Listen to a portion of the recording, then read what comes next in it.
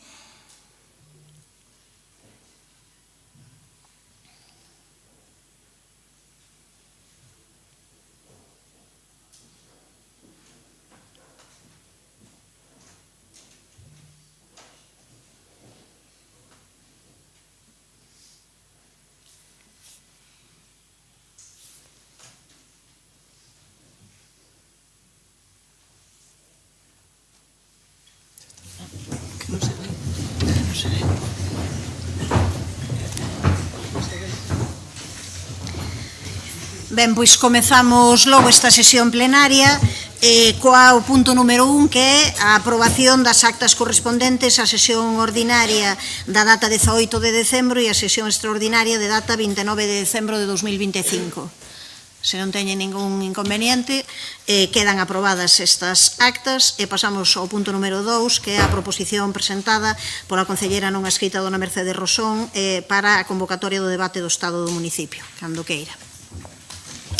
Moi bo día a todas e a todos. Gustaríame comezar a miña intervención solicitando á presidenta deste pleno que, en vindeiras ocasións, antes de intentar retirar proposicións registradas polas non adscritas ou intentar atallar unha iniciativa sen debate, que se nos consulte.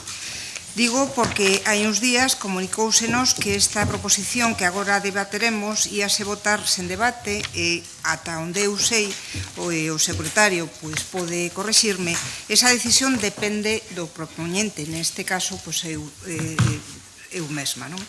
Parécenos unha absoluta falta de respecto institucional que na Xunta de Portavoces, da que somos excluídas a pesar de ser 4 concelleiras fronte a 2 de Compostela Aberta ou do PSOE, se decida como se van debater ou non as nosas iniciativas. Se queren debater algo nesa reunión de partido sobre os asuntos que traemos nos ao pleno, consúltenos antes. Agora imos coa proposición. As datas son reveladoras e non admiten lugar a dúbidas. O luns 19 de xaneiro do 2026 registramos unha proposición solicitando a convocatoria do debate do Estado do municipio. E o venres 23 de xaneiro de 2026 a alcaldesa realiza chamadas aos portavoces de todos os grupos a partir das 10:30 da mañá para informarlles de que vai a convocar o pleno do Estado do municipio para o día 12 de febreiro. E ás 11:30 anunciou en rolda de prensa. Sabía perfectamente que nos ás 12 tiñamos outra rolda de prensa. Se me o permiten, o dito este de tarde, mal e arrastro. Señora Samartín, vostede foi, creo que unha excelente estudante, ou supoño que o foi, vista a súa brillante carreira académica. Dígame, algunha vez deixou un exame para o último día? Era vostede desas alumnas que estudaban todo na noite anterior, que pasaban a noite na biblioteca ou que ían de camiño á facultade repasando o último tema que aínda non lle dera tempo nin a ler? Porque se non o foi, de seguro que non entendo de onde saiu esa costume de gobernar sempre ao límite e de reaccionar só cando a oposición empurra. Non entendo de onde saiu esta costume de facer as cousas por obrigación e non por convicción democrática.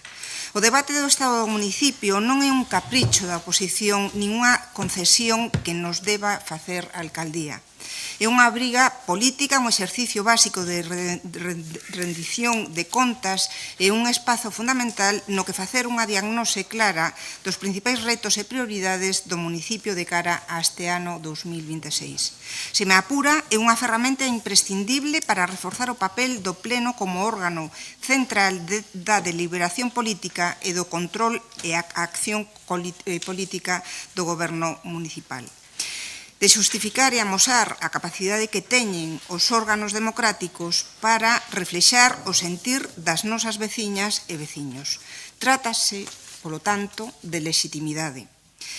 E vostedes, señora San Martín, non o convocou cando correspondía. Non o fixo por iniciativa propia, nin por respeto institucional, nin por vontade de diálogo. Fixo despois de que as non adscritas registráramos unha proposición e cando xa non quedaba máis saída que reaccionar ás presas. En realidade, o que ocorreu con esta proposición e con esta convocatoria é un exemplo máis de que vostedes gobernan para ir apagando lumes. Atenden os requerimentos veciñais cando alguén da oposición rexistra unha moción. Acometen a roza ou a limpeza dunha rúa cando alguén da oposición presenta un robo e arranxan unha fochanca só cando sae no xornal. E con isto, pois o mesmo. Pode contarnos o que queira, pero o Pleno convocouse despois de registrar esta proposta. E dígolle máis, tivo vostedes nos últimos meses bastantes reunións con nós, como para ternos comentado en algún momento a súa intención de convocar ese pleno, porque realmente é un tema importante. Pero non, vostede improvisa e cando se goberna, pois hai que asumir a responsabilidade cando toca e como toca. Non chamando media hora antes dunha rolda de prensa para poder dar o pego ante os medios. E querendo calarnos despois para non decirlle aquí, no salón de plenos, que o de estudar a noite antes non sempre garante o 5. Grazas. Grazas, señora Rosón. Señor Guinarte, cando queira. Bos días a todos e a todas. Bueno, o debate do Estado do municipio é un dos singulares mecanismos de control da acción do goberno que hai no ámbito local e, por tanto, é algo que naturalmente debe respetarse. O propio goberno, en fin, se é un goberno convencido das necesidades de someterse a control e transparencia, debe facilitar a súa realización. É verdade que no pasado reciente non hai unha regularidade nas datas de convocatoria dos debates do Estado do municipio. Teño aquí algunhas referencias. No 21 convocouse a finais de xaneiro, no 22 convocouse en abril, no 23 o serano electoral non houbo, o do 24 celebrouse en xaneiro do 25 e agora está convocado no 26 para, obviamente, facer unha valoración do exercicio do ano 25. Bueno, eu non sei se entre a proposición e a xa anunciada convocatoria hai unha relación de causalidade ou hai unha simple casualidade. É verdade que en política as casualidades non existen. En todo caso, o debate está convocado dentro da marxe do que se pide nesta proposición, que é o primeiro trimestre do ano 26, nos imos, en consecuencia, votar a favor desta proposición. Grazas, señor Guinarte. Vou intervir eu polo goberno. Eu teño que lamentar varias das cuestións que a señora Rosón comenta aquí neste pleno. A primeira, referida a esa cuestión de querer calar e non falar. O que acordamos na Xunta de Portavoces, porque así se fai de maneira habitual e lóxico, é escoitada a Xunta de Portavoces, neste caso, a persoa que está na alcaldía, pois decide que cuestións se poden decidir que se poden falar ou non, pero sempre falamos de consultarnos. O que fixemos foi foi trasladarlles que a Xunta de Portavoces entendía que unha vez que xa estaba convocado non tiña moito sentido este debate, a non ser que vostedes o que queiran é, claro, facer unha confrontación absolutamente, creo eu que, xa que fala de épocas de exames e demais, creo eu que bastante infantil, non? De quen dixo, quen fixo e como fixo, porque aí cada quen saberá o que fixo e cando fixo. Nós o que fixemos foi trasladarlles que a Xunta de Portavoces entendía que non tiña sentido que ocupásemos espazo tendo moitas cuestións que falar nun tema que xa estaba solucionado porque xa estaba convocado, xa estaba dito que se ia convocar para este 12 de febreiro este debate. Eso foi o que lle trasladamos, por suposto, respetando o dereito que teñen sempre calqueras persoas, e así foi o que aconteceu. Se vostedes queren calquera persoa que presenta unha proposición que se debata aquí, pois faise. Entón, creo que a primeira parte da súa intervención non ten razón. Tampouco ten razón na segunda, aínda que xa sei que por moito que o diga eu aquí, pois non lles vai servir. Cando, justamente, eu xa sabía no mes de decembro, para tamén quero dicir que faltan a verdade cando vostedes din na exposición de motivos que a alcaldesa non realizou esta convocatoria no ano 2024. No ano 2024, escoitados os portavoces, comentouse que era mellor deixalo para xaneiro de 2025. E así foi como fixemos. Eu propuxen que fose en decembro de 2024, escoitados os portavoces, dixeron que xa había pouco tempo, que era mellor deixalo para comezos de ano, que era mellor facelo. E así foi como aconteceu. Por iso se puxo en xaneiro de 2025. E neste caso, unha vez pasadas as vacacións de Nadal, como saben, lóxicamente, hai persoas importantes para as convocatorias de pleno, como secretario, esperei a que el estivese de volta de regreso das vacacións para trasladarlle que xa tiña data prevista para ese debate extraordinario, e esperei a que el chegase para poder facelo público. Podía telo feito público desde o primeiro día a volta das vacacións, cando entendía que esa era unha cuestión que había que abordar pois xa de maneira inmediata no primeiro trimestre do ano. E justamente iso foi o que aconteceu. E vostedes meteron isto. Pero, insisto, eu creo que a xente non lle interesa nin quen foi primeiro nin despois. Se queren vostedes dicir que foron vostedes primeiro e nós despois, a igual. O que está claro é que nós estamos comprometidos desde este goberno con facer un debate do Estado do municipio. Non sempre se fixo así. Non todos os gobernos asumiron ter que render contas unha vez ao ano para poder falar dos retos, dos obxectivos, do feito e poder dar esa oportunidade nun debate que debe ser, creo que o que máis sosegado e con menos interese de decir quen foi primeiro e despois. Xa digo que me parece unha discusión bastante pouco afortunada, que pouco lle vai dicir a xente que queira ver este pleno, porque se ao final creo que comezamos mal un pleno onde o lóxico é que haxa posicións diferentes, posicións distintas, votacións, pero que discutamos sobre temas relevantes. O relevante é que o día 12 de febreiro vai haber un debate do Estado do municipio que todo o mundo, a veciñanza, pode seguir, pode ver, pode seguir a través do streaming, e onde verá cal é a posición do goberno, dos distintos grupos que o conforman e tamén dos distintos grupos, concelleiros e concelleiras que forman parte desta corporación. O resto é querer buscar unha confrontación, creo que absolutamente inútil. Desde logo, eu non vou a dicirlles a algunhas de vós que podería facelo de maneira informal a convocatoria dun pleno que tiña xa pensada antes de consultalo co secretario se iso era factible ou non, ou había. E eu insisto, estaba agardando a iso, e iso tamén foi o que lle comentei, creo que ao resto das persoas que me preguntaron por este tema. Sen máis, sen máis, paso a palabra ao señor Berea, cando queira.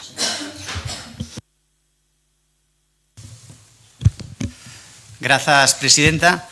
A mí o que me sorprende é que a compañeira Mercedes Rosón lle sorprenda, porque creo que levamos xa 3 anos, un pode coñecer as roldas de prensa deste goberno despois de ver as propostas que fan os diferentes grupos políticos, non? É o mellor exemplo de que un goberno que non goberna, e que está á deriva, e que a oposición, concretamente o partido que lidera a oposición, o que marca a xenda pública. Creo que onte hubo unha rolda de prensa sobre a infancia. Curiosamente, cando presentamos unha moción sobre a infancia.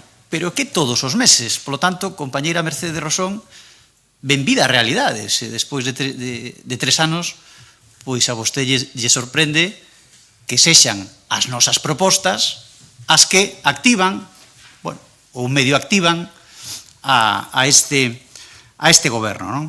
Coñecemos hoxe que Santiago perdeu 800 empresas. Coñecemos hai unhas semanas que perdeu 100 comercios. Nos últimos 6 meses, tendencia negativa nos datos de visitantes e ocupación hoteleira. Os centros socioculturais pechados. A cidade máis oscura e máis sucia que nunca. A alcaldesa máis morosa da historia da cidade. Taxis, autobuses, baches que dan medo. Un desastre sen matices, a cidade destrozada, un goberno realmente malo, que estou convencido que vostedes son conscientes de que están gobernando realmente mal. Isto non dá para máis. En esa desesperación, pois que parece que decidiron? Bueno, pois imos adiantar a campaña electoral ano e medio, e anuncia a alcaldesa que vai a recibir aos veciños. Entón, temos que pensar que non o recibía durante os últimos 3 anos, ou anuncian obras que xa din case na mesma roda de prensa que non van a ter feitas antes das eleccións. Non, unha cidade destrozada e un goberno obxectivamente malo. Pero no que sí son imbatibles é nos aplaudidores, non? Nese disciplinario exército de fans e de aplaudidores que todos coñecemos e que outros non, pero que a alcaldesa, pois, sempre que ten oportunidade, di que a felicitan pola rúa, e, por tanto, hai que crela.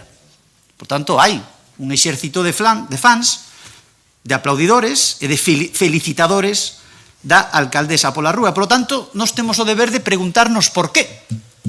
De onde salen estes fans, estes aplaudidores, estes felicitadores da alcaldesa pola rúa. E a conclusión que chegamos é que pois todo ese exército de fans está realmente asustado. Está realmente asustado, porque non son quen de aceptar, na súa lóxica, non pode ser certo que a primeira alcaldesa do BNG sexa un desastre destas dimensións. A primeira alcaldesa do BNG en Santiago é un desastre sen paliativos, e, por tanto, hai que salvala sexa como sexa. Por tanto, temos esa realidade paralela de aplaudidores, de fans, de felicitadores pola rúa da alcaldesa, e a realidade do peor goberno que está sufrindo esta cidade. Por lo tanto, todo o que sexa debatir sobre o estado do Concello, claro que imos estar aí, imos votar a favor da moción das non ascritas, e se nos gustaría que se concretase unha cuestión, porque se o debate do estado do municipio do 24 foi no 25 e o do 25 foi no 26, entendemos que antes das eleccións haberá un último debate do estado do municipio que correspondería ao ano 26 e que non o saltaremos, non? De xeito indirecto. Por lo tanto, gustaríanos que se concrete tamén que se deixe claro neste pleno que este é o debate do estado do municipio do ano 25 e que queda todavía un pendente que sería o do ano 26, porque é certo que a normativa non o habilita ou non o permite en ano electoral que sería o 27. Moitas gracias. Grazas, señora Rosón. Se quere intervir, cando queira. Procrastinar o que ocorriu é que vostede, alcaldesa, e insisto, fixo o que fan moitos estudantes, deixar para o último día as cousas. Sobre todo porque, efectivamente, o debate do ano pasado foi o 16 de xaneiro, nos fomos prudentes e agardamos ata o 19 deste mes para solicitalo por escrito, por se realmente tiña vostede vontade de convocarlo, e non o fixo a posteriori.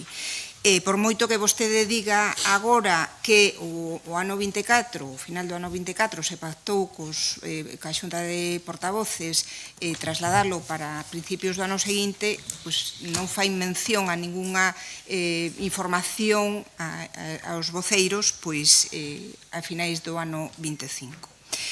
Repito, estos son excusas de mala pagadora. A proposición, dende logo, debería manterse por dous motivos. O primeiro, porque de retirala, pois sentaría un precedente moi perigoso, un precedente polo que todas as iniciativas que registramos e que xusto despois de registrar o goberno local atende, pois habería que retiralas. E saben todos os compañeiros e compañeiras da corporación que isto é demasiado frecuente, é demasiado habitual.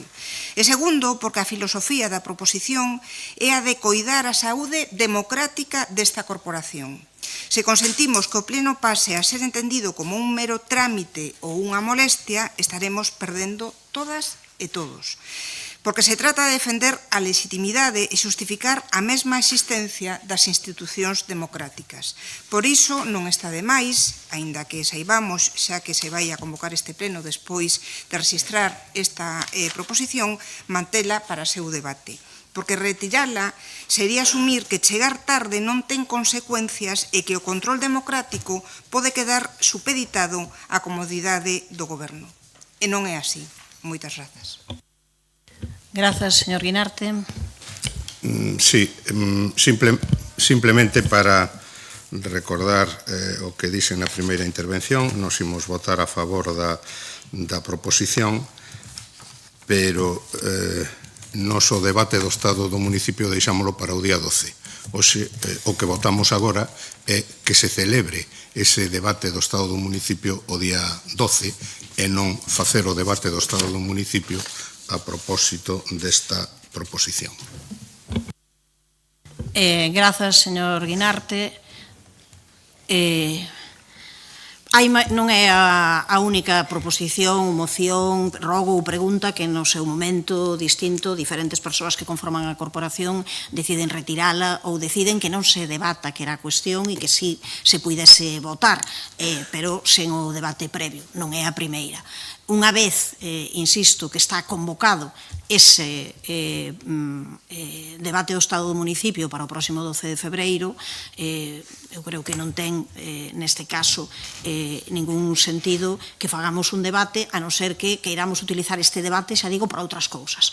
Queremos utilizar este debate para falar de a importancia que teñen os plenos, por suposto, son consciente da importancia que teñen os plenos, da importancia que ten o labor da oposición, de control do goberno, e a importancia que ten que pois cada xoves último de mes, en algún caso en plenos extraordinarios, poidamos falar das cousas do municipio. E, por suposto, da importancia que ten que lle dediquemos un día ao ano para facer un pouco de análise e balance xeral do acontecido e mirar tamén para o futuro para retos. Por iso, xa digo, no ano 2024, a finais, propuxen facer un debate que finalmente foi en xaneiro, insisto, porque así o acordamos colectivamente.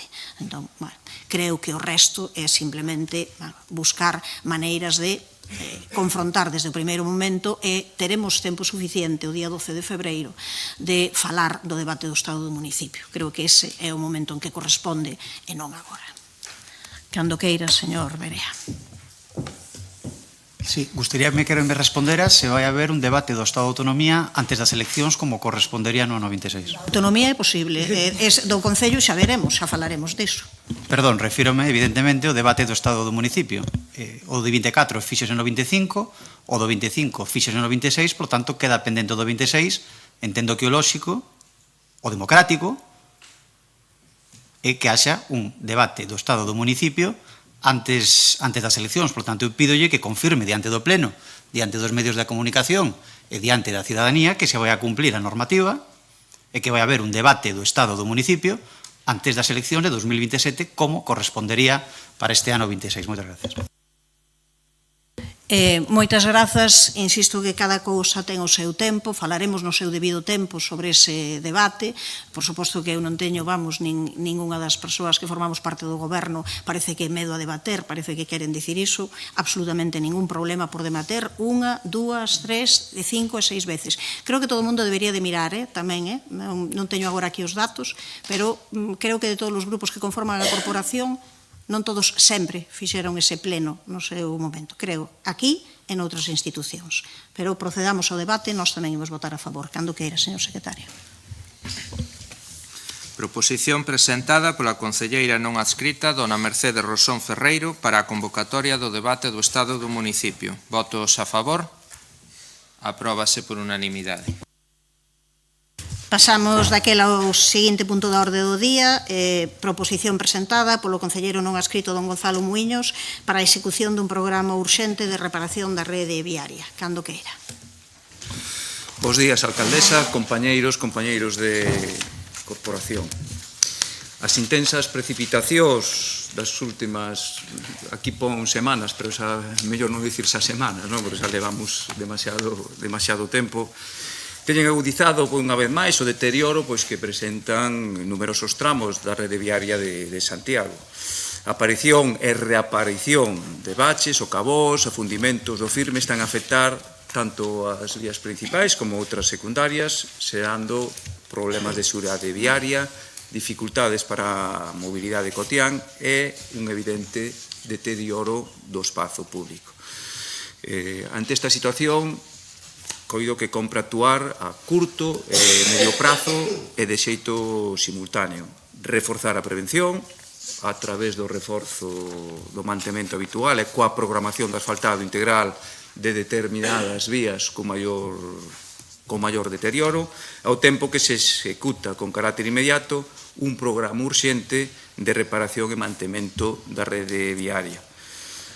Polo tanto, urxe a reparación das fochancas e fendas máis graves existentes en todo a rede de viario municipal, especialmente naqueles puntos que supoñen un risco para peóns e vehículos, e sen presuicio de que estas actuacións de carácter provisional deban completarse con intervención integral e planificada que permita a renovación en profundidade do asfaltado.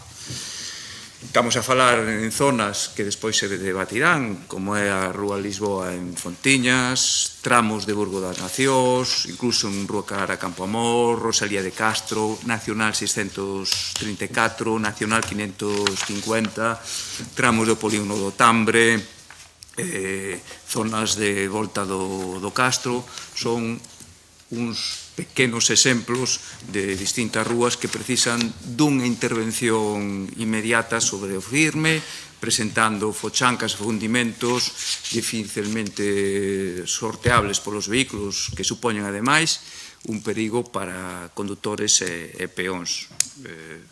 Onte mesmo a noite, era, agora que se fala tanto deses trending topics, ese cono colocado en Fontiñas, con unha fochanca, que esa sí que está a xerar un grave risco tanto para todos os vehículos que por ali pasan. De aí que presentamos esta proposición, que é instar ao goberno local a executar un programa urxente de reparación de rede viaria, agilizando esas solicitudes e queixas que se fan a través da liña verde e outras vías de comunicación, reforzar os servicios de conservación, mantemento e reparación de pavimentos e drenaxes nos viarios públicos municipais, tanto no medio rural como no núcleo urbano, neste caso incorporando criterios de maior alcance, dotación e planificación na licitación dos novos contratos que deberán sustituir os actualmente vixentes e logo programar ese calendario de asfaltados de carácter anual que permita a renovación progresiva dos firmes máis deteriorados da rede viaria municipal. Que igual moitas destas cousas xa se teñen planificadas, xa hai ese calendario previsto, sí que nos gustaría escoitalos se realmente é así. Sabemos que neste tempo é totalmente imposible facelo, sabemos que con este frío está choiva, pero sí que nos gustaría que se realmente ese calendario que se nos diga, que intervención en esas distintas rúas, sobre todo as de máis carácter urxente, sobre todo pensar xa ese medio e longo prazo, porque actualmente tal como está toda a rede de viaria de todo o termo municipal da nosa cidade, a verdade é que nos van a facer falta moitos millóns de euros. Son imposible por decilo, pero calculando mellor a grosso modo 12, 15 millóns de euros fan falta para arranxar realmente todo o noso viario municipal. Tramos, por exemplo, dende a gasolineira de San Cayetano ao Tambre de rúas de 4 carriles que realmente hai que intervir, supoñen un custo importante. Nacional 634 igual, non? Entonces, máis que nada, queremos eso, que se planifique, que se haga ese calendario e que poida ir adiante pois esta proposta. Grazas. Grazas, señora Val, cando queira. Moitas gracias. Bueno, bo día a todas e a todos. En líneas xerais, como non podía ser de outra maneira, pois estamos de acordo co contido desta proposición, aínda que o certo é que non acabamos de entender moi ben cando no punto segundo, pois o concelleiro non adscrito Gonzalo Muiños, que quere decir cando pon incorporando criterios de maior alcance, dotación e planificación na licitación dos novos contratos que deberán de sustituir aos vixentes. Supoñemos que o que quere dicir é que hai que incrementar a dotación dos contratos de mantemento que temos na actualidade. Se iso é así, pois o certo é que estamos de acordo. É necesario incrementar a dotación destes contratos, porque, dende logo, se algo sabemos todos, e no que algo podemos estar absolutamente de acordo todos os que estamos aquí presentes, é que o mantemento dos pavimentos é unha das competencias orixinarias dos concellos e, como tal, pois na seguinte licitación que debería de facerse pois para o ano que ven, pois debería de buscar a maneira de mellorar a dotación destos dous contratos de mantemento, tanto para o que temos para o ámbito urbano como o que temos no ámbito rural.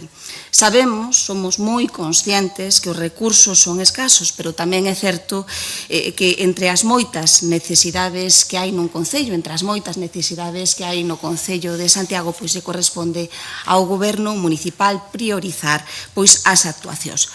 Insistimos, o Grupo Municipal Socialista entende, creemos que se debe proceder pois a un incremento da dotación destos dous contratos de mantemento. E sendo consciente desto, que para nós honestamente é o esencial, que é necesario incrementar a dotación destos dous contratos, tamén é certo que creemos que se debe de planificar máis e mellor. E isto, precisamente, pois era o que propoñíamos na moción que presentamos o pasado mes de xuño e que saliu pois aprobada. No pasado mes de xuño, pois o Grupo Municipal Socialista, pois dende o Grupo Municipal Socialista presentábamos pois a moción relativa á elaboración dun plan anual de mantemento de infraestructuras, de espazos e de elementos urbanos. Nesta moción, pois, propoñíamos aprobar a elaboración e implantación dun plan anual de mantemento de infraestructuras, elementos e espazos urbanos que contemple tanto accións preventivas como correctivas no ámbito urbano do municipio. Tamén propoñíamos publicar e comunicar trimestralmente á cidadanía as principais actuacións realizadas no marco de dito plan, en aras precisamente desa transparencia que reclamamos e tamén de garantir pois a correcta participación cidadá, e tamén propoñíamos que se avaliase o resultado do plan de forma anual, incorporando indicadores de eficacia, eficiencia e satisfacción cidadá co fin de mellorar progresivamente a súa execución e alcance. Hoxe, máis que nunca, creemos que é necesario este plan, como agora demanda o señor Muiños no punto terceiro desta proposición, porque o certo é que cando os recursos económicos son escasos, son limitados, como o caso que nos ocupa, a planificación das actuacións, a súa supervisión e transparencia, vólvense, se cabe, pois máis necesarios. Tamén é verdade que moitas das fuchancas que afloraron agora no término municipal, pois probablemente non se poidan resolver simplemente con actuacións de pavimentación no marco dos contratos de mantemento. É especialmente salientable a situación na que se atopa a Rúa Lisboa, en Fontiñas. É unha rúa que recentemente interveuse na rúa, pero, sin embargo, os afundimentos que hai ao longo de toda a rúa son bastante considerables.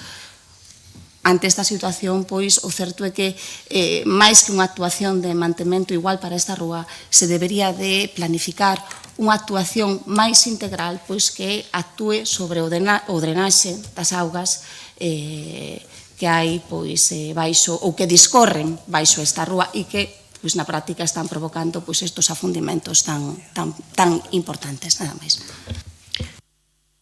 Grazas, señora Val. Ten a palabra o señor Domínguez, cando queira. Moitas grazas, alcaldesa. Moi bo día a todas e a todos. Grazas.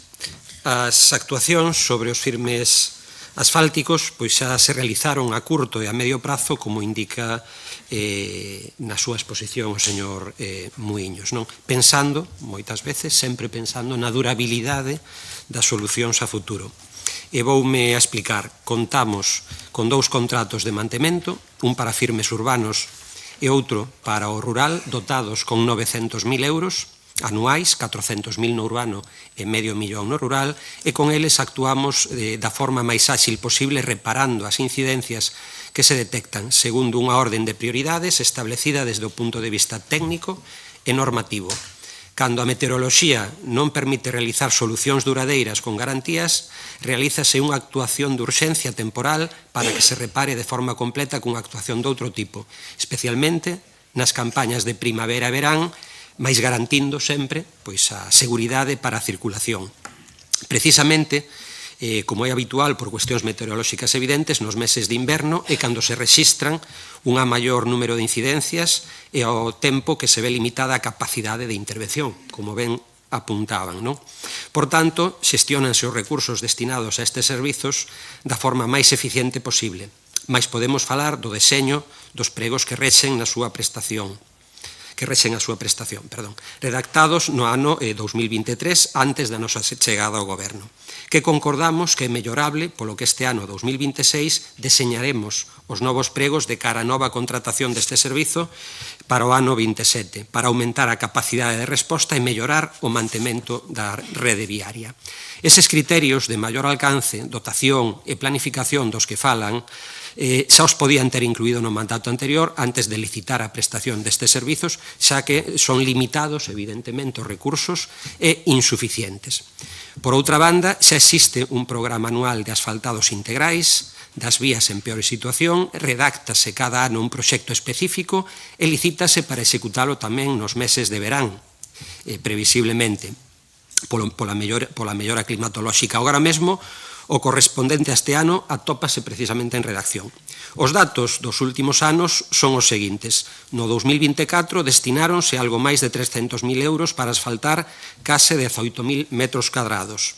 No 2025 destináronse case 370.000 euros para asfaltar 23.000 metros cadrados.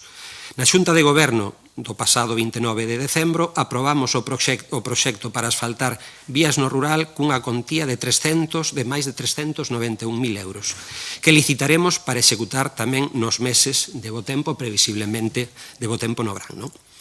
Para o ano 2026, cunha contía maior, estamos redactando xa o proxecto para continuar coa mellora das rúas en peor estado da cidade e tamén incluiremos outro proxecto para a mellora das pistas no rural co pos da Diputación do ano 26, máis de €500.000 na súa totalidade. Como ven, vai aumentando progresivamente. Tamén actuamos coas moitas obras que estamos acometendo no espazo público, nas que se renovan os pavimentos de forma integral. Remataron as obras da Rúa do Pombal, de Puente la Reina, están en execución a Morruibal e García Lorca, tamén nas obras de mellora da accesibilidade que estamos acometendo, e rematáronse outras obras de ampliación entre a Cañoteira e o Outeiro de Marrozos, a rexeneración do viario Pajuela Campo da Festa de Marrozos, en cara á súa fase final a pavimentación do núcleo de Vilamaior, e tamén aprobamos proxectos como a reurbanización da Rúa de Mallou ou a renovación da rede de abastecemento da Rúa da Mira ou da Torreira da Riba, nas que executaremos este ano e que contemplan tamén a rexeneración completa do pavimento.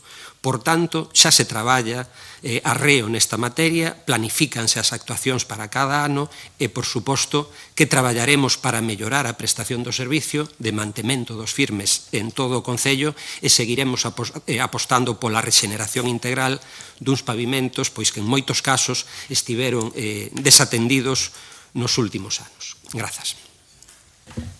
Grazas, señor Domínguez. Polo Partido Popular, señor Villa, cando queira. Que tal? Bo día. Bueno, en primeiro lugar, ao señor Muiños decirlle que creo que era máis sinxelo poñer as rúas nas que non hai fochancas neste momento, porque xa acotamos moito máis pola situación na que está a cidade, que, tal e como estamos a observar, pois, a través das redes sociais, da prensa e de todos os registros que hai no Concello, pois, é a principal queixa que temos neste momento. E, bueno, pois, ao final, é a consecuencia dunha falta de mantemento de previsión, dunhas actuacións, que para iso hai un contrato, como ben comentaba o concelleiro de Goberno, de non telo feito pois na primavera ou no verán, e que agora pois chegamos ao inverno e polo tanto pois agrávase a situación do firme e estamos a observar pois esas imaxes dantescas, incluso con conos de seguridade, que é pois un perigo tanto para os vehículos como para os peóns. Eu non sei, estaba pensando si, porque claro, eu teño certo déjà vu co goberno de Compostela Aberta, que tamén pois daquelas estivemos a piques de cambiar a denominación da cidade de Santiago de Compostela por Santiago de Fochancas, se agora estamos nesa liña de novo. Tampouco sei se o mellor isto forma parte dunha estrategia turística, se queremos ser un referente, chamarnos Santiago de Fochancas, como ben dicía, ou se queremos optar a un turismo termal vista a profundidade que teñen as fochancas en toda a cidade, porque non é algo superficial ni leve precisamente, tal e como podemos ver en numerosas vías. E ao Goberno do Bloque Nacionalista Galego, pois, bueno, indicarlle polo anuncio que nos fixo agora o concelleiro que só faltaría que non incrementaran a dotación económica dese plan de mantemento, cando vostedes pois teñen previsión de recaudar 5,6 millóns de euros en multas, polo menos xa que van a sangrar os composteláns, que eses cartos se revirtan en manter o firme da nosa cidade.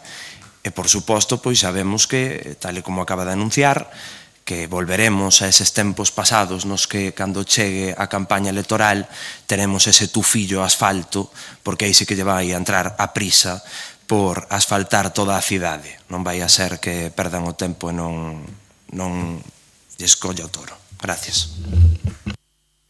Grazas, señor Villa. Tempo para a réplica, señor Muiños, cando queira. Sí, por partes. Para responder á señora Abal, cando falo aquí neste punto de criterios de maior alcance, non é só incrementar a dotación económica, senón tamén que o mellor no prego de condicións sexa máis ambicioso, introducindo prazos máis exixentes ou incluso reclamando maior infraestructura para a empresa adxudicataria, por exemplo. E xa centrándome máis no que di o señor Domínguez sobre as nosas licitacións, que no pasado mandato poderíamos ter implementado criterios de maior alcance para o contrato de mantemento, pois mire, empece a olvidarse xa do pasado. Levan xa 3 anos, de verdade, e que o repiten, parece que é un mantra que aquí pleno tras pleno están, e que no pasado fixeste, claro, como o fixemos, por eso estamos agora aquí.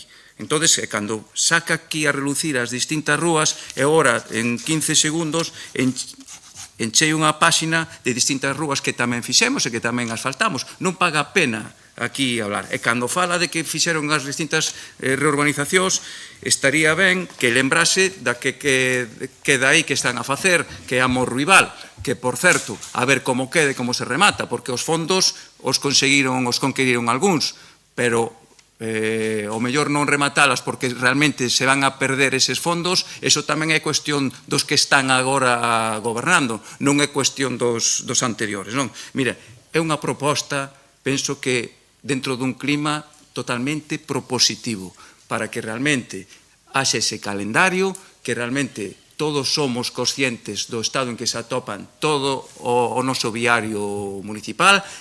Incluso se hai xente facendo distintas bromas de que isto é o turismo termal que quere facer o Concello de Santiago actualmente, e que quere deixar así asfaltado e que haxa esas pozas. Entón, ímolo deixar así. Señor Domínguez, estamos empezando a estar cansados de que sempre veña aquí a decir o que fixo e o que non fixeron os outros, non? Quedalle tempo por diante, ten tempo ora para solucionar pois isto e arranxe pois todo o problema que temos ora os cidadáns da nosa cidade, porque realmente nunca estiveron este viario municipal tan mal como actualmente. E non vale a excusa do tempo, porque realmente está habendo moita deixadez. Grazas. Grazas, señor Muiños. Ten a palabra o señor Domínguez. Quere comentar? Perdón, señor Abal, perdón, xa me pasaba. Bueno, simplemente recordar que sí que vamos a votar a favor desta proposición, nos cos criterios en xeral que iban no contrato anterior, pois estamos de acordo. Aquí realmente o que é necesario incrementar a votación de ambos os dous contratos. Realmente, se nos poñemos a comparar o que destina Vigo ou Coruña os seus contratos de mantemento de pavimentos, solo de pavimentos, e o que podemos destinar aquí en Santiago, e insisto, podemos destinar en Santiago, pois as diferencias son bastante importantes. Tamén é verdade, actualmente o goberno municipal ten unha situación económica bastante mellor da que tiñamos nós en canto a ingresos correntes. E non me estou a referir aos ingresos de multas, porque eso prefiero realmente non metelo nesta ecuación, pero, por exemplo, os ingresos procedentes das achegas do Estado incrementáronse de xeito importante e considerable. De feito, na previsión no seu borrador de orzamentos con respecto ao ano pasado prevén máis de 5 millóns de euros máis de achegas do Estado. Entendemos que estes recursos adicionais pois se deben de empregar precisamente pois para mellorar a dotación económica dos contratos que representan ou que dan resposta ás competencias orixinarias propias dun concello e do Concello de Santiago. Nada máis, vamos a votar a favor. Grazas, señor Abal. Señor Domínguez. Grazas. Bueno, eu creo que o papel da oposición é decir o que non facemos e o do goberno, pois, cando menos, comunicar o que facemos, non?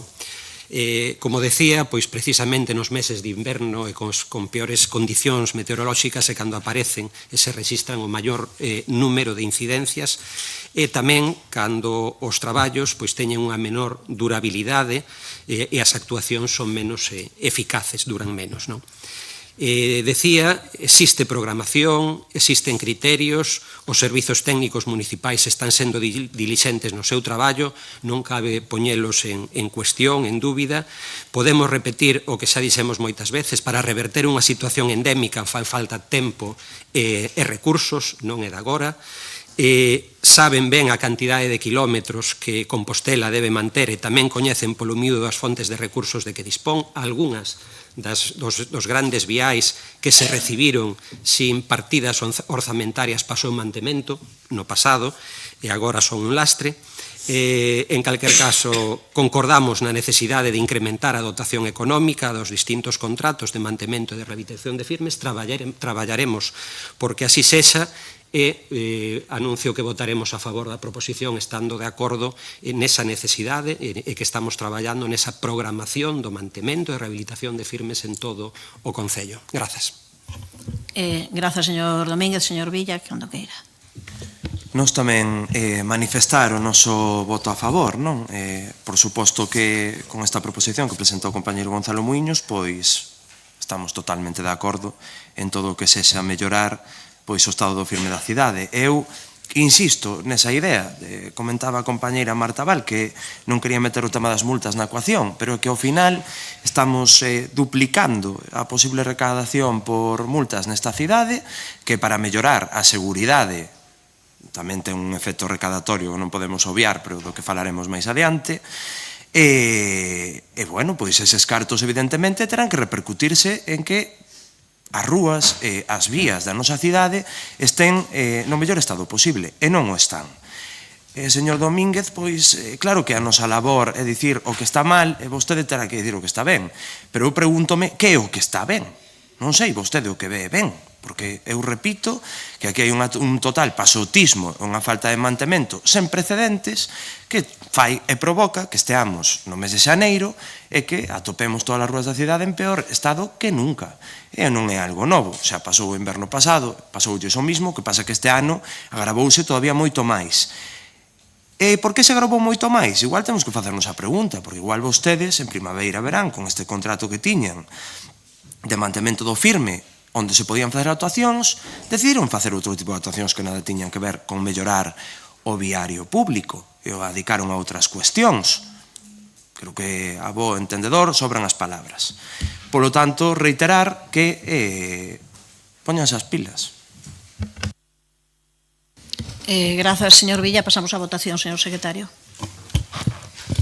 Proposición presentada polo concelleiro non adscrito don Gonzalo Muiños Sánchez para a execución dun programa urxente de reparación da rede viaria. Votos a favor. Apróbase por unanimidade. Pasamos á seguinte proposición presentada pola concelleira non adscrita dona Marta Álvarez Vázquez para a axilización da tramitación dos pregos para o Servizo de Centros Socioculturais. Cando queira. Moitas grazas e bo día a todos e a todas. Comezar dicindo que sin ningún tipo de discusión é unha boa nova que por fin se adxudicara o lote 3 do contrato para o Servizo de Centros Socioculturais. Que se adxudicara este contrato non quere dicir que o problema este resolto. E sorpréndenos que na reunión de portavoces que xa comentamos con vostede, das que o grupo de concelleiras non adscritas estamos excluídas, se acordase intentar retirar esa proposición. Unha porque creemos que o cortés sería decilo, comunicalo antes de propolo. E outra porque o problema non está resolto. Coa entrada da nova adxudicataria, todos esperamos que esta prestación se normalice, pero en calquera caso, para chegar aquí, incumpríronse todos os prazos dados ata agora, todos os compromisos adquiridos cos traballadores. Sabemos que os procesos de contratación son complicados, pero é que este tema leva presentando problemas desde mediados xa de 2024. Polo tanto, é lóxico e normal que hoxe traíamos o incumprimento dos acordos plenarios aprobados o 19 de decembre de 2024. Máis dun ano incumprindo un acordo no que se reclamaba transparencia e axilidade na tramitación deste contrato. A proposición que hoxe traemos non entende de polémicas nin de reproches. Esta proposta pois vai de facer memoria, de recoñecer erros que houbo, de denunciar a xestión lenta e opaca coa que se tramitou isto, pero sobre todo exixir celeridade e poñer o foco nas persoas traballadoras. De acordo con que agora se poida normalizar a prestación deste servicio, pero que saibamos os traballadores seguen con nóminas todavía e sen cobrar. Con esta proposición pedimos, o que estamos a pedir, é transparencia.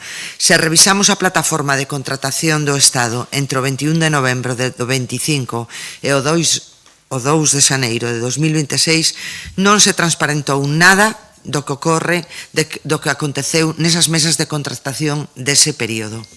Son de extrema relevancia porque é nese intervalo de tempo no que se presentou o informe de valoración das ofertas presentadas e no que se reuniu a mesa de contratación para propor a adxudicataria. Polo tanto, é publicación de información que non foi acompasada coa evolución do proceso. Mentres non se publica nada do que acontecía nesas mesas de contratación, as persoas traballadoras das adxudicatarias pasaban un Nadal sen cobrar varias nóminas e con dificultades económicas. Insistimos, creemos que é preciso que o goberno local habilite todos esos mecanismos posibles para garantir que os traballadores e traballadoras dependentes da empresa Serviplus, persoal que está prestando un servizo público aínda externalizado, cobren. E se trata diso.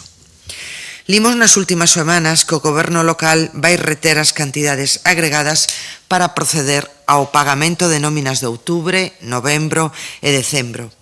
Confiamos en que este procedimento xa fora revisado pola asesoría xurídica, que foi o que se nos trasladou no pleno de decembro.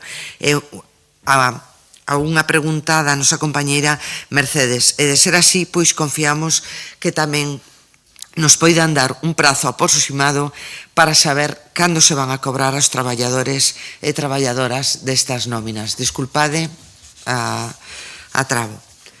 Tamén pedimos que se axilicen os trámites administrativos para a licitación do servizo completo, es decir, estamos a falar dos lotes 1 e 2. Na información que fixeron pública despois de registrarmos esta proposición, vemos que na mesa de contratación do día 21 de xaneiro, esta fase de valoración para o procedimento da adxudicación do lote 1, así como confiamos en que se nos poida dar un prazo concreto para a súa adxudicación e algo máis de información sobre o proceso para o lote 2. En xeral, e para concluir,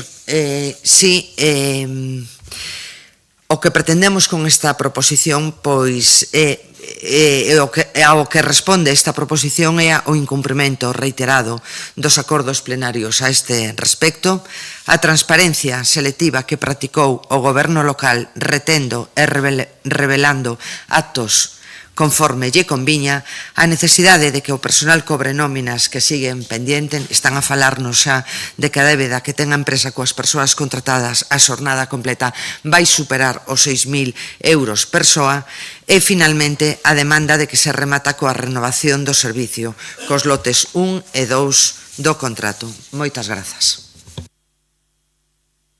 Grazas. Quedanlle 2 minutos 45 segundos para a seguinte intervención. Señor Duro, cando queira.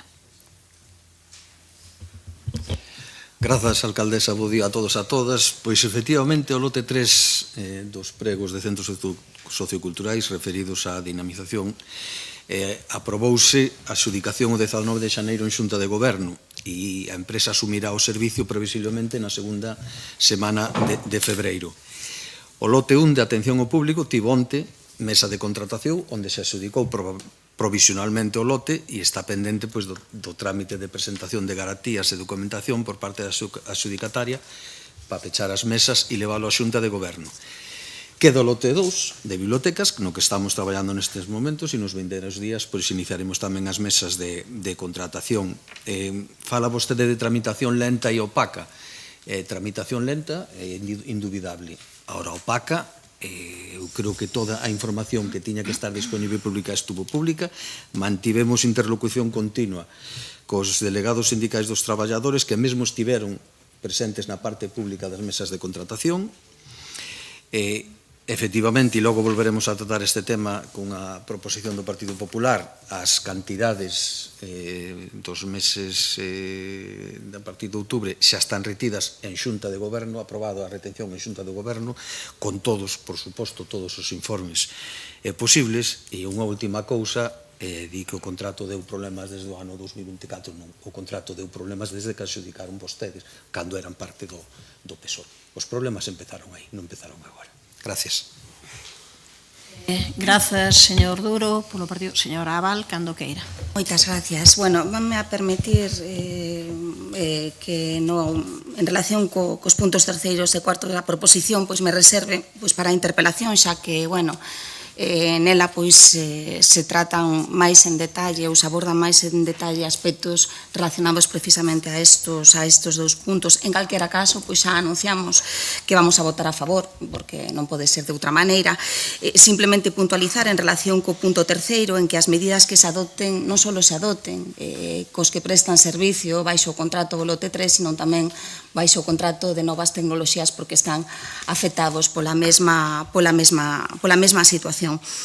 En relación co primeiro e segundo punto, pois sí, como acaba de recoñecer o concelleiro delegado Xan Duro, é evidente que van lentos, van moi lentos.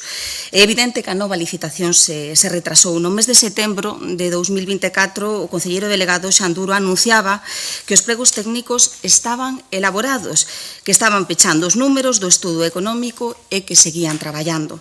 Pero a licitación non chegou ata máis dun ano despois, en concreto o 7 de outubro de 2025. E, sinceramente, a vista dos termos da mesma, pois non se entende, non se explica pois tanto retraso. O convenio de aplicación. O estudo económico di expresamente que, de acordo coa legislación vixente para cada un dos 3 lotes, o orzamento base de licitación presentado polo Concello ten en conta o convenio colectivo de aplicación, o terceiro convenio colectivo marco estatal do ano 2021. Precisamente, ese é o mesmo convenio que se tivo en conta para a elaboración do estudo económico do contrato licitado durante o noso mandato, durante o pasado mandato socialista. Básicamente porque non pode ser de outra maneira, é o que procede legalmente.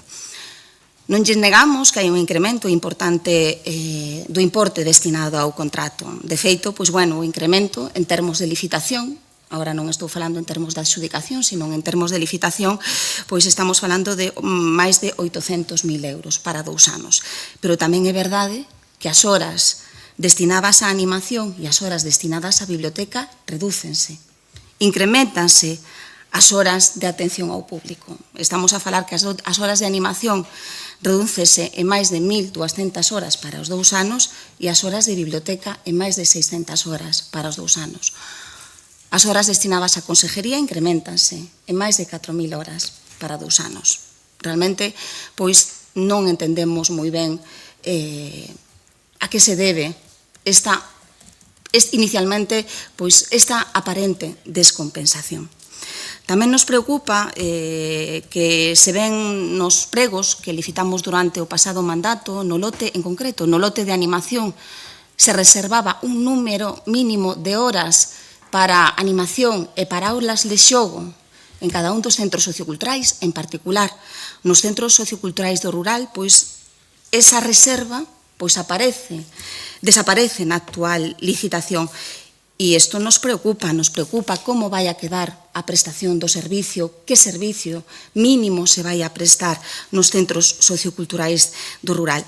Xa saben que nos preocupa moito a eliminación da reserva a centros especiais de emprego, do que falaremos máis polo miúdo na interpelación. E tampouco entendemos que neste contrato se eliminase o lote de novas tecnoloxías, sobre todo cando no propio prego técnico vostedes veñen a recoñecer que se trata dunha prestación diferenciada, permitindo a súa subcontratación. Con lo cual, non se entende a eliminación do lote destinado ás novas tecnoloxías. En fin, en decembro, como acabamos de dicir, de 2024, o concelleiro delegado Xanduro anunciaba unha revolución nos centros socioculturais. Ademais, o dixo, non sei se con estas palabras exactas, pero realmente anunciaba un gran cambio nos centros socioculturais e que notaríamos xa no ano 2025. Por desgracia, se algo podemos recoñecer é que o ano 2025 é un ano que en materia de centros socioculturais é para esquecer. En relación co terceiro e cuarto punto, como lles dixen anteriormente, voume a reservar para a interpelación. Si creemos que se poden impoñer penalidades por aqueles incumprimentos mentres o contrato estuvo vixente, pero temos serias dúbidas que se poidan impoñer penalidades unha vez que o contrato entra e precario. E, sobre todo, en canto aos incumprimentos, nos preocupa de sobremaneira o que a todos aquí nos preocupa, evidentemente, estou convencida que o concelleiro delegado tamén, que é o pagamento dos salarios que se lle debedan ás traballadoras e traballadores dos centros socioculturais. Levan sin cobrar, como xa sabemos, dende o mes de outubro, novembro, decembro, paga extra de decembro, e moito nos tememos que xaneiro vai a seguir o mesmo camiño. Esperemos e desexamos, de verdade, que non teñamos que acudir á vía xudicial para dirimir sobre os diferentes incumprimentos da empresa adxudicataria do contrato e, sobre todo, e isto é moi importante, esperemos que as traballadoras e traballadores dos centros socioculturais, as que se lle debedan cantidades importantes, como acaba de dicir a concelleira non adscrita Marta Álvarez, en algúns casos estamos a falar de 6.000 euros ou que se adebeda, o cobren canto antes, sen que teñan que acudir á vía xudicial para isto. Nada máis. Grazas, señora Abal. Polo Partido Popular, señor de la Fuente, cando queira.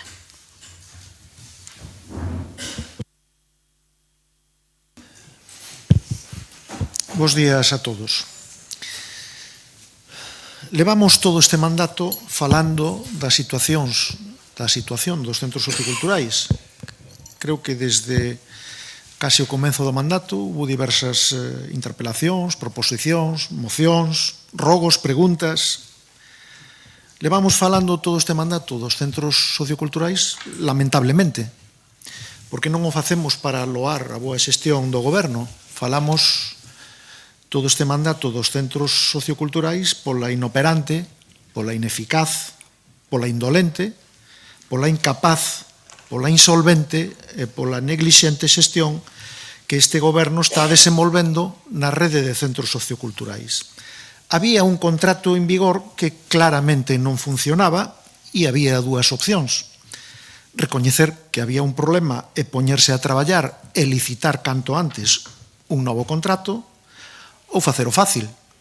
E optaron polo fácil, por tirar cara adiante, prorrogar os contratos, podendo traballar arreo para sacar unha licitación que dera resposta aos graves problemas que padecían, sobre todo usuarios e traballadores dos centros socioculturais, o goberno local fixo o cómodo, que todo seguira igual. O goberno local non teña prisa. A prisa a tiñan usuarios e traballadores, pero o goberno non. O goberno estaba a outras cousas. Para eles, este asunto non era un asunto prioritario.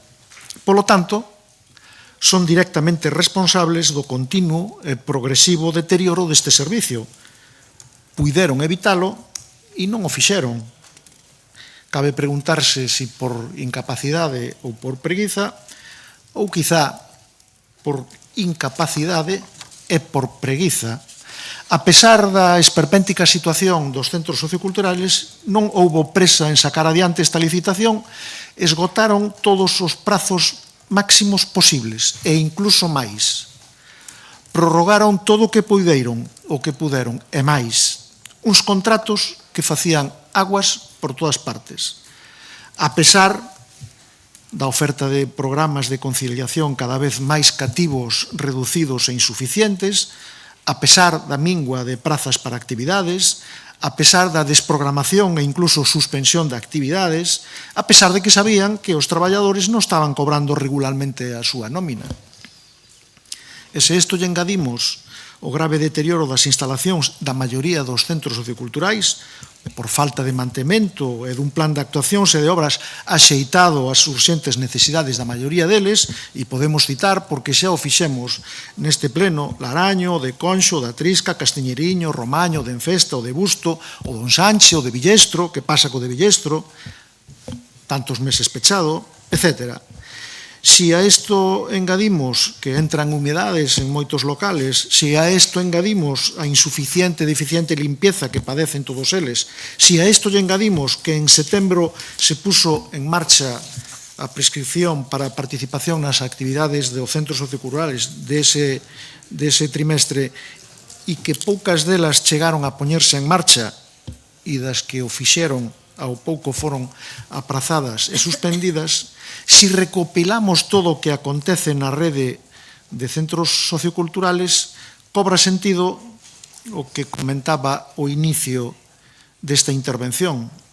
Non podemos falar, non podemos loar a boa xestión do goberno, falamos dos centros socioculturales pola inoperante, pola ineficaz, pola indolente, pola incapaz, pola insolvente, pola neglixente xestión que este goberno está desenvolvendo nos centros socioculturais. Estou seguro de que se a alcaldesa fose libre para tomar decisións, xa hai tempo que as houbera tomado. Pero non as toma. Deixa que a situación se podremia a costa do deterioro dos servicios públicos e moi nomeadamente en prexuicio dos dereitos laborales dos traballadores. Por certo, acaban de anunciar que adxudicaron o lote 3 desta contratación a unha empresa da que levan anos o BNG tildando de vergoñento que outras administracións públicas lle adxudiquen contratos a esta empresa polo mero feito ou polo mero nome desa empresa.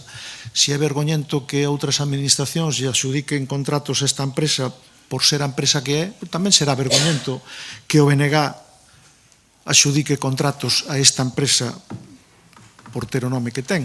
Ou igual non, ou igual resulta que unha e outra administración seguiron os procedementos, elaboraron os informes técnicos e acabaron adxudicando o contrato á empresa que ofertou a mellor oferta calidad-precio, como fan todas as administracións, cando lle toca o BNG e cando lle toca os demais. Estamos de acordo co contido en xeral, con algunha matización da proposición e votaremosla a favor. Grazas, señor de la Fuente. Señor Álvarez, ten 15 segundos menos, cando queira. Moitas grazas. Insistir en que nos mantemos en todo o dito na nosa proposición. Somos coñecedores de traballadores que xa están endebedados, de traballadores que non teñen dinero na súa conta e que, polo tanto, pois creemos que este problema pois hai que resolvelo. Pedir disculpas tamén a Miguel de la Peña. Miguel, gustaríame haberte saudado ao principio da nosa intervención, pero, bueno, pedirte disculpas porque despisteime desto. Nada máis que añadir, moitísimas grazas. Grazas, señora Álvarez. Señor Duro, cando queira. Alcaldesa, bueno, como ainda temos varias intervencións sobre este tema, tampouco quero repetirme, só quero puntualizar un par de cousas. A señora Val, que falaba das novas tecnoloxías están incluídas no lote 3, está xustificado a súa inclusión por ser actividades de dinamización. E non é certo iso que se permite a subcontratación. Se permite a subcontratación de determinadas actividades puntuais que poden exigir un nivel técnico, etc. Pero non se permite a subcontratación, vai a ser persoal da propia esa traballadora. Por que aumentamos as horas de conserxería?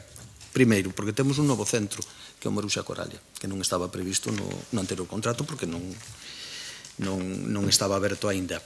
Pero, ademais, tentamos unificar o máximo posible os horarios de todos os centros cabeceira para que a xente teña claro a que hora pode acudir, non que cada un tuvera un horario distinto e que é bastante difícil de xestionar. E, señor de la Fuente, logo xa falaremos de todo isto. Xa non me acordo de toda a retaíla de, vamos a chamarlle adxetivos ou calificacións que puxo sobre este goberno e sobre a miña propia cabeza, pero sí que se pode garantir é que todo o traballo de negociación e de búsqueda de alternativas que se meteu neste contrato para evitar incurrir no mesmo erro que se incurriu no anterior contrato, que o montante económico non era suficiente para cubrir ese convenio propio que tiñan, que viña derivado do noso mandato, non o sabe ben. Tamén sabe, porque eu entendo que teño unha formación, algún día me comentou que vostede era un experto en contratación, algo me dixo que era un experto en contratación, sabe que a lei de contratos menos facilitadora para as administracións públicas na xestión das problemáticas coas empresas é importante. Desde a miña concellería, desde o meu persoal técnico, intentouse primeiro rescindir o contrato e que entrara a empresa que quedou segunda na licitación do ano 22 ou 21. Non foi posible pola lei de contratos. Logo se intentou rescindir o contrato e facer un contrato ponte mentras se licitaba. Tampouco foi posible legalmente. E finalmente se intentou facer escapaseme a palabra, un traspaso de contrato a unha nova empresa que finalmente renunciou porque non lle ofrecía ninguna garantía a xestión da anterior. Entón, eu creo que se fixe un traballo moi intenso, ca máxima de ter presente atender aos traballadores e traballadoras e atender as demandas da cidadanía. E acabo xa, e que nos mantuvemos sempre nas condicións do contrato. Non nos salimos, nin abusamos, nin nada. Nas condicións que firmou, que asinou a empresa que tuvo a adxudicataria do contrato. Gracias. Grazas, señor Duro. Señora Val, ten 2 minutos. Sí.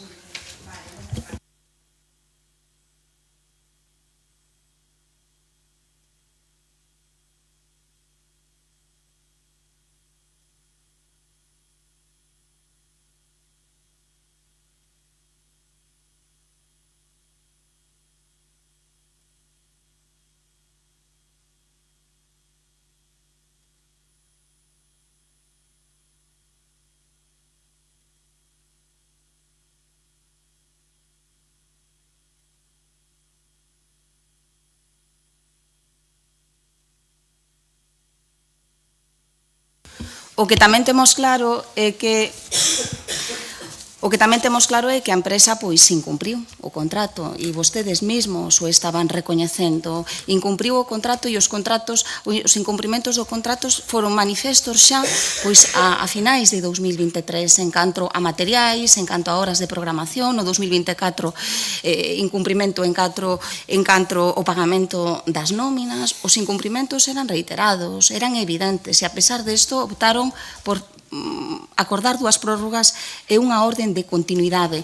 Eu non sei o que estuveron facendo por detrás, pero aparentemente e legalmente o que fixeron foi dicirlle á empresa: vostedes están o facendo ben e en consecuencia continúen coa prestación do servicio. Simplemente concluir dicindo que desexamos que se resolva canto antes esta situación e que as traballadoras e traballadores de centros socioculturais como Miguel, que nos acompaña agora neste pleno, pois poidan cobrar canto antes.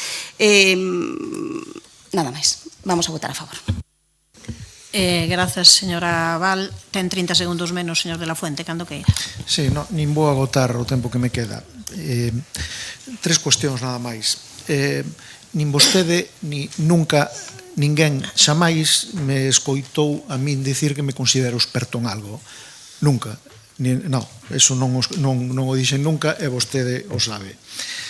Respecto ao tema da rescisión do contrato, falaremos despois, porque temos unha segunda proposición e falaremos sobre a rescisión e sobre a petición un pouco que me facía, pois vou a repetir a retaíla de calificativos que fixen para que tome note: inoperante, ineficaz, indolente, incapaz, insolvente e neglixente xestión dos centros socioculturais. Antes de proceder á votación, eu únicamente quería comentar unha cuestión relacionada ca primeira intervención da señora Álvarez. Eu pidolles, por favor, que procuren ser rigorosos naquelas cuestións que se trasladan. E, ademais, porque neste caso o traslado é dun órgano colexiado, onde hai distintas persoas e onde hai tamén un secretario. Non é verdade que se acordou na Xunta de Portavoces que se retirase esta moción. O que eu lles trasladei é que se acordaba preguntarlles ás persoas ou aos grupos de dúas proposicións, tanto desta como da preposición que debateremos despois do Partido Popular, que é a número 6, se estaban de acordo en que houbese un debate conxunto e unha votación separada. Iso foi o que trasladamos, algo que é moi habitual, algo que, cando hai proposicións ou mocións que coinciden, pois en distintas ocasións puxémonos de acordo para que, tendo en conta esa coincidencia, neste caso parcial, que puidese haber un debate conxunto e unha votación separada. Iso foi o que lles trasladamos. Ben, pasamos, iso foi o que lles trasladamos. Eso non, por favor, non lle corresponde falar, señora. Eso foi o que lles trasladamos. En todo caso, aclararemos despois, pero eu insisto, eu trasladeilles persoalmente, unha vez rematada a Xunta de Portavoces, eu trasladeilles persoalmente que eran non.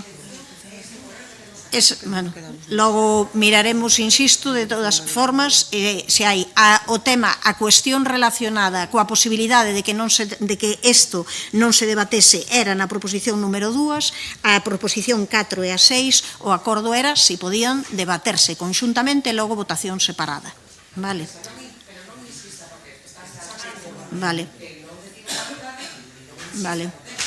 Ben, insisto, aclararemoslo despois. Señor secretario, pasamos á votación, cando queira.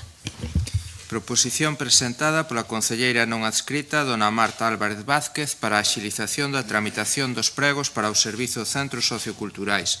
Votos a favor, grupos municipais, Partido Popular, concelleiros e concelleira non adscritas. Votos en contra, non hai. Abstencións, grupos municipais, BNG e Partido Compostela Aberta. Apróbase a proposición. Pasamos daquela ao seguinte punto da orde do día, a proposición presentada polo Grupo Municipal do Partido Popular para que o Goberno local proceda á retirada do radar de Conxo e reduza os ingresos por multas. Señor Berea, cando queira. Moitas grazas, presidenta. Vostede, señora San Martín, quere sablear aos veciños con máis radares e con máis multas. E pode facelo. Pode facelo porque vostede está aí sentada con 6 concelleiros, porque ten o apoio de 4 concelleiros e concelleiras non adscritas, 2 concelleiros do Partido Socialista e 2 concelleiros de Compostela Aberta. Pero ten a obriga tamén, de explicar por qué. Por que quere poñer máis radares? Por que quere multiplicar por 2 as multas? Ten que ser vostede sincera. Ten que ser vostede sincera. E decir por qué. Necesita máis cartos, non sabemos ben para qué? Ou manteñen, como dixeron nos últimos días, que esta é unha decisión que non ten afán recadatorio? Textualmente, non ten finalidade recadatoria. Porque se manteñen esta explicación, están mentindo. E non é discutible. Hai unha proba clara. Se non ten afán recadatorio, porque eses 3 millóns que van a sablear aos veciños non os compensan vostedes cunha reducción nos impostos.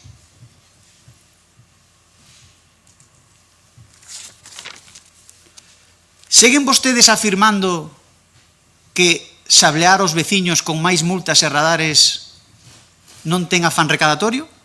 Se é así, imos esperar a resposta. A pregunta que nos estamos todos a facer é: comprométense vostedes, polo tanto, a baixar os impostos na mesma cantidade coa que están subindo as multas?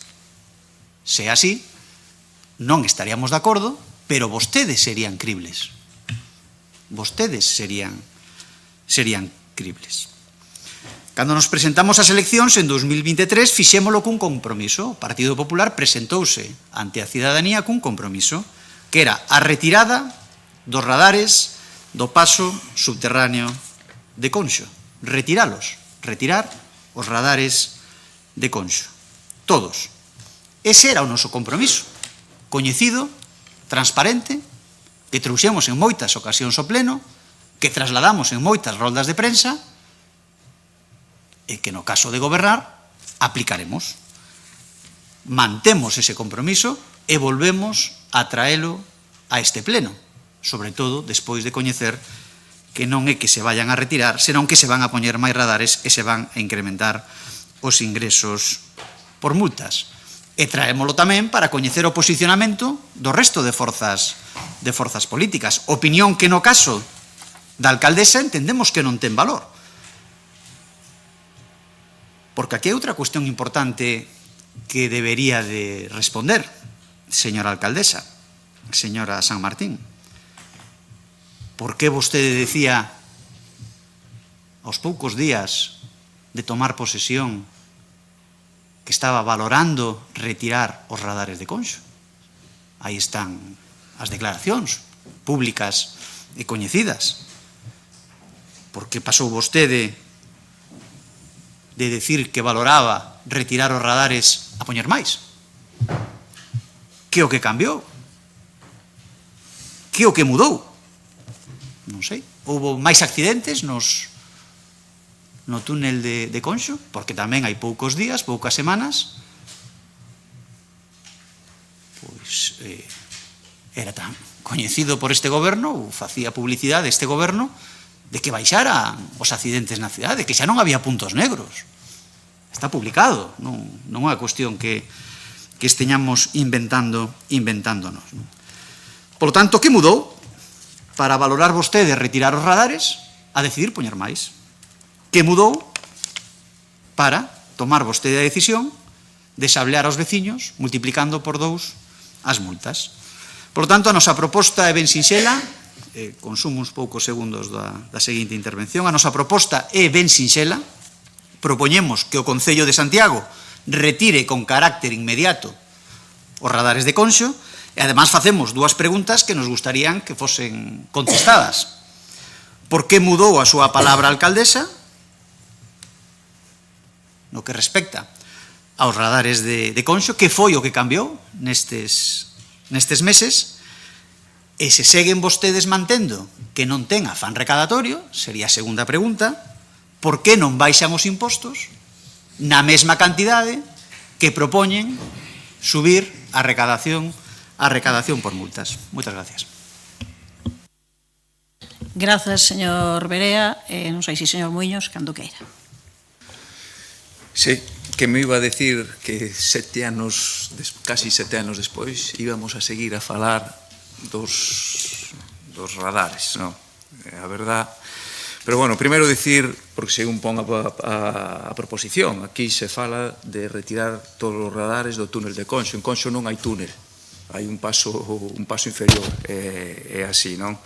Entón, o que hai é unha cabina, realmente unha cabina, que está despois do paso inferior, onde coincide cun cambio moi pronunciado de rasante, cunha visibilidade moi reducida, cun carril de incorporación, sobre todo da veciñanza de aí.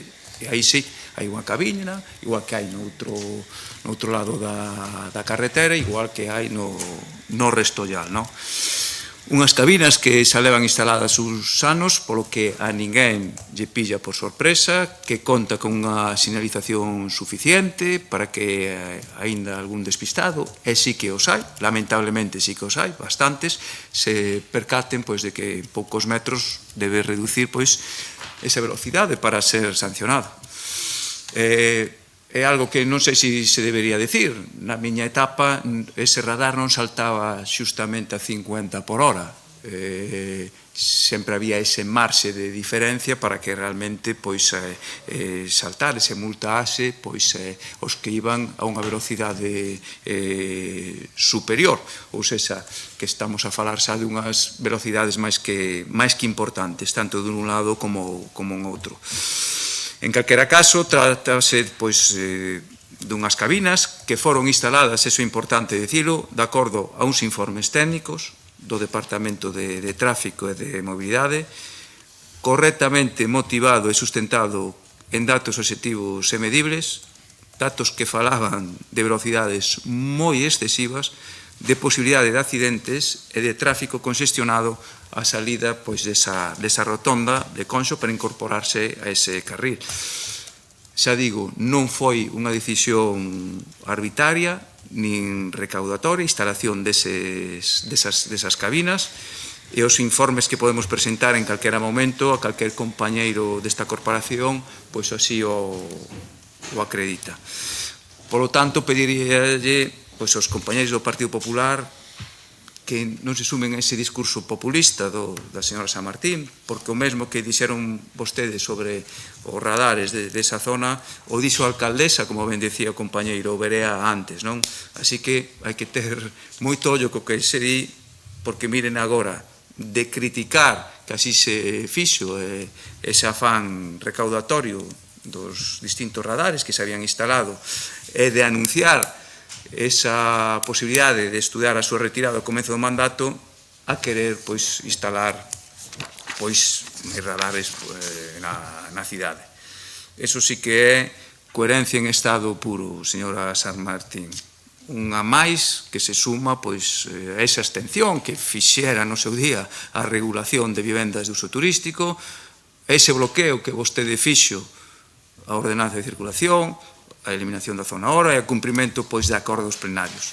Todos vos exemplos do antagónico que é o discurso da alcaldesa Goretti San Martín, voceira do BNG na oposición, e de Goretti San Martín, alcaldesa de Santiago. Así que, xa yo digo, señor Berea, non vai a ser que lle pase o mesmo, resulte que se algún día chega a esta alcaldía, non só retire os radares, senón que instale máis. Cousas máis raras se ven, eso é así.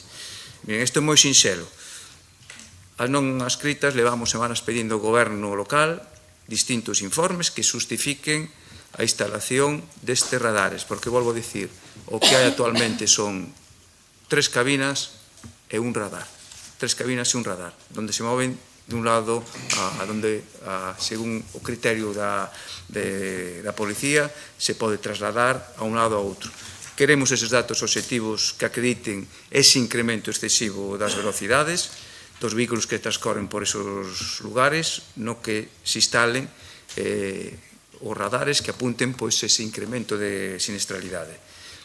De momento non existe. Eso non existe, eses criterios técnicos donde así que o acrediten. Entonces, pois non sabemos se nestes últimos meses houve algún accidente pois que sí que recomenden pois a instalación deso. E nós, como sempre fomos coherentes, non nos gusta por ser trapalleiros, que decimos unha cousa e decimos outra, mantemos na necesidade de conservar, por lo menos de momento, pois esas cabinas en Conxo, e ao mesmo tempo, mentre non exista pois esa documentación obxectiva e concreta que acredita a necesidade de instalar novos radares, pois sí que nos opoñemos á súa instalación. Sí que me gustaría pois que se nos permitira pois a votación por puntos. Nós obviamente queremos ser coherentes, nós fomos quen de colocar esas cabinas aí, entón se ten que entender que tanto no primeiro punto como no segundo o noso voto vai ser negativo, e sí que no terceiro punto, obviamente, como non vamos estar de acordo de que se mellore a accesibilidade nas principales vías de acceso. Gracias.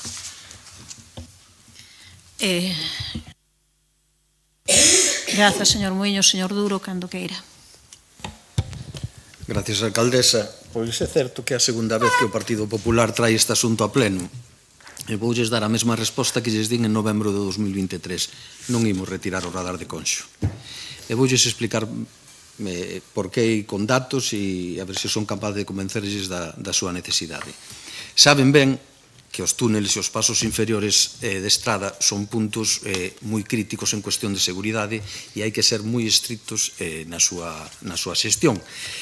E o paso inferior de Conxo, xa comentou o meu compañeiro Gonzalo Miños, malia non ser longo ni moito menos, ten unha configuración, vamos a chamarlle cuestionable, que a confluencia da vía de incorporación desde a rotonda superior co cambio do rasante do ramal de saída do túnel ou do paso inferior, dirección Milladoiro, é un punto de confluencia moi crítico por falta de visibilidade e por coincidir dous niveis de velocidade moi distintos. Son os da arrancada do vial de acceso e a velocidade que se elevaba por dentro do túnel. E neste caso, non poñer todos os medios para a reducción efectiva da velocidade incrementaría, sen dúbida, o risco, insisto, pola falta de visibilidade na saída do ramal nese cambio de rasante. En maio de 2019, antes da instalación do radar, un estudo registrou 50.000 vehículos a máis de 100 km por hora e 15.000 vehículos por riba dos 110 km por hora.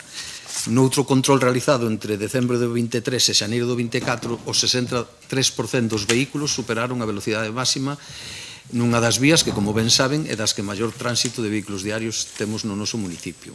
E os datos de 2025 indican que o 73,11% dos vehículos que pasaron por diante do radar informativo que hai antes de chegar ao túnel dirección Milladoiro superaban ampliamente a velocidade establecida. Mesmo, pois este ano 2025, perto de 8.400 vehículos foron sancionados por superar, insisto, amplamente esos límites de velocidade.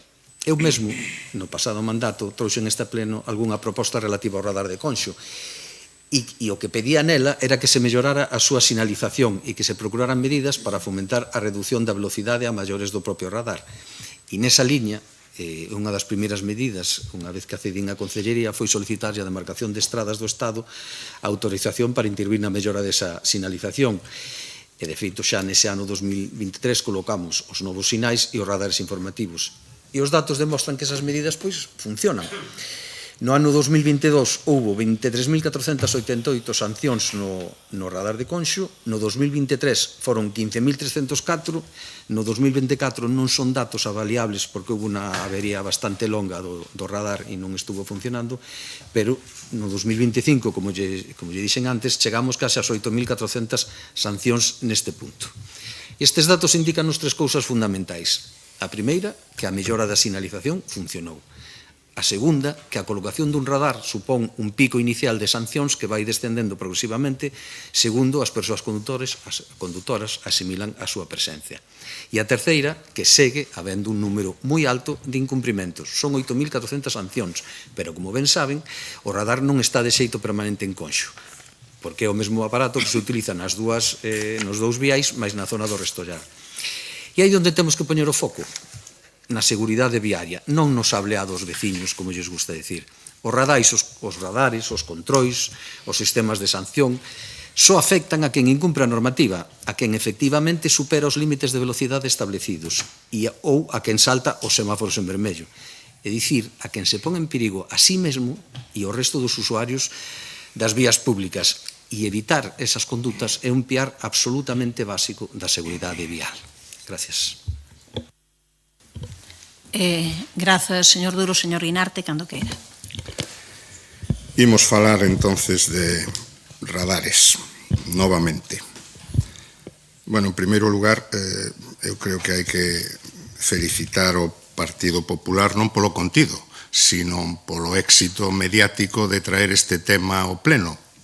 Un éxito ao que non fai falta esperar o resultado do pleno, porque se un ve os medios de comunicación referidos a este pleno, incluso con algunha especie de editoriais de algún xornal de moita tirada, pois se ve que parece que é o tema que máis preocupa. A nós, desde logo, non nos parece o tema máis importante dos que ven a este pleno municipal. Acaba de falarse de centros socioculturais e vai volver falarse de centros socioculturais, que nos parece un tema de bastante máis trascendencia, pero imos falar de radares. Claro, os radares non son nin bons nin malos. É certo que é moi fácil, en fin, defender o discurso antirradares, porque, ao fin e ao cabo, todos somos potenciais vítimas dos radares, non? Son bons ou son malos dependendo do uso que se faga deles, evidentemente, non? Tamén é certo que sorprende un pouco, ou non, como decía tamén antes o señor Berea respecto de outra cuestión, esta tendencia do Partido Popular a ser tan reticente cos instrumentos coercitivos e sancionatorios para facer cumprir as normas. Curiosamente, coincidente tamén coa tendencia que ten manifestado os dous grupos de goberno. Xa se fixo referencia ás intervencións da señora San Martín cando se instalou este radar alternativo no Restollar Conxo, pero, en fin, as declaracións do concelleiro de mobilidade o inicio deste mandato, cando aínda non empezara realmente a gobernar, dicindo que non somos máis de pintar, de sinalar, de calmar o tráfico que de ter unha iniciativa sancionadora. Bueno, claro, é que a cuestión non é ser de dereitas ou ser de esquerdas, probablemente. A cuestión é a responsabilidade de ser goberno ou ser oposición. Neso, lamentablemente, eu creo que hai unha falta de responsabilidade bastante importante cando se é oposición.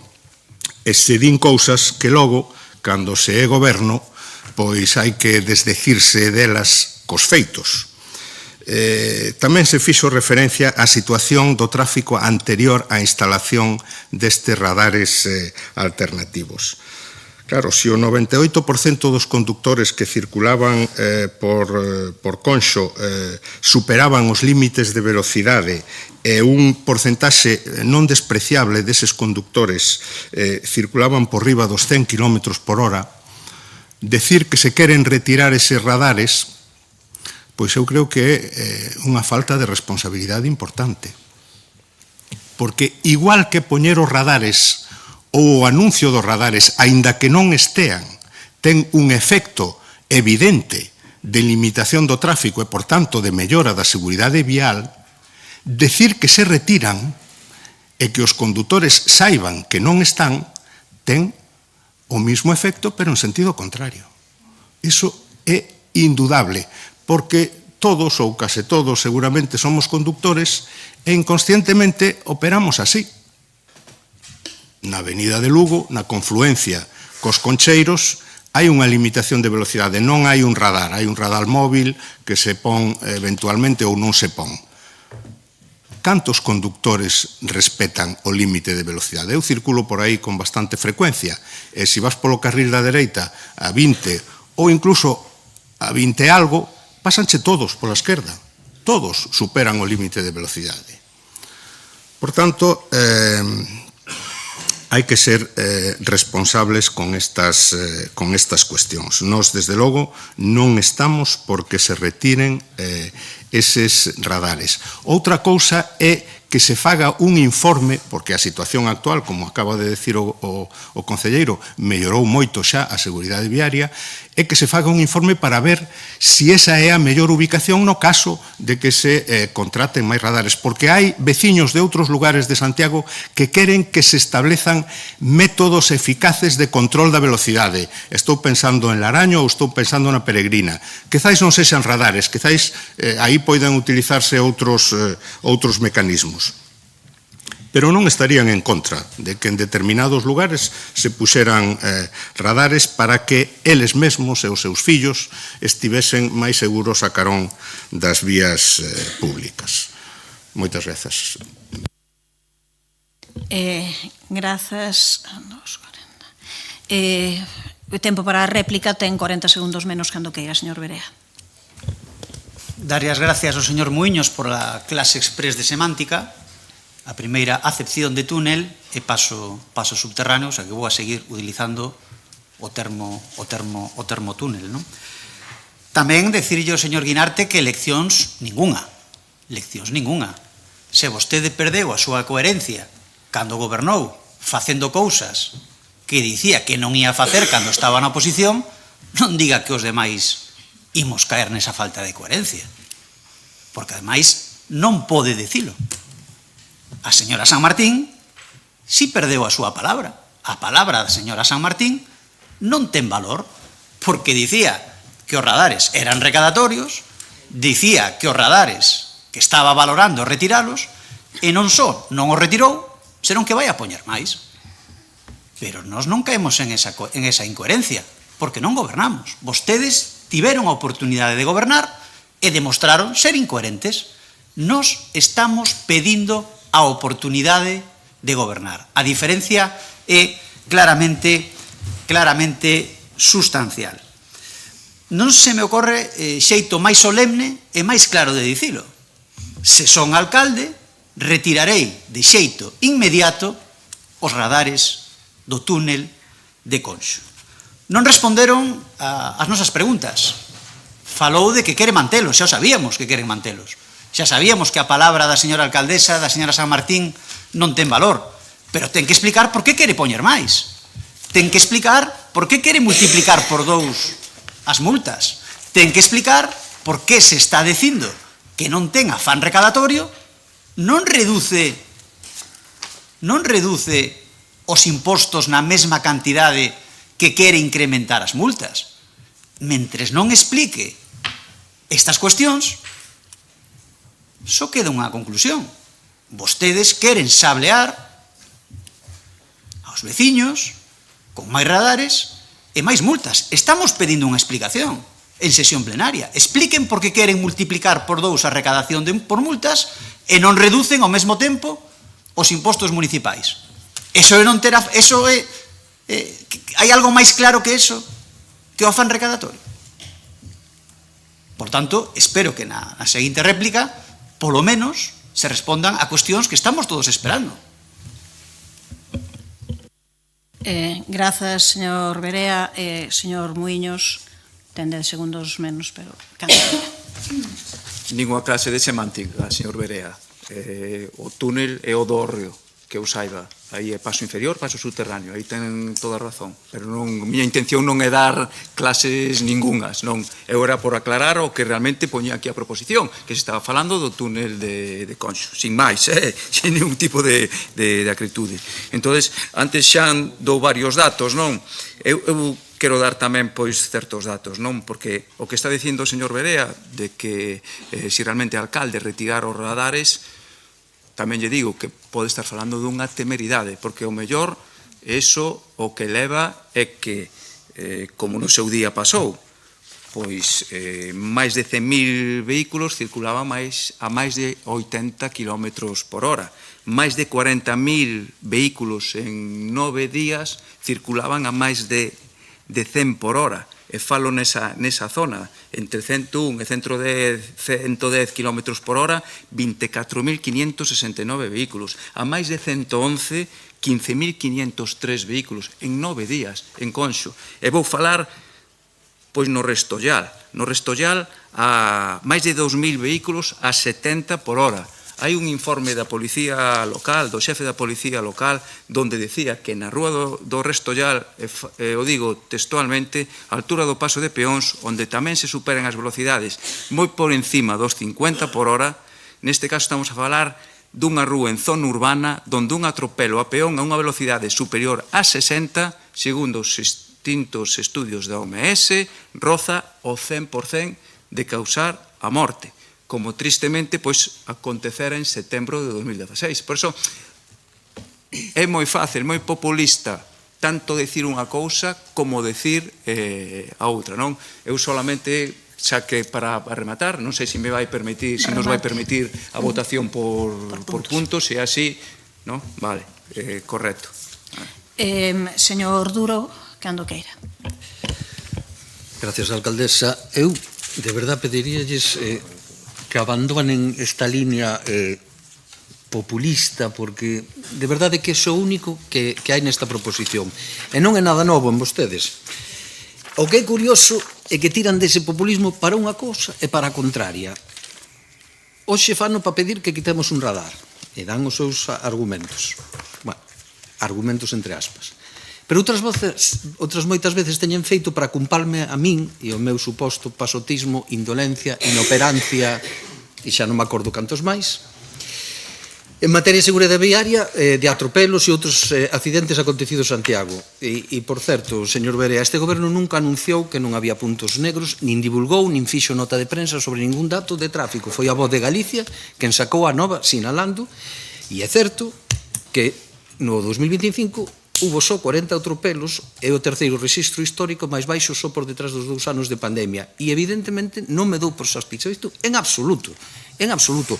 Por eso, non se fixo ningún tipo de divulgación disto. Pero, bueno, xa que estamos en hemeroteca, volvemos á hemeroteca. Saben quen mercou o primeiro radar fixo que se instalou en Santiago? Un concelleiro do Partido Popular, Albino Vázquez, Aldrei, no ano 2012, e explicando, e aí están as hemerotecas, que o objetivo non era recadatorio, sino garantir a seguridade. E sabe tamén quen decidiu a instalación dos primeiros fotorroxos en Santiago? Premio, efectivamente, o Partido Popular. Se ben é certo que foi o goberno de Compostela Aberta quen os activou, e xa lle digo tamén que non me arrepinto de telo feito, porque igual debe ser unha das diferencias, entre moitas que temos, entre vostedes e eu, e unha é a coherencia. Ou tal vez, a diferencia está que en vostedes o Partido Popular quere ser o partido da orden, como sempre afirman, pero tamén dos baltares que circulan a máis de 200 km por hora, o partido do orden ou dos que se durmen nos semáforos, o partido da orden, ou dos que pensan iso de vaime decir vostede o viño que podo ou non podo beber, ou a velocidade a que podo ou non podo ir. Para min, a seguridade viaria é un asunto moito máis serio que todo isto que plantean. Moitas gracias. Grazas, señor Duro. Señor Guinarte, ten 20 segundos menos. Por favor, manteñan o silencio. Cando queira. O tempo dá e quita razóns. Se se dá o caso, xa veremos o que fai vostede, se se dá o caso de que sexa alcalde.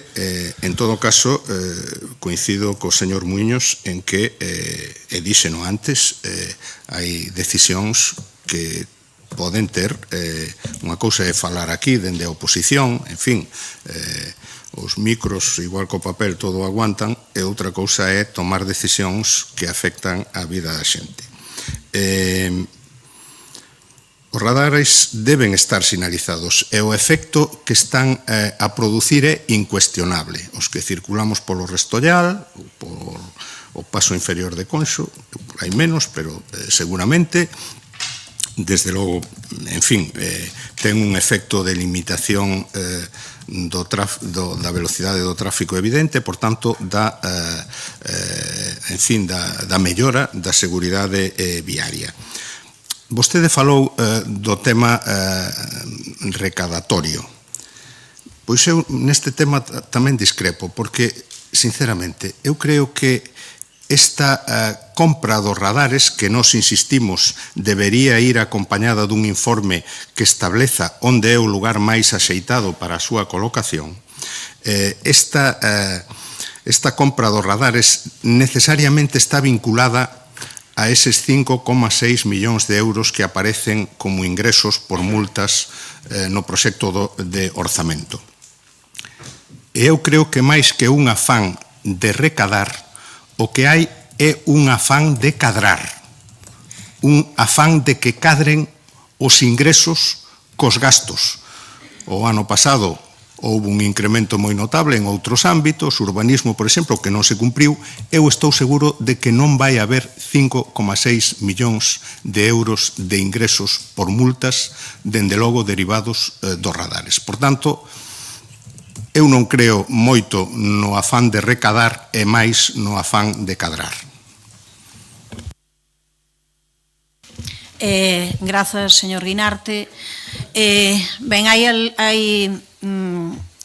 sempre nestes debates... Perdón, alcaldesa, quería, se vai vostede facer turno de quenda de peche, quería utilizar un minuto para non rematar o debate, que poida rematalo vostede. Non, para iso non. Como sabe, o minuto está feito para que vostede poida... Pois se quere fale vostede e remate o minuto, como queira. A min váleme, Miren, por favor, o quen organiza o debate son eu. O minuto está ben claro para que é. Creo que estou sendo educado e díxelle, antes de quitarlle o dereito de peche que ten no debate, aplico eu o minuto que teño para aclarar. Ten un minuto de silencio e lembre o tema de si se pode... Perdón, temo un minuto posible de intervención e pode responder tamén á cuestión de si permiten ou non a votación por puntos, cando queira. O minuto de silencio foi o karma por rirse vostede do debate da autonomía. Non aceptamos a votación por puntos e cédolle o señor Xanduro os poucos segundos que teño para que responda a pregunta. Falou vostede de Conderroa, falou vostede de Baltar, falaba a alcaldesa de intervencións infantís, pero aquí hai unha pregunta que está esperando toda a cidadanía, tivo dúas quendas e non a respondeu. Por que quere poñer máis radares e por que multiplica por dous a recadación por multas, nada máis. Ben, hai algunhas cuestións que eu creo que saen interesantes no debate e que era bo tamén que o conxunto da poboación reflexione sobre elas, non? Ao final, o que máis nos preocupa a todo o mundo é a seguridade. Ao final, o que máis queremos todo o mundo é a seguridade, e o do que estamos falando, fundamentalmente, é de algo que, polo menos, este goberno defende. Eu creo que o concelleiro explicou perfectamente que queremos pacificar o tráfico, que haxa seguridade e que haxa, pois, maior presenza do que son espazos de socialización e espazos realmente cidadás que sexan espazos seguros. Entón, esa é a liña pola que todo o mundo queremos transitar. Se en algún momento se fala de avaliar a posibilidade de eliminar ou non un radar, evidentemente hai que ter en conta os datos. Os datos foron dados, xa digo, polo concelleiro, e oxalá, e eu creo que todo o mundo imos coincidir aquí, oxalá que non se recaden esta cantidade por multas, porque significará que a xente non incumpre, porque significará que a xente realmente que fai caso e que reduce e pacifica e calma. Eu creo que todo o mundo sabemos que se circula a velocidades demasiado excesivas polas cidades, non só por Santiago de Compostela, pero polas cidades, e que modificar iso é algo cara o que temos que ir. Modificar iso é algo cara o que temos que camiñar. Nese sentido, eu creo que nós temos que poder andar de maneira conxunta. E creo que mesturar, neste caso, o tema das multas cos impostos non deixa de ser populismo, porque son dúas cuestións moi diferentes, moi diferentes. Os impostos é unha obriga, unha contribución que se fai cidadá para sufragar os servizos, e as multas, as sancións, ao final non deixan de ser algo por incumprir unha norma. E, por tanto, claro que só vai afectar a aquelas persoas que incumpran a norma. Así que eu creo que non ten sentido mesturar eses dous debates. A mí sí que me gustaría que o debate se dera máis na liña do que tamén algunhas persoas aquí expuxeron, creo que con bastante sentido común, que é a idea de que temos que conseguir que haxa cidades que sexan máis humanas, con máis pacificación do tráfico e cunha inversión onde o fundamental sexan as persoas e non os coches os que estean no centro. E eu creo que esa é a liña que nós debemos defender. Pasamos á votación, entendendo que non se permite a votación por puntos, señor secretario. Proposición presentada polo Grupo Municipal do Partido Popular para que o Goberno local proceda á retirada do radar de Conxo e reduza os ingresos por multas. Votos a favor. Grupo Municipal do Partido Popular. Votos en contra. Grupos municipais, BNG, Compostela Aberta, concelleiros non adscritos, abstención. Grupo Municipal do Partido Socialista, rexéitase a proposición. Pasamos á seguinte proposición presentada polo Grupo Municipal do Partido Popular relativa á imposición de penalidades, retencións de cantidades debidas e incautación de garantía definitiva a Serviplus Total por non estar ao corrente do pago das nóminas dos traballadores e traballadoras afectos ao contrato administrativo de servizos para a xestión da rede de centros socioculturais do Concello. Ten a palabra o señor de la Fuente, entendo? Sí, cando queira. Bos días de novo. A verdade que comprendemos perfectamente a Mercedes Rosón e a Marta Álvarez cando se queixan da táctica, xa podemos decirlo así, porque o fan con frecuencia do goberno de intentar entorpecer a labor dos concelleiros cando se presenta unha iniciativa argallando para que poidan solicitar a súa retirada porque eso xa está feito, porque xa se fixo, porque é unha táctica que veñen utilizando desde o principio do mandato de maneira bastante recurrente. Pero, bueno, pensamos que estos debates hai que telos, fixeran algo desde que se presenta ou se anuncia a proposición ou non. Como comentábamos antes, na proposición de Marta Álvarez, xa desde o inicio do actual mandato, se puxo de manifesto a grave situación pola que pasaban ou estaban pasando a rede de centros socioculturais. O advertimos varias veces ante a pasividade neglixente do concelleiro e da propia alcaldesa, que, por certo, se negou a intervir neste mesmo pleno para responder desta xestión. Negouse con argucias regulamentarias a dar a cara, quizá porque sabía o que había, sabía que non se podía dar a cara por esta xestión. O cálculo político estuvo por riba da necesidade de dar tranquilidade e esperanza a uns traballadores que levan máis de 2 anos sufrindo nas súas condicións laborais e nos seus propios petos unha situación da que non son responsables. Ao revés, son as primeiras vítimas. A empresa contratista avisou xa en febreiro de 2024 que non podía soster o contrato e pideu unha solución, pero o goberno local mirou cara a outro lado. En outono de 2024 pediu a rescisión do contrato, cousa que non é nada habitual no mundo da contratación administrativa. Comenta o concelleiro que eles tamén estuveron explorando a posibilidade de rescindir o contrato. Por que non resolveron o contrato por mutuo acordo, como permite a lei? Solamente razóns de interés público que fagan inconveniente a continuidade do contrato impiden esa resolución. Por que non exploraron esa posibilidade? Eles querían rescindir e vostedes tamén. O Concello si lle pagaba os seus servizos á empresa, a pesar de que o servicio se deterioraba día tras día. pero a empresa non lle pagaba aos traballadores as súas nóminas. O concelleiro despachou as peticións dos traballadores da imperiosa e urxente necesidade dunha nova licitación, o fixeron aquí varias veces, co argumento de que sairía o antes posible.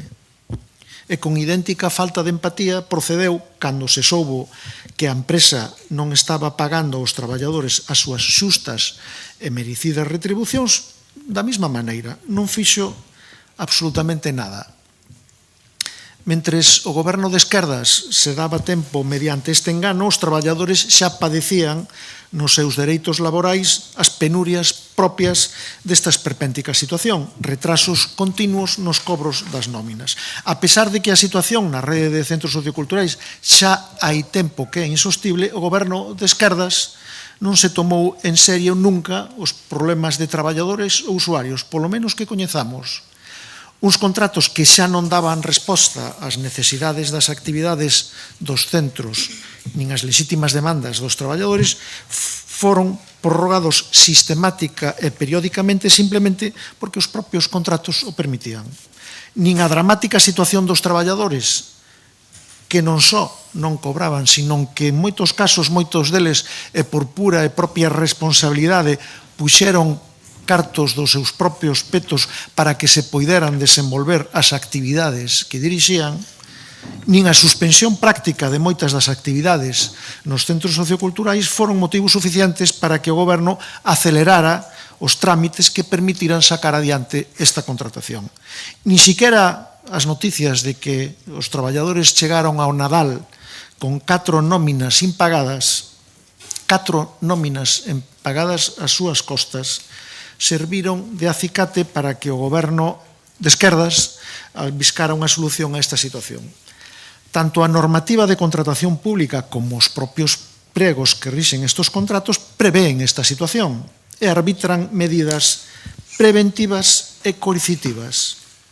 Medidas que non consta que foron adoptadas polo goberno ata a semana pasada. Por que non fixeron nada hasta entón? E vou a responder eu esa pregunta, porque lles daba igual. Si hai quen non é responsable da situación que está atravesando a rede de centros socioculturais e a patética xestión dese contrato, está claro que non son os traballadores. Ao contrario, son víctimas dunha mala planificación e preparación dos expedientes de contratación, son vítimas da prolongada desidia operativa do goberno local que é incapaz de facer un seguimento adecuado destes contratos. E cando xa son evidentes os impagos das nóminas, son vítimas, ademais, da inoperancia e a falta de interese en activar os mecanismos que prevén a lei e os pliegos para impoñer, no seu caso, as correspondentes penalidades, puderon facelo antes de que remataran esos contratos, ou no seu caso, coa retención das cantidades debidas ao contratista e incautación de garantía, como fixeron a semana pasada. Ao goberno de esquerdas todo isto parece que lle daba igual.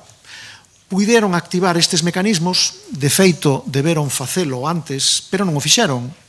Non o fixeron porque para vostedes a situación laboral dos traballadores, a situación de abandono e de penuria laboral dos traballadores, pois non parece ser unha prioridade.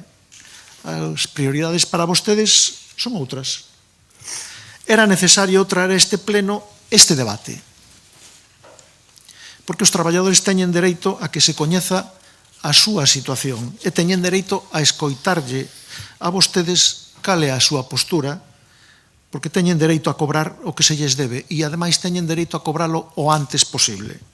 Espero que salgan deste pleno oíndo do goberno de esquerdas que pasos vai a dar e que previsións ten de cando os traballadores van a cobrar as súas nóminas. Respecto ao contenido da moción, da proposición, por se hai alguén que non a entende debidamente, vou a facer un resumo. Cumpran a lei. Ese é o sentido último da proposición. E lles pido a todos o voto favorable, lóxicamente. Quedanlle 25 segundos para a segunda intervención. Señora Álvarez, cando queira. Moitas grazas, alcaldesa. Vou a ser moi rápida porque nos mantenemos na postura da primeira proposición e, por suposto, pois o noso voto vai ser favorable a esta proposición presentada polo Partido Popular e agardamos tamén o mesmo. Cales van a ser os pasos que se van a dar para que estes traballadores poidan cobrar xa as súas nóminas? Moitas grazas. Grazas, señora Alba e señor Duro, cando queira. Grazas, alcaldesa. Pois, efectivamente, señor de la Fuente, a lei de contratos permite que de producirse a circunstancia de non pago de salarios e acreditada esta circunstancia, pois a Administración pode proceder á retención das cantidades debidas ao contratista para garantizar o pago deses salarios e, ademais, non devolver a garantía definitiva en tanto non se acredite o abono destos. Pero, ademais, o prego de condicións administrativas deste contrato indica que a empresa adxudicataria deberá estar ao corrente do pago das nóminas do persoal que participe na execución do contrato. Considérase que se incumpre a citada condición cando se produce un atraso ou impago no abono das nóminas en máis de 2 meses. E enfatizo isto, e entenderán por qué, un atraso ou impago no abono de nóminas de máis de 2 meses, sendo coñecedores, como fomos, a través da propia representación legal dos traballadores da empresa responsable do Servicio de Animación Sociocultural e de novas tecnoloxías, que neste caso sí que son 2 lotes distintos, pero están afectados polo mesmo feito, porque son xestionadas pola mesma empresa, comunicaronse a situación de impago das nóminas correspondentes aos meses de outubro, novembro e decembro de 2025. Polo tanto, 3 meses. Así que, o 14 de xaneiro deste ano, emitimos un requerimento á empresa concesionaria para que no prazo de 5 días hábiles remitira a documentación acreditativa de que todo o persoal adscrito ao contrato este ao corrente do pago das nóminas e da Seguridade Social. A empresa presenta con data de 15 de xaneiro no rexistro de entrada do Concello a documentación da que se deduce que están pendentes de abono esas 3 nóminas. E en base a esa documentación e tras a proposta dos servicios técnicos, na Xunta de Goberno do pasado día 26 acordouse reter ao contratista as cantidades debidas correspondentes ás facturas de outubro, novembro e decembro, máis as cantidades que poidan quedar pendentes de liquidar e que aínda non foron obxecto de recoñecemento de obriga como garantía do pago dos salarios dos traballadores. Tamén acordouse a non devolución da garantía definitiva unha vez se extinga o contrato, a non ser que se acredite o pago de ditos salarios. En resumo, cando se cumpriu o requisito sinalado no prego, ese atraso de máis de 2 nóminas, este goberno actuou cas medidas que están previstas na lei para garantir ese pago das nóminas ás persoas traballadoras, coas que, insisto, e o digo sempre, mantemos unha interlocución constante e tuvémolos informados o día de todo este procedimento.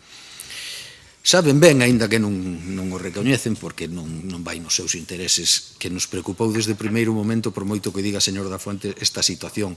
Saben tamén, porque aínda yo expliquei outra vez en unha intervención anterior, que exploramos todas as posibilidades legais para solucionar unha situación que evidentemente non nos agrada, fundamentalmente polas traballadoras, pero tamén polos usuarios dos centros socioculturales. E agardo de verdade, sí que agardo que esta medida dea resultados e que poidan cobrar o que lles debe a empresa, que non o Concello. E agardo tamén, e aí teño algo máis de confianza, que a entrada en vigor do novo contrato vailles ofrecer a tranquilidade e a seguridade que lamentablemente non tiveron ata de agora. Como tamén saben, o Concello non paga nóminas de empresas externas. Retén para que as distintas reclamacións e procedementos administrativos que se realicen teñan a garantía de que existe eses cartos para abonar, pero nós non podemos abonar directamente as nóminas. Grazas. Grazas, señor Duro. Señora Abal, cando que? Moitas gracias. Sí, señor Duro, o Concello non é o responsable do pago directo desas nóminas, pero o Concello sí que é responsable de ter prorrogado o contrato hasta en 2 ocasións e dar unha orden de continuidade ante o risco evidente e manifesto de que esta situación se iba a producir.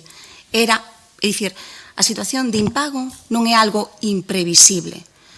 Era algo totalmente previsible e aí é onde tiña que actuar o Concello con todas as vías posibles para poñelas en riba da mesa e tendo en conta os tempos cos que xogaban vostedes, porque vostedes sabían máis ca nunca ou máis ca ninguén cando poderían ter licitado este contrato. Eso saben solo vostedes, non o saben nin as traballadoras, nin os traballadores dos servicios, nin o saben os partidos e os concelleiros aquí presentes da oposición. Vamos a votar a favor, pero o certo é que temos dúbidas sobre que se poida facer que esas propostas ou esas medidas que propoñen se poidan levar a cabo. No que se refiere á imposición de penalidades, sí que entendemos e temos claro que cando o contrato estivo vixente, xo dixemos anteriormente, esas penalidades se poden impoñer, e máis, xa se tiñan que haber incoado expedientes de imposición de penalidades, e non só nos referimos ao pagamento de salarios, que acaba de explicar aquí o concelleiro o que viña descrito nos plegos, sino a propia prestación do servicio. Estámonos a referir ás horas de animación, estámonos a referir aos medios materiais. Dende finais de 2023 había uns incumprimentos manifestos no contrato. En consecuencia, para ese período entendemos que non hai ningún problema na imposición de penalidades e máis, débese incoar canto antes o expediente sancionador. Temos dúbidas unha vez que o contrato entra en precario. Unha vez que o contrato entra en precario, a partir do 31 de outubro, temos serias dúbidas e aí é onde realmente se produce o embrollo, o problema, dende o noso punto de vista bastante grave, no que estamos na actualidade. Propón tamén o concelleiro de la Fuente que se proceda á retención das cantidades debidas. Na Xunta de Goberno local do pasado luns adoptouse un acordo nese sentido. Nós tampouco queremos ser fatalistas ao respecto e o que decimos coa única finalidade de que se actúe diligentemente con este tema, porque se adoptou ese acordo de reter as cantidades debidas, pero realmente sábese o que se lle debe á empresa? Esa é a primeira pregunta, tendo en conta que o servicio ou as actividades obxecto do contrato se reduciron considerablemente. E a segunda dúbida que poñemos en riba da mesa e que terán que resolver os servicios jurídicos, en este sentido pedimos máxima diligencia ao Goberno municipal con este tema, a administración pode compensar créditos alleos, unha vez que se teñan claro os créditos que se deben á empresa, poden compensar créditos alleos sen norma ou sen decisión judicial ao respecto. A situación non é sinxela, pero non sendo sinxela a situación, o que pedimos ao Goberno municipal que permitiu chegar a esta situación, porque sí, de verdade, creíamos que podía haberse adoptado medidas con anterioridade, o que sí pedimos é que chegados a este punto actúe coa máxima dilixencia para resolver canto antes a situación na que nos meteron vostedes e as traballadoras e traballadores dos servicios de animación e do servicio de novas tecnoloxías pois poidan cobrar canto antes o que se lle adebeda. Nada máis. Grazas, señora Abal. Ten 25 segundos, señor de la Fuente, cando queira. Aos traballadores se lle debía a nómina de outubro, de novembro, de decembro e a paga extra de decembro e seguramente este mes de xaneiro. Polo tanto, na primeira semana de decembro xa se sabía que xa debedaban dúas nóminas, xa se podía actuar desde ese momento.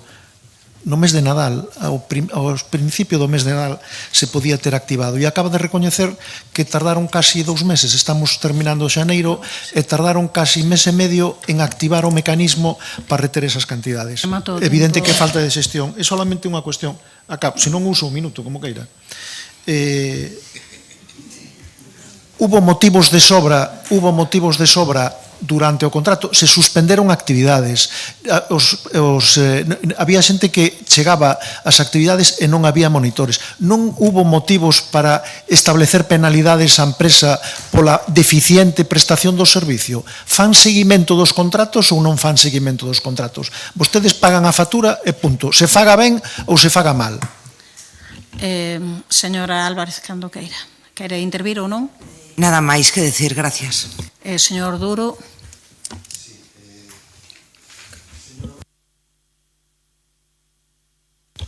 Volvo a decir que tentamos tomar todas as medidas posibles e imposibles para tentar resolver esta situación. E ao respecto das facturas, eso ahora mesmo se está facturando polas horas efectivamente realizadas, non se está facturando co prorrateo que prevía o contrato anterior. Señor de la Fuente, eu creo que as súas intervencións, non só esta, en xeral, faime dubidar se realmente o seu interese son as persoas traballadoras do centro social ou as persoas ou os usuarias do servicio, simplemente é desgastar ao goberno, que tamén é lexítimo, eso non yo discuto. E de paso, que eso xa me parece máis regulero, atribuirse algún mérito que non lles corresponde. E creo que non é unha boa actitude na vida o de creerse máis listo que os demais. En ningún caso, en ningún caso. A ver, por favor. E non o digo por min, non o digo por min, porque non sempre temos que ser os cargos políticos os que deamos coas chaves legais nun concello que conta cun persoal técnico máis que acreditado. E deixeme dicirse que cando vostede di que non se nos ocorren solucións, o que están facendo é cuestionar ao persoal técnico municipal, que sabía o que se ve que vostedes non saben, que o prego sinalaba cando podíamos actuar no retraso das nóminas. E repito, se de verdade lles preocupan os traballadores dos centros e a calidade do servicio, non traian moción ao seu pleno, sexan constructivos, pero de verdade, e a todo agora é que nunca o teñen feito realmente, nin neste tema, nin ningún outro. Moitas gracias. Grazas. Por favor, non interrompan, porque vostedes tamén din moitas veces moitas cousas e non interrompemos. Por favor, que non interrompa ninguén cando alguén está falando. Señora Val, cando queira. Nada, moitas gracias. A ver, é evidente que se activaron moi tarde os mecanismos de reacción fronte á empresa, e a grande pregunta que faremos na interpelación, e que é unha das preguntas que presentamos na interpelación, é cando prevé o Goberno municipal, tendo en conta as actuacións que está a facer e tendo en conta os procedementos que iniciou, cando prevé o Goberno municipal que se abonen os salarios debidos ás traballadoras e traballadores dos centros socioculturais. Grazas, señora Val. Pasamos á votación, señor secretario. Proposición presentada polo Grupo Municipal do Partido Popular relativa á imposición de penalidades, retención de cantidades debidas e incautación da garantía definitiva a Serviplus Total SL por non estar ao corrente do pago das nóminas dos traballadores afectos ao contrato administrativo de servizos para a xestión de rede de centros socioculturais do Concello. Votos a favor, grupos municipais, Partido Popular, concelleiros non adscritos, Partido Socialista. Votos en contra, non hai. Abstencións, grupos municipais BNG e Compostela Aberta. Apróbase a proposición. O seguinte punto é a toma de coñecemento do decreto da alcaldía pola que se nomea interventora xeral do Concello de Santiago. O punto número 8, toma de coñecemento do decreto da alcaldía pola que se nomea secretario da Administración Municipal do Concello de Santiago de Compostela. E o punto número 9, tomar coñecemento de resolucións da alcaldía, das concellerías delegadas e acordos da Xunta de Goberno local. Pasamos daquela ao capítulo de robos. O primeiro é presentado pola concelleira non adscrita dona Marta Álvarez, relativo á promoción dun programa estable para abordar o desafío da saúde mental, cando queira. Imos agardar un pouco.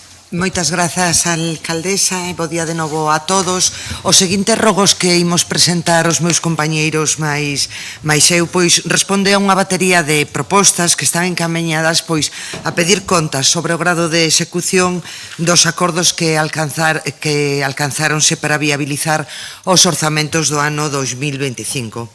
Pretendemos unha actuación clara deste goberno local para explicar á cidadanía que foi o que asinamos en xaneiro do ano pasado.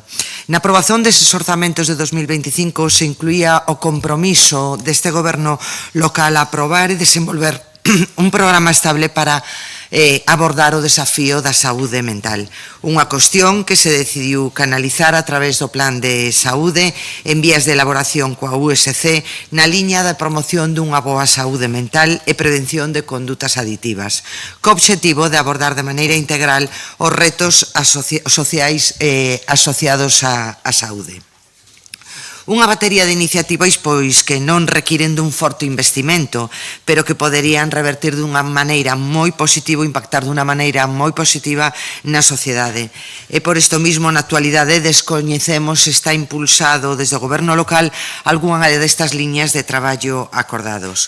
E por todo isto que solicitamos que o goberno local pois nos informe sobre os avances na promoción dun programa estable de actividades para abordar o desafío de saúde mental. Moitas grazas.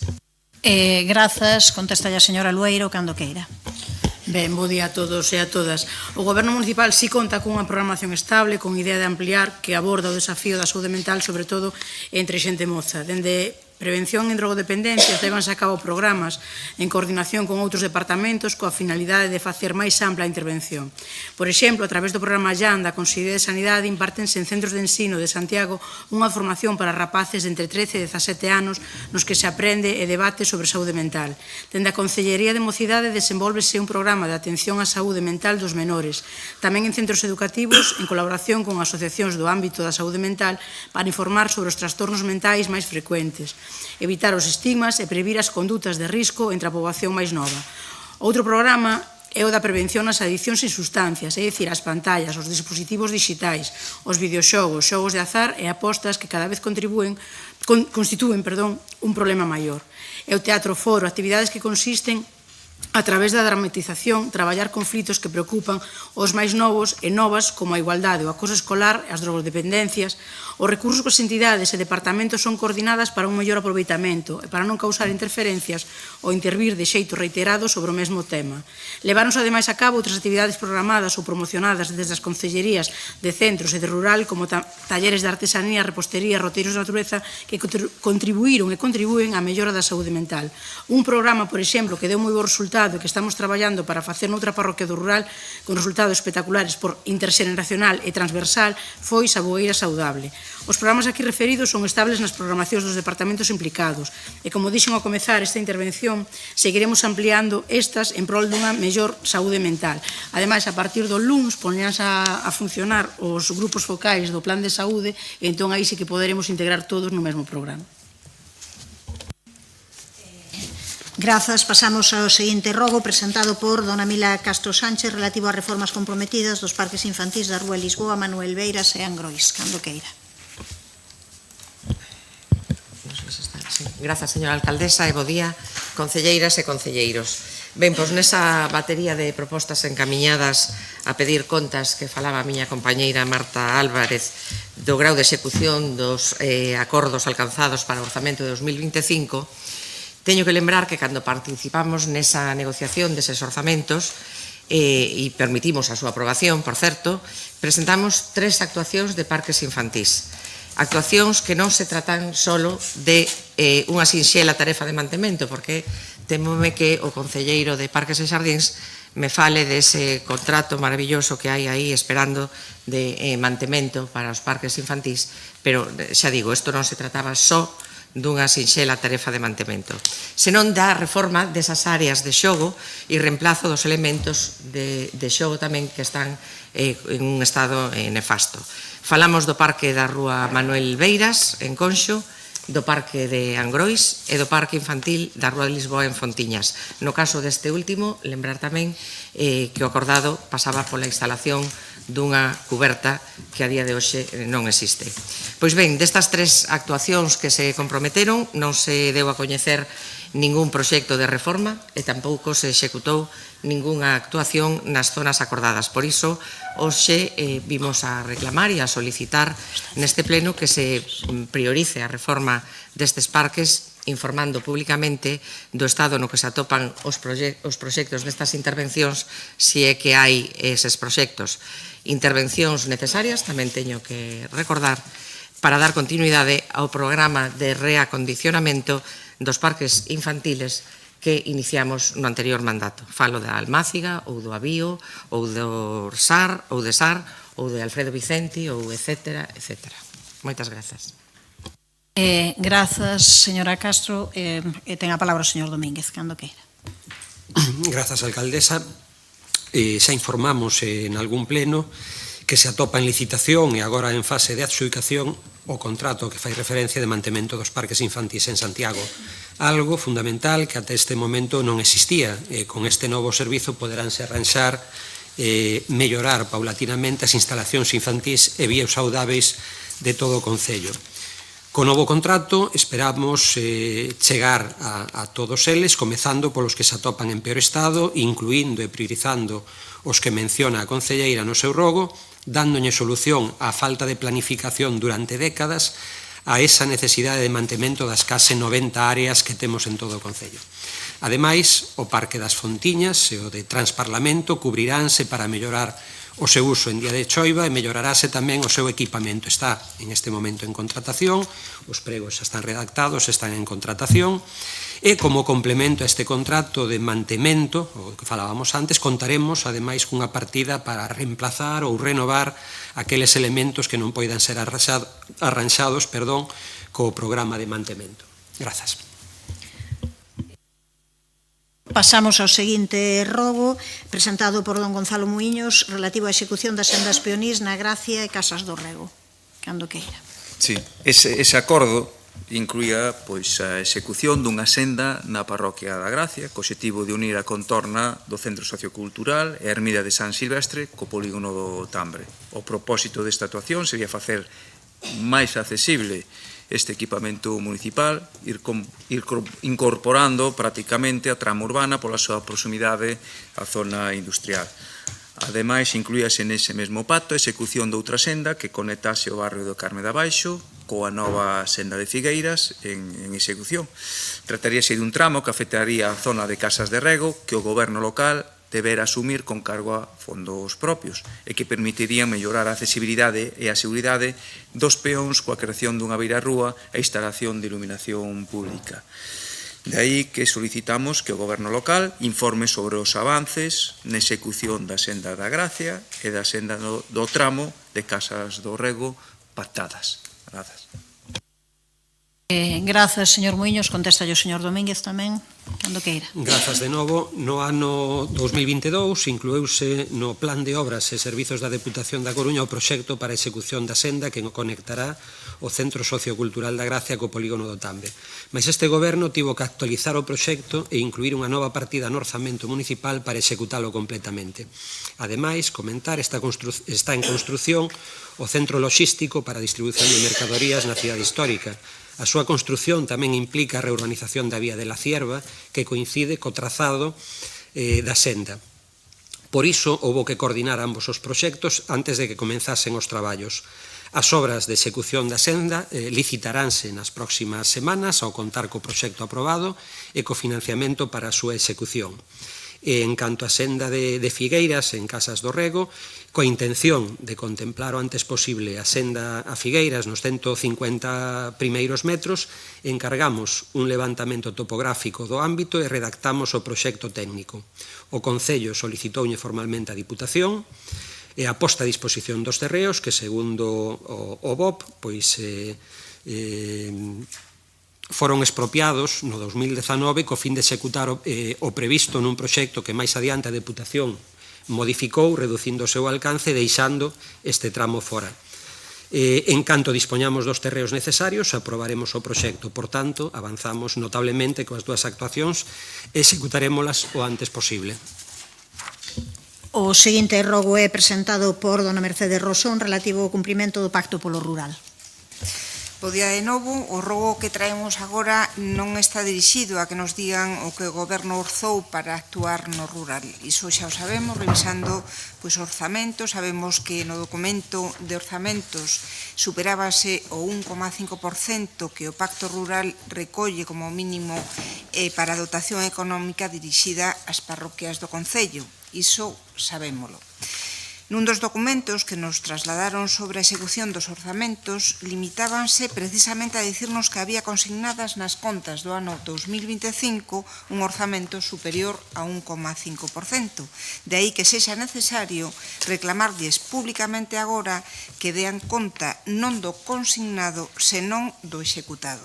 Vimos de preguntar por unha senda na parroquia da Gracia que a vista está, non foi executada. Recibimos queixas de xeito diario sobre asfaltados comprometidos por este goberno en barrios e parroquias que nunca chegan. Actuacións necesarias en moitos dos centros socioculturais da zona rural que van máis aló do mero mantemento. Trátase, polo tanto, de explicar con claridade e transparencia cales foron as obras públicas ou actuacións que se levaron a cabo durante o ano 2025 e cales os proxectos que están pendentes ou en fase de elaboración e deseño. Por lo tanto, pedimoslle con este rogo que demostren con datos o seu compromiso polo pacto polo rural. Grazas. Grazas, ten a palabra a señora Lueiro, cando queira. Ben, como teño medo que non me dá tempo a citar todo o que teño aquí preparado, pois vou empezar polo final. Cabe avaliar que o cumprimento do Pacto polo Rural de varias formas, entón podemos facelo polas actuacións efectivizadas no exercicio, polas cantidades autorizadas con cargo aos orzamentos anuais, por exemplo, para tramitar unha licitación que non se executa nesa mesma anualidade, ou polas obrigas efectivamente recoñecidas no exercicio.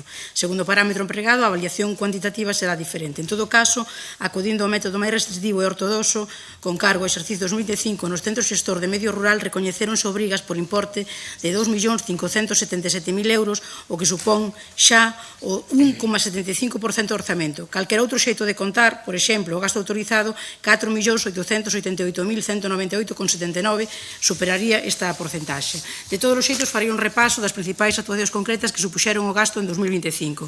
Temos dous contratos de mantemento, por unha parte o Servizo de Roza, limpeza e mantemento de marxes, o que se dedicaron 395.000 euros. Por outra, o Servizo de Mantemento de Vías Rurais, que supuxo outros 500.000. En segundo lugar, temos as cantidades destinadas á redacción de proxectos, conexión do sector da lavacolla ao abastecemento incluindo os núcleos da Sioña, Reboredo, Neiro e Vilamaior, 58.174 euros. Ampliación do abastecemento e saneamento de San Paio, San Xordo e Nacional 634, 58.888 euros. Colector xeral de saneamento na Sabugueira, 32.133 euros. Ampliación da rede de abastecemento pola variante de Aradas e dar servizo a Pardaces na Peregrina e Roán e Vilas en San Xoán de Fecha, 77.767 euros. Destes, os de Aradas e a Sabugueira son proxectos estratégicos porque dotarán de maior presión dous sectores da rede de abastecemento e permitirán ampliar a novos lugares a prestación do servizo. Tamén redactamos outros proxectos de menor importe para o saneamento en Reboredo, a pavimentación do Piñeiro do Eixo, as beirarrúas nos Vilares, en Grixó e en Albudiño, e a reposición de asfaltado en varias pistas, cun custo total de máis de 76.000 euros. En terceiro lugar, temos as obras. Completáronse o saneamento no Coto dos Olmos, en Bando, e a Non fase... lle vai dar tempo, sentindo moito, rematou o tempo, logo pasamos, se quere, por escrito, pasamos o resto das obras para que as teñan. Vale. Pasamos ao último dos rogos que vai ser considerado, que é o presentado polo Grupo Municipal do PSDG-PSOE para a reparación da rúa Antonio Casares. Cando queira, señor Guinarte. Como é sabido, esta rúa conecta a Rúa da Rosa coa Rúa do Hórreo, como se acredita nas fotografías que acompañamos con este rogo, presentan algúns puntos un aspecto de deterioro considerable, sendo unha rúa que, pois, ademais ten unha estrutura e un firme singular a base de pedra e adoquíns. O que propoñemos é que antes de que se incremente ese deterioro, se acometa a súa reparación e acondicionamento, aproveitaría para decir que se fixese, obviamente, mantendo os materiais orixinais que ten a rúa e non con asfaltado, en fin, poñendo verrugas de asfalto encima das fochancas, que se limite efectivamente a circulación de tráfico rodado, porque hai alternativas para esas conexións que permiten non usar esa rúa, que agora, ademais, ten un incremento moi notable de tráfico peonil derivado do funcionamento da intermodal, e esa é a vía que moita xente utiliza para acceder ao ensanche dende o paso de peóns que conecta coa intermodal. Grazas, señor Guinarte. Responde o señor Domínguez, cando queira. Grazas de novo. Sen dúbida, pois esta rúa tuvo unha execución, unha solución de pezas de pavimento que non resiste pola súa execución, pois o paso do tráfico rodado non resiste adecuadamente, está clarísimo. Estánse resolvendo puntualmente as incidencias co obxectivo de garantir a seguridade e a accesibilidade en esas zonas onde presenta un afundimento. Actuaremos nos puntos concretos que presentan este estado que precisa unha actuación máis urxente. Temos intención de traballar nun proxecto que valore mudar o pavimento se é necesario e resolver precisamente o problema a máis longo prazo. Actuaremos nos puntos concretos e en canto ao tráfico rodado, pois será o Departamento de Mobilidade quen debe valorar pois se hai algunha medida que se deba tomar para evitar pois esa alta presión de coches en esa zona. Ben, como seguinte rogo retírase da orde do día, facemos agora a pausa, volvemos a unha.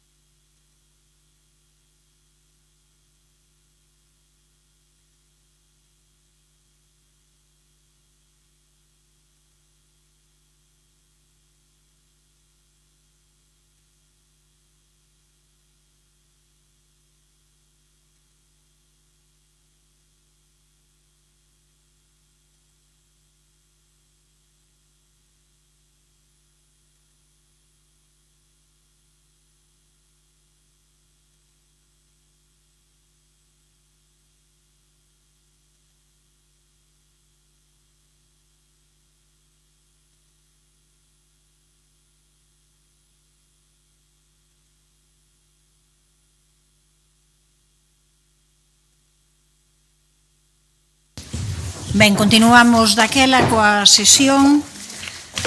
Pasamos ao apartado de preguntas. A primeira pregunta presentada polo concelleiro adscrito don Gonzalo Muiños sobre a promoción e xestión das instalacións deportivas municipais. Solicita a señora Castro, entendo, faga solicitude, entón, públicamente, por favor. Diga, si quere decir que solicitude Grazas, señora fai. alcaldesa. Sí, solicito públicamente que se rectifique cando se lle dixo a miña compañeira Marta Álvarez que cando se presentan as cousas hai que estar ben informados e a alcaldesa insistiu en que non recibiríamos ningunha orde de que ese punto iba a quedar retirado da orde do día na xunta de voceiros. E non é así. Nós temos unha comunicación que se nos dice que efectivamente na xunta de voceiros figuran como puntos 4 e 6 na orde do día da sesión Marta Álvarez e Grupo Municipal do Partido Popular respectivamente a súa retirada. De non retirarse, debateríanse conxuntamente. Ben, eu retiro en todo caso o que comentei antes, porque a verdade é que houve un malentendido. Eu, desde logo, o que sí que teño claro é que na xunta de portavoces, e hai aquí persoas que estaban ali presentes, o que acordamos foi outra cuestión, pero evidentemente foi un malentendido e o que acordáramos era que era un debate conxunto desas proposicións. Grazas, señora alcaldesa. Grazas, alcaldesa. Pasamos á pregunta oral sobre a promoción e xestión das instalacións deportivas municipais que fai o concelleiro don Gonzalo Muiños Sánchez, cando queira. Sí, en marzo do 25, o pleno desta corporación aprobou unha moción para instar ao goberno local a iniciar o procedimento de estudio e valoración que determinara o modelo de xestión do Parque Deportivo de Sar e do Complexo Deportivo Municipal de Santa Isabel a partir do remate da concesión. A Sociedade Mixta a Xestión de Actividades Deportivas e Espectáculos está actualmente a xestionar o Parque Deportivo de Sar, propiedade do Consorcio da Cidade de Santiago, que comprende o edificio multiuso das piscinas, así como o Complexo Deportivo Municipal de Santa Isabel, logo da prórroga aprobada polo Goberno local ata o 14 de xuño do 26. Deste xeito, cumpriríase un máximo desos 25 anos que estableceu o prego de cláusulas económico-administrativas aprobado en febreiro de 2001. Esta importante concesión remata nos meses en que se pusera en marcha un proceso de toma de decisións na procura de modelo de xestión máis sostible e viable, tendo en conta que a empresa mixta Xade conta na actualidade con 109 empregados entre xerencia, monitores, cafetería, mantemento e limpeza, que as súas instalacións precisan dun importante investimento en máquinas e equipos deportivos que se atopan obsoletos. Só se licitou un contrato para asesoramento técnico cos prazos que exceden o tempo en que se dispón para adoptar a decisión. A isto súmase a falta de avances evidente na licitación das obras para a construción dun novo complexo deportivo na zona sur da cidade, concretamente en Santa Marta. Isto a pesar de que no mes de agosto do 24 o Goberno local trasladara que se estaba actualizando ante o proxecto elaborado no anterior mandato cun novo estudio económico e a pesar tamén de que foi incluído no acordo de orzamentos que permitiu viabilizar as contas municipais do 25. No seguinte párrafo, que por lo que escoitamos estes días xa vai haber ese proxecto adiante gracias ás presións que houve por parte do Grupo Socialista. Entonces, mellor xa non comentalo. Entonces, o que vamos preguntar é a que se debe ese retraso na licitación das obras do complexo deportivo de Santa Marta, cal é a previsión para resolver o modelo de xestión tras o remate da concesión de Xade. Penso que ainda se está en licitación, entón hai un prazo nesa licitación para a empresa que ten que estudar o seu caso. Por iso estou agardando esa resposta a ver que solución se lle pode dar a esos 109 traballadores e traballadoras. Grazas, señor Muiños. Contesta a señora Lueiro cando queira. Ben, bo día de novo. Dei cumprida información destas tres cuestións que se formulan nunha interpelación que respondín no pleno do 31 de xullo e non me vou repetir, o que si vou facer é actualizar e informar como están nestes momentos. Por certo, aceptando que o contido desta pregunta contravén o previsto no regulamento orgánico do Pleno Municipal no punto 2 do artigo 102 que indica que só se pode incluir unha única cuestión. Respecto ao campo de fútbol de Villestro, na Xunta de Goberno local desta semana aprobouse o proxecto para cambiar o céspede sintético executando a base correspondente para instalar novo equipamento deportivo. O orzamento supón 577.800 89,55 euros e o prazo de execución, unha vez licitado, establecese en 2 meses. No que se refire a Santa Marta e Xade, a licitación para o servizo de asesoramento para organizar a xestión das instalacións deportivas, incluindo a elaboración de estudos de mercado, redacción de pregos e demais documentación que cumpra, está en proceso. A mesa de contratación requiriu documentación dunha das empresas e, en canto se cumpra o prazo, terá lugar a seguinte reunión deste órgano. Xa expliquei no pleno de xullo pasado que nun primeiro momento barallamos a xestión de SAR, Santa Isabel e Santa Marta por separado. Daí que reactiváramos xestións para licitar este último complexo. Mais, tras a análise da documentación existente e de constatar a necesidade de refacer o proceso desde o principio para cumprir coas novas normas, entendemos que resultaba máis rápido e coherente un tratamento conxunto que facilite a xestión integrada dos complexos deportivos municipais.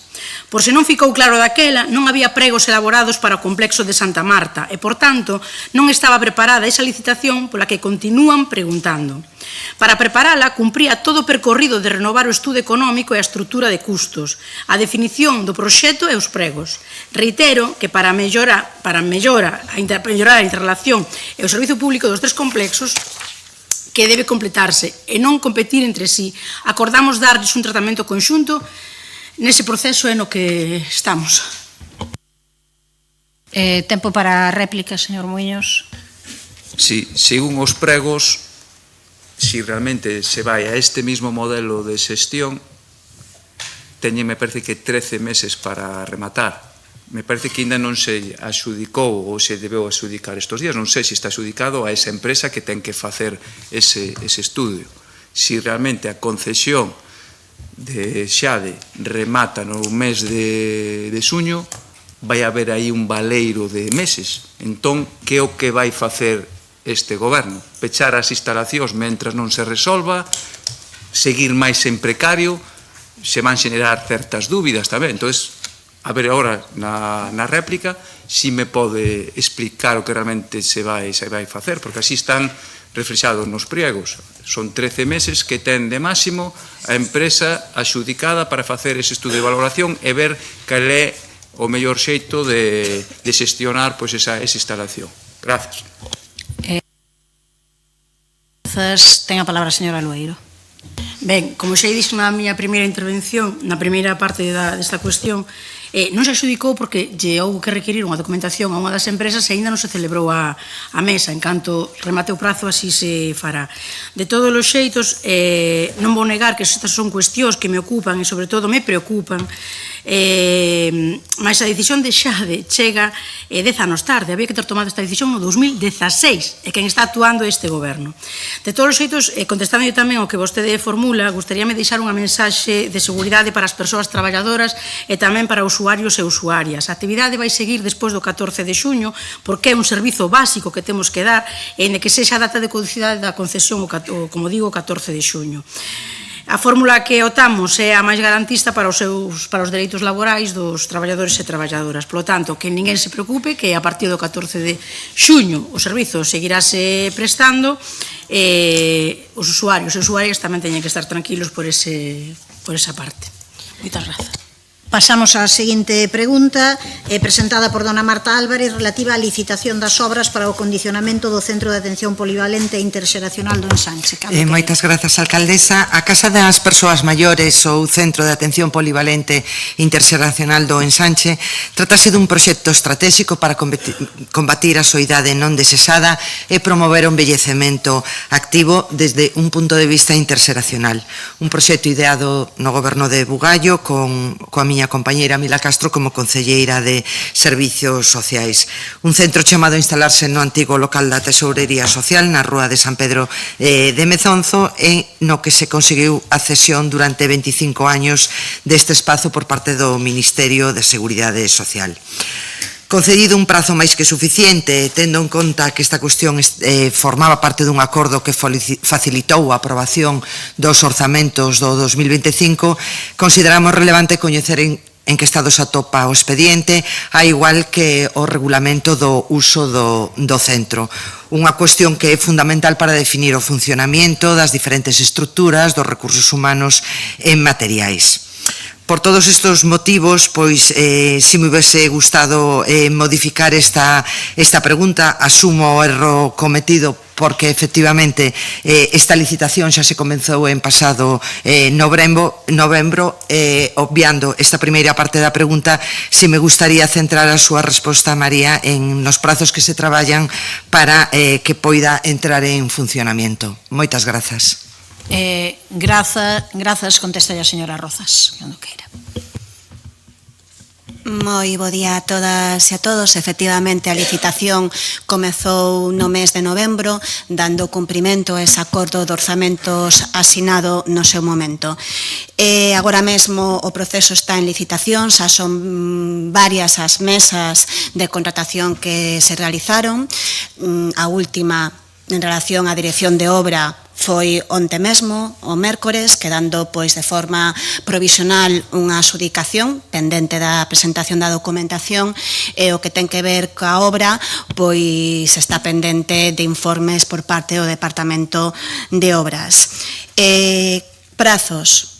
Hai unha cuestión moi importante para realizar este investimento, que é a aprobación de orzamentos do ano 2026. Como xa tiveron oportunidade de ver, este é un proxecto que está no anexo de investimentos do orzamento do 2026, con 1 millón de euros.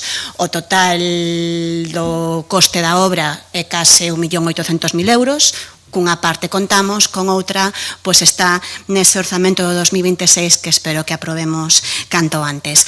O que sí, o traballo para decidir os usos iniciarase pois nas próximas semanas, será algo que faremos desde Servizos Sociais Municipais, contando co Consello de Persoas Maiores, porque será un regulamento, unha proposta de normas que se faga de forma participada. Non sei se quere utilizar o minuto, non? Pasamos á seguinte pregunta, presentada por dona Mercedes Rosón, sobre a posta en marcha da empresa pública de vivenda e solo. Cando queira. Sí. Bueno, en novembro do ano 2021 aprobouse en pleno municipal, ca abstención do Partido Popular e de Compostela Aberta, o inicio do procedimento para a creación dunha sociedade mercantil con capital do Concello, cuxo obxectivo e a finalidade fora a actividade urbanística, especialmente a promoción, tenencia, xestión e administración do solo, o patrimonio e vivenda. Así figura na súa providencia asinada polo alcalde Sánchez de Bugalló nese mesmo mes. Ante a falta de avances e intención feita pública polo goberno local de estreitar o obxecto da empresa, reducindo a súa función a rehabilitación, alcanzouse, creo que todos aquí o recordamos, o acordo incluído no pacto para aprobar os orzamentos do ano 25 de impulsar a constitución de dita empresa, consente o acordo do ano 21, cuxa orientación debía primar a rehabilitación para ofertar vivendas en alugueiro, pero sen excluir a promoción de nova vivenda en solo urbanizable non consolidado, algo que ata agora pois non ocorreu. É fundamental, creo que non se lle escapa a ninguén, pois esta ferramenta que teña un enfoque urbanístico global, e para iso pois debe dar prioridade pois a todos eses solos non consolidados que se atopan pois na contorna da cidade, e que se trata de pezas que poderán ser ocupadas para promover vivenda, eses ocos valeiros que quedaron sen desenvolver e que todos debemos impulsar tamén para coser a cidade. Unha nova sociedade que ten que ser capaz de promocionar, construir e rehabilitar toda a clase de vivendas, así como redactar plans de ordenación e proxectos de urbanización, podendo incluso abranguer a xestión, a administración e conservación de equipamentos ou dotacións públicas, así como a xestión de fondos e subvencións para a promoción e rehabilitación de vivendas. Para alcanzar todo isto, debe primeiro ser constituída, e a nosa pregunta que facemos hoxe: con que previsión traballa o Goberno Municipal para constituir efectivamente a empresa pública de vivenda e solo? Grazas. Grazas. Ten a palabra o señor Lestegas, cando queira. Hola, contolle como está a situación. Temos a proposta de memoria justificativa para a creación da nova empresa municipal de vivenda, pero queremos someter a avaliación por parte da intervención municipal antes de someterla a consideración da Comisión Especial.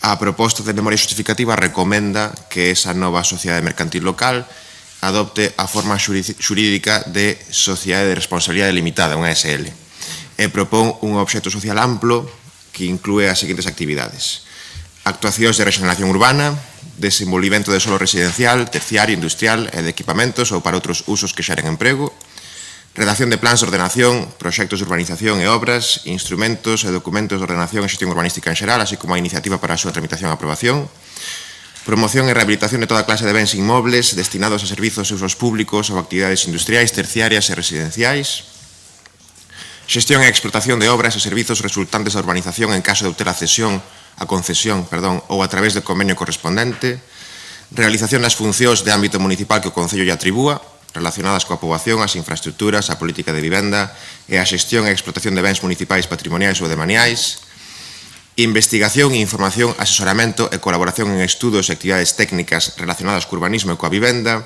e calquera outra actividade relacionada coas anteriores, incluída a construción ou alugueiro de inmobles. Estas actividades, como ven, clasifícanse en dous grandes grupos. Por unha banda, actuacións de regeneración urbana, rehabilitación, urbanización e promoción de edificacións, nomeadamente de uso residencial, pero non exclusivamente, e, por outra banda, prestación de servizos de todo tipo no ámbito urbanístico ao Concello ou tamén a terceiros confiados polo Concello. Obviamente, se o Partido Popular non tivese liquidado, cando gobernou, a empresa municipal de vivenda solo que existía, non sería necesario agora crear outro. Se o Partido Popular non tivese liquidado Movisa en 2012, en plena crise inmobiliaria, cando máis falta facía ese instrumento, a situación hoxe en materia de vivenda en Santiago de Compostela sería, sen dúbida, ben diferente. Dicía daquela o Partido Popular que coa desaparición de Movisa gañaríamos todos, claramente non foi así, é importante ter memoria. Gracias. Quere utilizar un minuto, señora Rosón?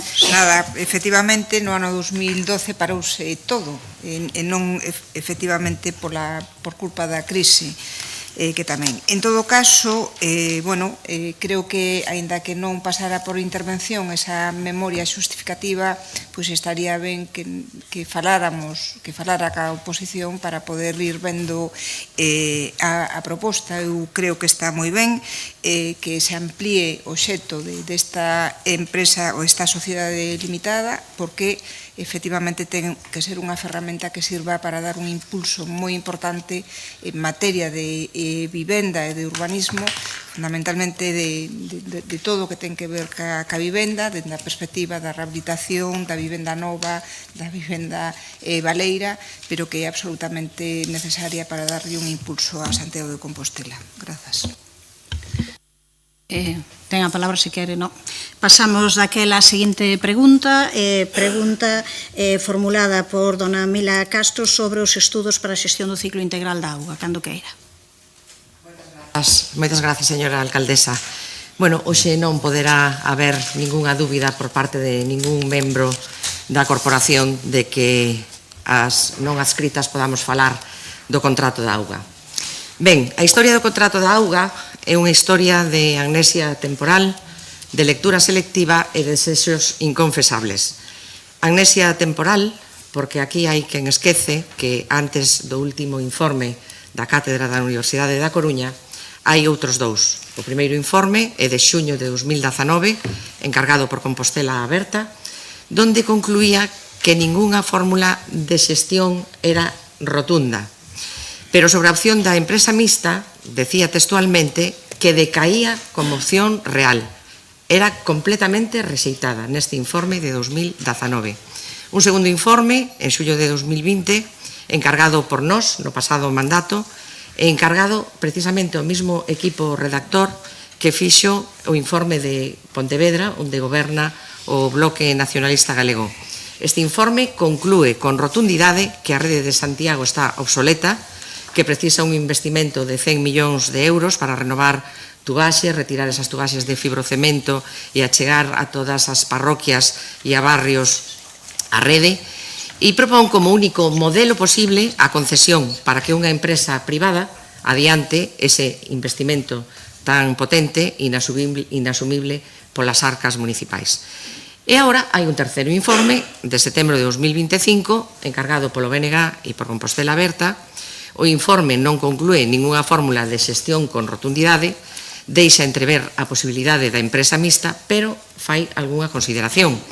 Non garante que sexa o modelo máis sostible, di que non existen argumentos obxectivos para asumir ningunha fórmula de xestión, digo literalmente é o que di o informe, e admite o propio informe que Santiago non pode crear unha empresa mixta por estar sometido neste momento a un plan económico financiero a lo menos hasta 2027.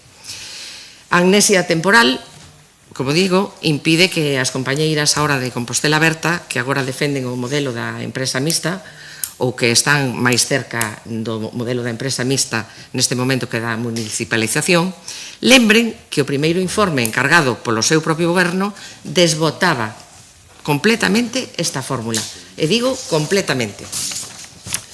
En canto á lectura selectiva, impide que o BNG e Compostela Aberta lean o que pon o terceiro informe, que non é obxectivamente superior á empresa mixta e que é un modelo irrealizable en Santiago polo de agora. Ademais de ofrecer un calendario a 20 anos. E os desexos inconfesables son os do BNG e concretamente os da alcaldesa, que estou segurísima que como eu, se ela sabe que só existe un modelo posible que é o que propón o segundo informe o encargado no anterior mandato, o modelo da concesión, que precisamente é o modelo que o BNG aplica en todos os concellos que goberna, salvo aquí. A irresponsabilidade do pasado de novo bate na porta da alcaldesa, a mesma alcaldesa, aquela que bloqueou a operación Peloteiro, que se puxo de lado na regulación das vivendas turísticas e agachou a cabeza, decía o meu compañeiro Gonzalo Muiños, cando se someteu a ordenanza de circulación a votación. Bueno, pois agora ve tamén como o contrato de auga está atascado, porque no pasado mandato tamén foi ela partícipe do bloqueo da renovación. Bueno, a pregunta, despois de todo isto que acabo de decir, é clara. Como xustifica o goberno local as discrepancias entre o informe de xuño de 2019 e o informe de setembro de 2025? Mais nada, grazas. Grazas. Utilizou todo o seu tempo. Responde o señor Domínguez, cando queira. Grazas, señora alcaldesa. O primeiro, preciso aclarar que o goberno local non lle presentou a oposición informe ningún. Foi presentado pola FUAC, a Fundación da Universidade da Coruña, como resultado dun acordo da propia comisión. O Pleno acordou crear unha comisión para analizar a forma máis eficiente e sustentable para a xestión da auga, dándolle a debida importancia a decisión sobre o principal servizo que prestamos e que ten implicacións ambientais, sociais e económicas. Unha responsabilidade que deberíamos executar sen caer en apriorismos, partidismos ou calquera outro tipo de intereses alleos aos interese público. A Comisión ten que elaborar as súas propias conclusións. O Pleno pediulle expresamente que tivese en conta un informe e deixou aberta a opción a solicitar máis. A Comisión acordou solicitarlle á Cátedra da Auga da Universidade da Coruña un novo estudo e o Goberno limitouse a tramitar un acordo para verificar o encargo. Tanto o equipo redactor, con profesionais do ámbito xurídico, económico, da enxeñería hidráulica, a metodoloxía e demais pormenores foron decisión da Universidade e totalmente independentes deste goberno. Non teño datos sobre como se encargaron os anteriores estudos, mas este goberno non orientou as conclusións do informe en ningún sentido. Polo tanto, non cabe pedirlle contas sobre coincidencias ou contradiccións. A proba máis evidente pois son as reticencias que non deixan de sinalar. O informe non alcanza unha rotundidade tan clara nas súas conclusións como facía o do 2020. Ese si encargado polo goberno anterior e asinado por 3 profesionais externos sen referencia á cobertura científica de institución ningunha, mais si co logo do Concello, o que non deixa de ser unha forma curiosa de presentalo. Unha afirmación tan rotunda nun asunto tan complexo queda un pouco en entredito cando se afonda nas bases que a sustentaron, como analizou con detalle o informe actual. Coa dificultade para ter datos totalmente fiables da concesión actual e a complexidade que supón o servizo en sí, o estado das infraestructuras ou o cambiante contexto ambiental e económico, a prudencia parece máis fiable e rigorosa. Así pois, o informe da FUAC non ten que coincidir nin discrepar nin ningún porque é un informe independente, elaborado por un equipo diferente dos anteriores en un momento ben distinto do anterior.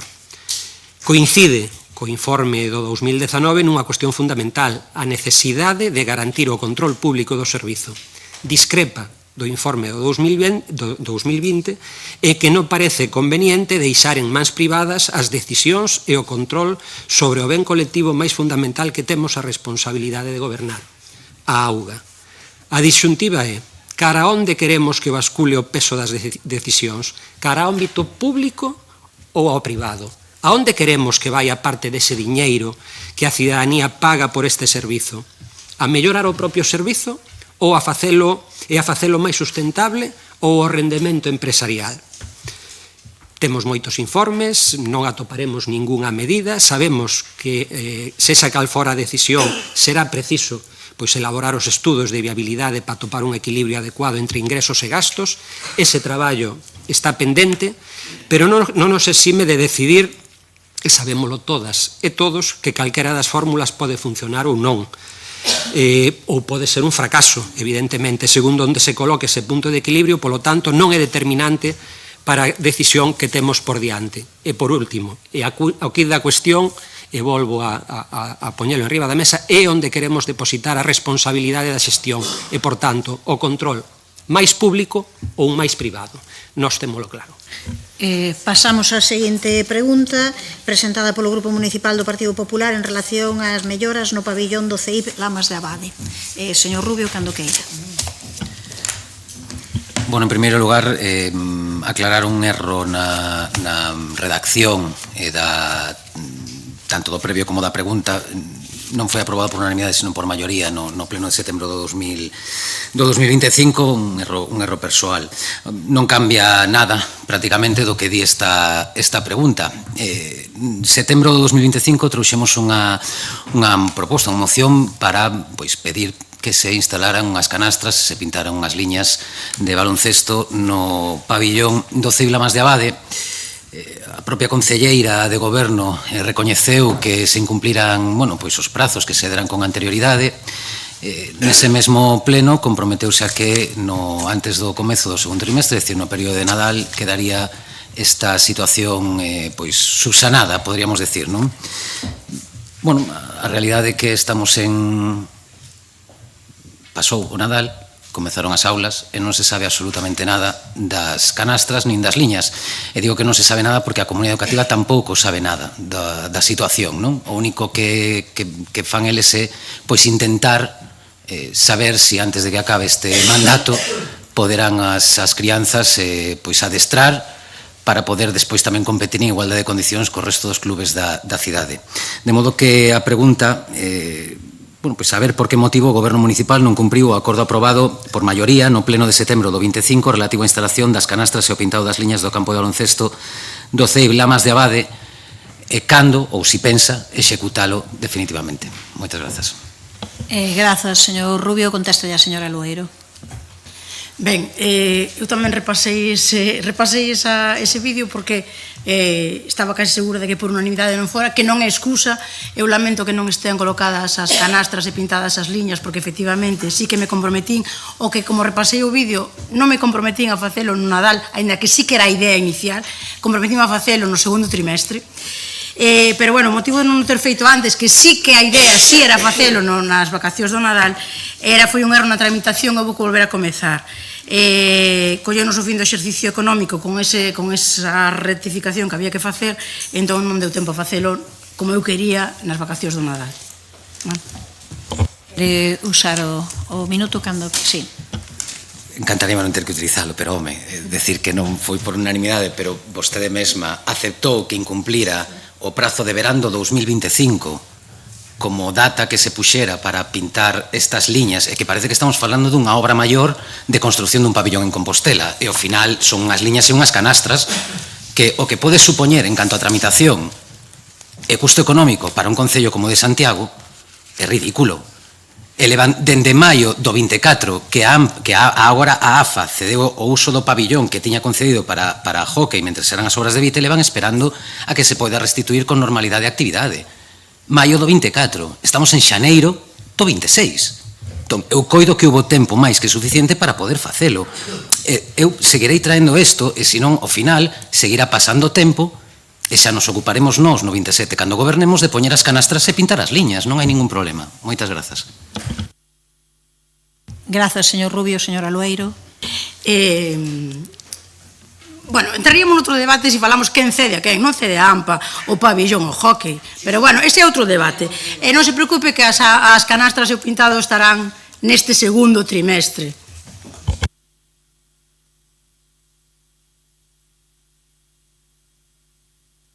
Pasamos á seguinte pregunta presentada polo Grupo Municipal do Partido Popular sobre a falta de mantemento e bo funcionamento dos servizos na Rocha que ten zonas nun estado lamentable. Señora Barcia, cando queira. Bo día a todos e a todas. Ao longo desta legislatura recibimos numerosas queixas polo abandono sistemático dos servizos municipais en distintas zonas do Concello. Neste caso, imos a falar e darlle voz aos veciños da Rocha, onde a veciñanza leva anos soportando unha situación de deixadez absoluta por parte do Goberno de San Martín. Nada que nos sorprenda. As deficiencias existentes non son nin puntuais nin illadas, senón reiteradas. Inexistencia de iluminación pública, falta de limpeza, ausencia de desbroces, mantemento deficientes dos viarios e presenzas constantes de fochancas que vai ter razón o meu compañeiro Villa e vamos poder facer aquí unhas termas na cidade de Compostela, que cada vez son máis numerosas e perigosas. Por outra banda, tamén temos as obras do Castillo da Rocha que están inacabadas. Unha ponte peatonal, isto que van a ter que ir en canoa ou poden ir pescar ou tamén facer aquí as termas, porque todo o que hai son bolsas de auga que os veciños ven obrigados a colocar pedras para poder transitar por esta ponte. Así son as obras e a execución e o desleixo do Goberno de San Martín. E podemos continuar. Este Goberno incumpre de forma directa unha obriga legal. Non é unha mera cuestión de prioridade política. Esta situación resulta especialmente grave na avenida de Pontevedra, unha vía que cada vez é máis transitada, tanto por veciños como por peregrinos. Veciños e veciñas denuncian isto ano tras ano, mes tras mes e día tras día, e viven con medo debido a ausencia total por falta de luz, vendose obrigados a usar as lanternas dos seus teléfonos. As reclamacións veciñais veñen realizadas de maneira continuada desde o ano 2023 a través de Línea Verde, de escritos formais. Tamén o Partido Popular deulle voz aos veciños en distintas comisións de queixas e, caso omiso, demos datos máis que suficientes para poder dirixirse concretamente aos veciños que poñían as queixas, pero seguimos sin poñerse en contacto con estas persoas. Eu non sei de verdade a que se dedican e despois vai abrir a alcaldesa ahora o seu despacho despois de todos estes anos gobernando para recibir os veciños. Que vai facer a alcaldesa? Control C, control V, copia e pega, porque iso que se dedica o goberno local de San Martín, veciños e veciñas, nas contestacións ás súas queixas, un copia e pega. Veciña da Rocha, veciña de Marrozos, a mesma contestación, con puntos e comas. Isto é o que se dedica, isto é o que se dedica o goberno de San Martín. Isto importalle a cidadanía ao goberno de San Martín, importanlle as súas queixas, estanlle dando solucións, prestan atención e o que teñen que facer é ler atentamente cada queixa de cada veciño, senón para que habilitan tanto a Línea Verde como as queixas por rexistro formal ou por calquer outro tipo de vía. Non decían vostedes, señor Emilio Louzao, que eran un goberno que escoitaba os veciños, que atendía as súas demandas. Como? Con control C, control V, control C, control V. Graven un vídeo da alcaldesa e poñanllo en YouTube para que os veciños xa saiban as respostas que van a recibir. Así traballa, señores e señoras, o goberno de San Martín. Non lles importa definitivamente nada da nosa cidade. Menos mal que queda moi pouquiño para que sigan gobernando. Como decía, ningunha destas reclamacións foi atendida. Os veciños xa non saben que facer. Non hai escoita, non hai atención, non hai solución. Só promesas baleiras e respostas automáticas. Se algo define a xestión do goberno de San Martín é, por desgracia, a mentira sistemática, ata o punto de poder calificalo como goberno das mentiras. Nada máis que decir polo momento. Danlle 7 segundos. Contesta o señor Domínguez cando queira. Grazas, señora alcaldesa. Non sabía que iban a falar das obras do proxecto Sars-Arela-Vilar, pero simplemente comunicarles que é unha obra que non se recibeu, que está en contratación a resolución do contrato precisamente pola suspensión de pagos e posiblemente a quebra da empresa que comezou esa obra, co cal dependemos de trámites administrativos para poder liberar a partida e poder rematala. Este goberno mantén un diálogo directo con todas as asociacións de Compostela, tamén, perdón, por favor, creo por favor non interrompan. Non tiña aprendido Perdón. Nada, coñecemos de primeira man os problemas de cada barrio e tamén no da Rocha Bella, onde me teño reunido coas asociacións, tanto coa cultural como a veciñal, e probablemente coñeza os problemas en maior grado que vostede, que trae este pleno generalidades e unha visión catastrofista e incluso pouco ridícula. A súa exposición de motivos fala de copia e pega, iso é precisamente o que parece a argumentación desta pregunta. Somos conscientes de que queda moito por facer. Planifícanse as actuacións nos barrios e parroquias en función dos medios materiais e humanos dispoñibles e tamén coordinando os traballos de todas as localizacións segundo a urxencia e tipoloxía. Unha das demandas da veciñanza da Rocha de fai uns meses era a limpeza de cunetas para mellorar a drenaxe da auga de chuvia. Comezamos os traballos na Rúa do Piñeiro, que nos indicaron como prioritaria. Continuaremos con eses traballos noutras rúas unha vez que a meteoroloxía o permita. O ano pasado melloramos o pavimento na Rúa do Churruchao en varios panos, unha actuación tamén moi demandada pola veciñanza. Tamén se reordenaron os colectores de recollida de lixo, aproveitando incluir a recollida o colector de aceite. Tamén recollemos necesidades de acometer de cara a nova campaña de reparación que se realizará coa chegada do bo tempo, como cada ano, entre elas a reparación do pavimento da Rúa Serafín Zas e do bacheado na Rúa do Piñeiro ou no Beadiño, onde tamén estamos estudando a reposición do firme. Na Rúa Rocha Nova temos pendente executar unha actuación para mellorar a accesibilidade, unha demanda dunha persoa con mobilidade reducida que afecta directamente a esta persoa. Está en estudo por parte do Servizo de Obras e tamén se executará o antes posible. Puxos en funcionamento o parque infantil unha vez recibido a carón do local social o ano pasado tamén, executado en este caso pola Xunta de Compensación. Por outra parte, o Concello redactou o proxecto constructivo para ampliación do centro sociocultural para a creación dun pabillón no espazo exterior do centro na mesma parcela. O 13 de novembro asinouse o convenio entre o Concello e a Deputación para a execución da obra que será cofinanciada polas dúas administracións e será agora a Deputación a que licite e execute as obras nos próximos meses. Licitouse tamén o contrato de mantemento da contorna do Castelo da Rocha no outono do 2025 co carácter plurianual ata o ano 2028. Entrará en vigor próximamente e, por tanto, sabemos da falta que queda moito por facer, mas temos tamén coñecemento moito mellor, moito máis a pé de rúa do barrio e das súas necesidades e seguiremos traballando por mellorar todas e cada unha das súas demandas. Ben, ten 7 segundos. Acaba de decir que a miña... Non van. Non apaga este. Avisastes a Isidro. No, pois levántate se queres ali e volvemos a poñer. Dio desde ali. Bueno, como queira, pero hai outro micro ali. Bueno, esperamos.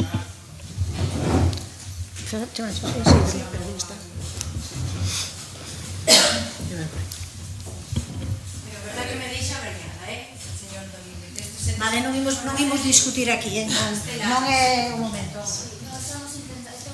Sí, xa lle. A última vez desenchufou aquí, enchufou, si queredes pronto. Sí, dalle. A outra vez desenchufou aquel, pero non van estes agora. Sí, pero a última vez desenchufalos. Hai que desenchufalos todos. Está apagado. A ver, agora se vai. Non se apaga. Apaga, o único desenchufalos todos. A ver, espera.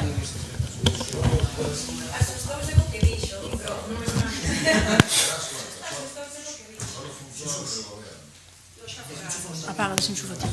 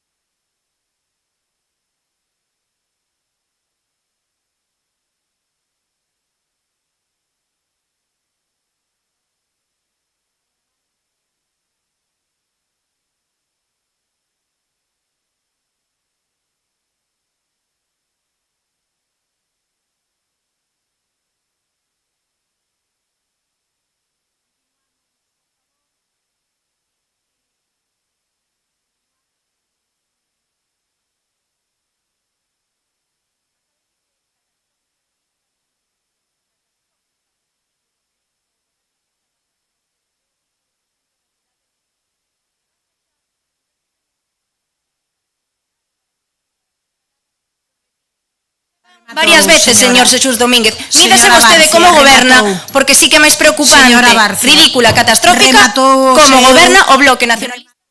Seu tempo, señora Barcia. Pregolles, dixo que lle sobraban os 7 segundos e logo ao final non o fixo. Teñen que sobrarlle, señor Domínguez, os 20 segundos que ten vostede. Por tanto, a chegar a 40 ten que parar. O que quero deixar claro é que tomamos nota de todas as peticións, queixas e suxestións da veciñanza e que intentamos resolvelas o antes posible. Grazas. Pasamos á seguinte pregunta, presentada polo Partido Popular sobre o estado de abandono da antiga oficina de turismo depositada na rúa Ramón Piñeiro e que actuación ten previsto realizar o Concello para evitar os perigos que actualmente orixina. Señor Constenla, cando queira. Muchas gracias. Bueno, pues traemos a este pleno hoy una pregunta que tiene que ver con la seguridad, con la convivencia y, desde luego, con la responsabilidad que tiene este Concello sobre el espacio público y sobre los bienes de titularidad municipal. En la calle Ramón Piñeiro se encuentra instalada desde hace años la antigua oficina de turismo diseñada por Jorge Peguedelles para la Plaza de Galicia. Lo que debía ser lo que iba a ser una instalación temporal, pues se ha convertido con el paso del tiempo y la absoluta falta de mantenimiento en una estructura abandonada en plena vía pública. El estado actual de esta instalación es claramente preocupante, son visibles a simple vista elementos metálicos oxidados, rotos, cortantes, etcétera, ¿no? Por tanto, existe un claro y evidente riesgo para los viandantes, riesgo que se ve cualificado por el hecho de que se encuentra a muy escasos metros de un parque infantil y porque es una zona transitada, como digo, por familias y niños pequeños. Pero además del riesgo físico, esta situación genera una importante preocupación vecinal, ya que en la propia instalación que nos ocupa, bueno, pues hay un cierto trasiego de personas que entran y salen y que de manera cotidiana, pues bueno, en estado de embriaguez, pues se pelean, ¿no? Y aquí conviene ser claros, no puede haber estructuras abandonadas en el espacio público y mucho menos cuando son de titularidad municipal. El abandono del patrimonio público perjudica a los vecinos, degrada el entorno urbano y transmite una imagen de dejadez impropia de nuestra ciudad. Al tiempo, no podemos ignorar otro hecho concreto, que es que la realidad social que se da en ese espacio, como decía, personas que la están ocupando esa instalación como vivienda cotidiana, como lugar en el que duermen, bueno, pues ese abandono no es la solución, ni desde el punto de vista urbano, como decía, ni desde luego desde el punto de vista social. Por tanto, también es urgente habilitar a los servicios sociales para que ofrezcan alternativas dignas, seguras y humanas a las personas que, como digo, ocupan en la actualidad ese espacio. Creemos que esta situación exige menos inacción y más gestión, menos dejadez y más responsabilidad y, sobre todo, respuestas claras y actuaciones inmediatas. Muchísimas gracias. Gracias, señor Constenla. Contesta o señor Duro cando queira. Gracias, alcaldesa. A ver, xúntanse varias cuestións na súa pregunta. No que ten que ver coa seguridade, constanos algunha intervención menor, moi poucas, creo que son 2. Existe unha especial atención por parte da Policía Local sobre ese punto, pero, bueno, eu non me atrevería a consideralo perigoso, nin moito menos. En canto ao estado da instalación, evidentemente é mellorable. Hai xa 20 anos que esa caseta foi retirada da Praza Galicia e vese que non é doado atoparlle un novo destino cando pasaron 2 décadas e gobernos de todas as cores. E ningún, pois, deu, nin dimos coa solución a caída para estruturas. Eu, a verdade, non son moito de citar a Felipe González, e cada vez menos, pero aquilo dos xarróns chinos ben pode ser aplicable aquí máis que aos expresidentes. En todo caso, eu podolle dicir que as concellerías implicadas estudarán a situación e as alternativas posibles. Grazas. Grazas. Non sei se quere comentar algo, señor Constenla. Sí.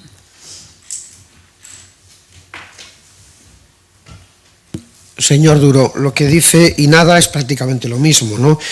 Alegar su falta de acción, su completa inacción, en que llevamos más de 20 años con un problema en la vía pública y que han pasado todo tipo de administraciones, pues es como un guiño al sol diciendo soy absolutamente incapaz de gestionar una responsabilidad que tengo y, por tanto, como nadie lo ha hecho antes, pues yo, como soy incapaz, tampoco lo gestiono, ¿no? Mire, yo entiendo que eso puede ser un elemento socorrido, pero me parece que en absoluto la excusa puede ser un elemento definitivo ni definitorio de la capacidad de gestión y de intervención de un responsable político, ¿no? Dice usted, bueno, ha habido pequeñas intervenciones mejorables. Bueno, me alegro que el calificativo mejorables lo compartimos, ¿no?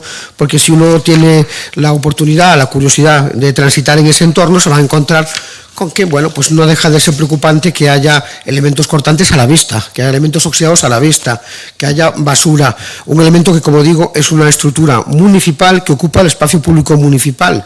Por tanto, yo esperaba de usted pues una mayor implicación, esperaba que al menos me dijese, mire usted, nos vamos a llevar al depósito municipal, porque cuando ustedes les... solo por acabar la frase, si es tan amable, no consumí lo anterior, pero por acabar la frase. Cuando ustedes tienen interés lo resuelven, cuando ustedes se llevan una farola de la antigua estación de Renfe para rehabilitarla, entre comillas, y se la llevan al depósito, ahí está. Oiga, ponga usted voluntad y resuelva este problema. Muchas gracias. Señor Duro, cando queira. Vale. Pasamos daquela seguinte pregunta. A seguinte pregunta é a presentada polo Grupo Municipal do PSDG-PSOE sobre o patrimonio urbano do barrio das Fontiñas. Señora Val, cando queira. Moitas gracias, alcaldesa. Bueno, foron varios os veciños, tamén a Asociación do Barrio de Fontiñas, que nos trasladou a súa inquedanza polo paradoiro da estatua da maternidade do escultor Manuel Buciños, ubicada habitualmente na zona axardinada da entrada de área central. Non é o único elemento do patrimonio moble urbano que botan en falta, xa que tamén ignoran onde pode estar a placa conmemorativa da inauguración de área central. A escultura da maternidade é un dos temas máis recorrentes de Manuel Buciños, un dos escultores galegos contemporáneos máis relevantes e renovador da concepción da arte nos espazos públicos.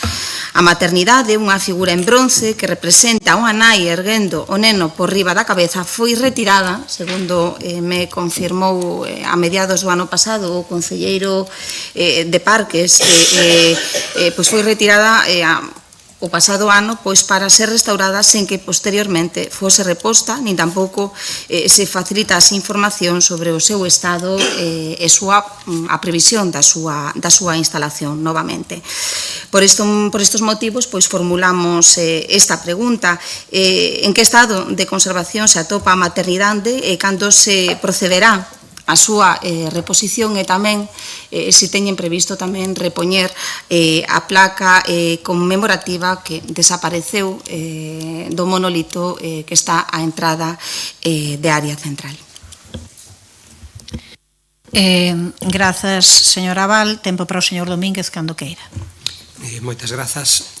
A escultura de bronce a que fai referencia de Manuel Buciños, denominada Maternidade, unha obra datada no 1975 e que estaba situada na zona xardinada fronte á fachada principal de área central, foi retirada, como ben decía, polo Servizo de Parques e Xardíns unha vez que se tivo coñecemento ou atopala desprazada da súa base, descoñecéndose a causa da rotura da súa fixación á base de pedra.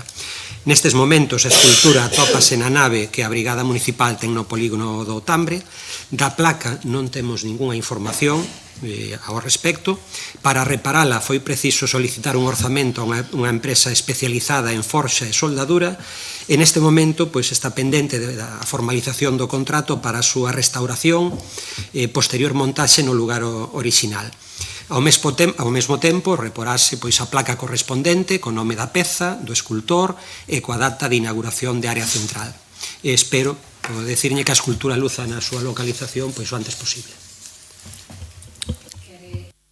Quere facer... Sí, moi breve. Non sei se nos pode avanzar ou concretar prazos, se entendemos que durante o primeiro semestre do ano 2026 pois entendemos que ambos dous elementos pois estarán repostos, e tamén agradecemos que no sucesivo pois cando se retiren elementos do espazo urbano pois se informe pois ás veciñas e veciños a través da representación veciñal, porque realmente, claro, cando non o viron, pois non sabían realmente a que se debía. En calquera caso, alegrámonos que estén procedendo a súa restauración, alegrámonos tamén de que en breve, entendemos, pois vayan a estar repostos pois estes dous elementos pequenos, pero importantes.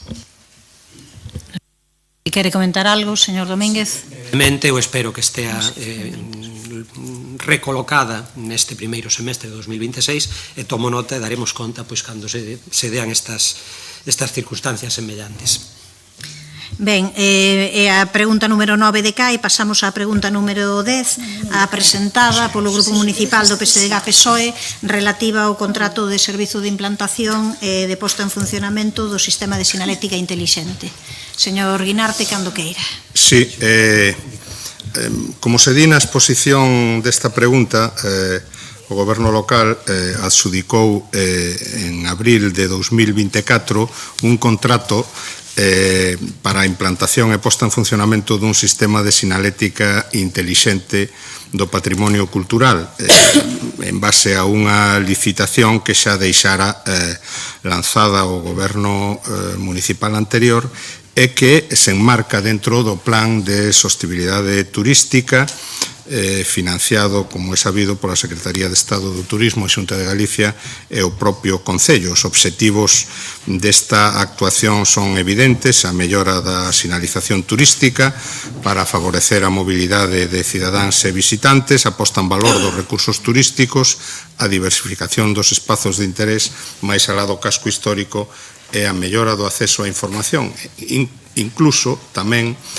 a posibilidade de ofrecer itinerarios alternativos e de regular os fluxos urbanos, porque os modernos sistemas de información turística permiten eso.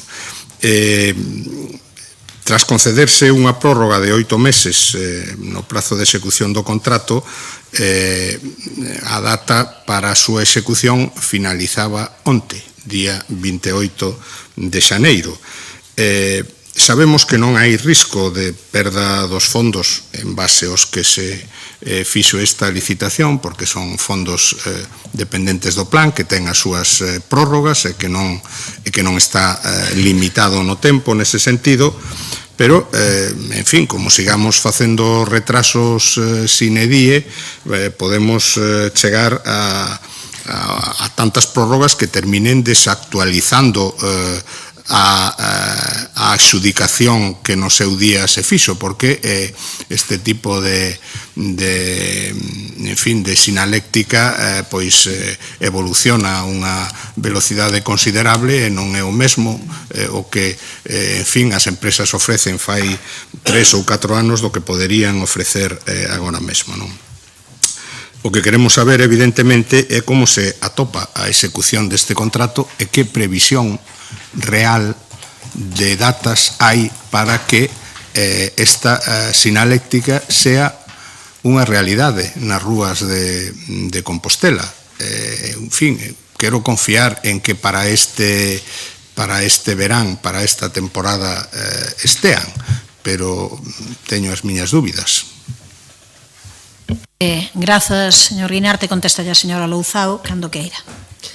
Ben, pois moi bo día a todos e a todas, tamén as persoas que nos están vendo. Houbo unha serie de cuestións que ralentizaron a execución do contrato, cuestións atribuíbles ao Concello de Santiago, por iso decidimos dar unha nova prórroga de acordo coa empresa de 6 meses, que é o tempo que o persoal técnico considerou necesario, considerou preciso para reaxustar ese retraso producido. Esa prórroga foi aprobada en Xunta de Goberno Local esta mesma semana e leva a data de final do contrato o 28 de xullo deste mesmo ano. A fase primeira do contrato está xa rematada e, polo tanto, xa temos validados, xa demos por conforme, xa están entregados pois o inventario e diagnose da sinalización turística actual, o estudo e xerarquización de polos e o estudo de accesibilidade da sinalización, a definición dos destinos a sinalizar en cada intersección, os manuais de sinalización turística convencional, tamén o manual de sinalización turística intelixente, o plan de localización e o deseño dos equipamentos a suministrar e tamén o informe dos contidos xerados para os diferentes dispositivos que van integrar eses sinais intelixentes. Hai que ter en conta que os lugares para a instalación tanto dos 14 sinais direccionais, dos tótems como das mesas informativas tiveron que ser validadas na Comisión Asesora de Patrimonio. Isto unido a que son varios os departamentos que están traballando na toma de decisións deste contrato e tamén que para a colocación de determinados elementos necesitamos ter o permiso doutras administracións fixo, como dicía ao comezo da miña intervención, que houvese un retraso administrativo.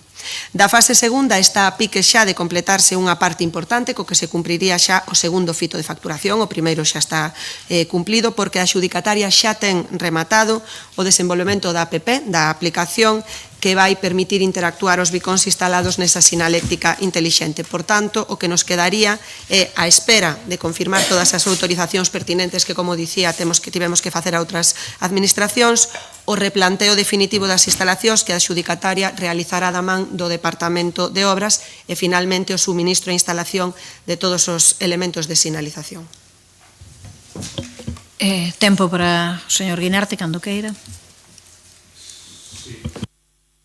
Sí, confiamos en que esa data a que vostede facía referencia sexa a data final deste proxecto, que sexa, en fin, o límite entre o proxecto e a realidade.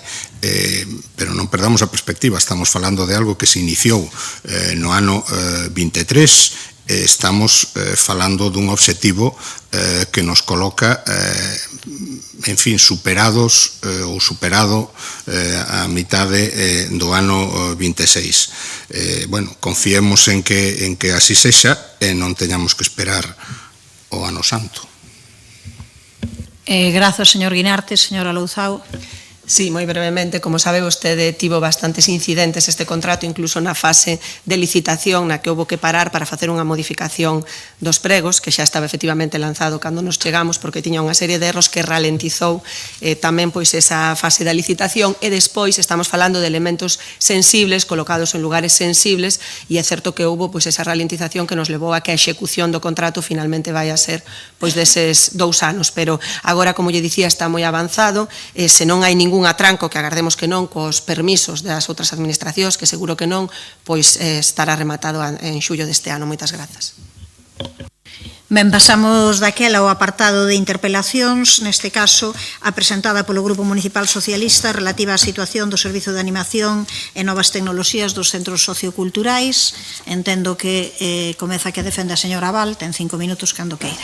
Moitas gracias, alcaldesa. Bueno, pois como estamos a ver a situación que estamos a vivir nos centros socioculturais, en concreto a xestión que está a facer o equipo de goberno, é realmente preocupante. É preocupante pois por varios motivos. En primeiro lugar, e xo dixemos en reiteradas ocasións, queremos expresar a nosa fonda preocupación por a eliminación da reserva do lote de conserxería para centros especiais de emprego, de iniciativa social e para empresas de inserción. Falamos dunha reserva que impulsamos na legislatura pasada e que supuxo un avance moi importante na inclusión laboral real e efectiva das persoas con discapacidade. E que fixo este goberno municipal que tanto presume de social? Eliminou esa reserva, fixo ademais coa responsabilidade dun concelleiro de Compostela Berta cando este mesmo partido político baixo o goberno de Martiño Noriega aprobou no ano 2017 un acordo para reservar o 5% dos contratos públicos a centros especiais de emprego. Un acordo que, por certo, o actual goberno está a incumprir na súa totalidade, xa que no que vai de mandato non licitaron ningún só contrato reservado, ningún só contrato maior reservado. De aí a nosa primeira pregunta, por que eliminou o goberno municipal a reserva do lote de conserxería a centros especiais de emprego? Outra das cuestións que nos preocupan e que xa manifestamos aquí os diferentes concelleiros que intervimos é a xestión, ou mellor dito, a mala xestión que fixo o equipo de goberno en relación cos contratos de animación e de novas tecnoloxías fronte aos incumprimentos públicos e notorios da empresa adxudicataria.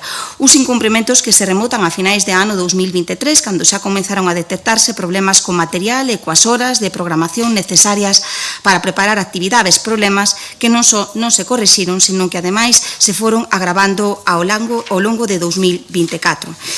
E dende finais de 2024, ademais dos incumprimentos na prestación dos servicios que acabamos de citar, a empresa tamén comeza a incumprir coas súas traballadoras e traballadores, producíndose os primeiros atrasos no pagamento dos salarios. Naquel momento xa se advertía, de feito, en decembro de 2024, que a situación económica da empresa Serviplus estaba a poñer en risco o cumprimento dos contratos, de ambos os dous contratos, chegando incluso a solicitar a súa rescisión, tal e como manifestou o concelleiro delegado, señor Duro, no mes de decembro de 2024. Dende outubro de 2025 a situación da empresa empeora, gravemente, e os atrasos, como xa coñecemos todos, os atrasos habituais no pagamento das nóminas, pois convértense en impagos totais. Outubro, novembro, decembro, paga extra de decembro e xaneiro. Hai persoal da empresa, como dixo a concelleira Marta Álvarez, ao que se lle adebedan máis de 6.000 euros, unha situación realmente insostible.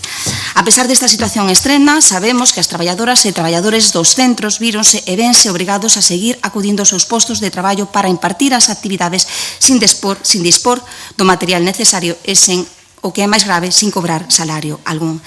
E que fai o Goberno municipal ante esta situación? Pois maila ter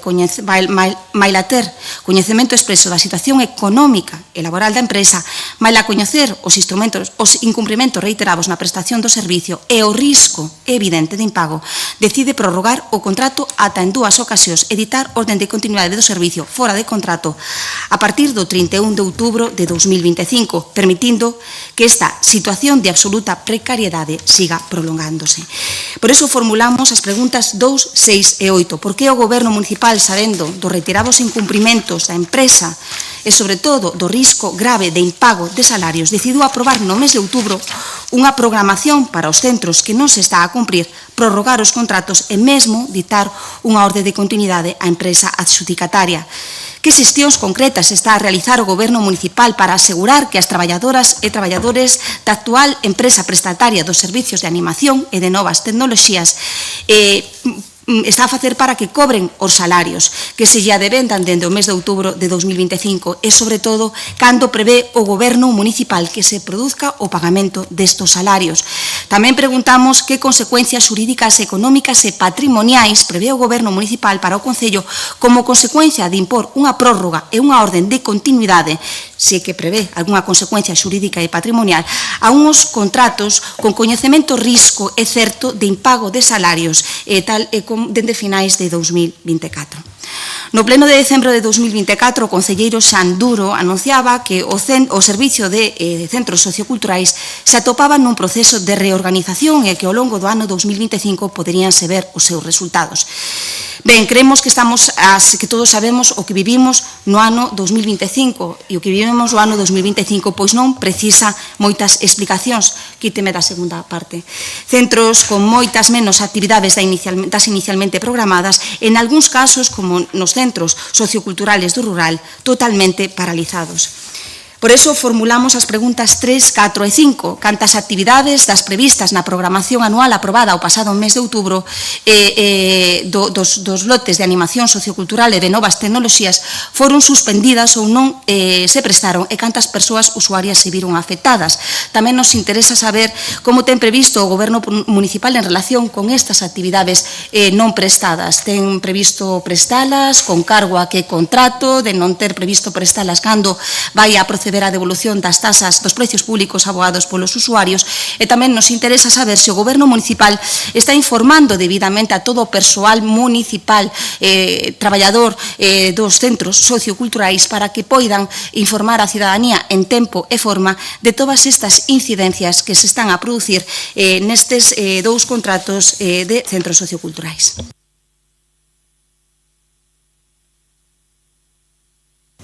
Grazas, señora Abal.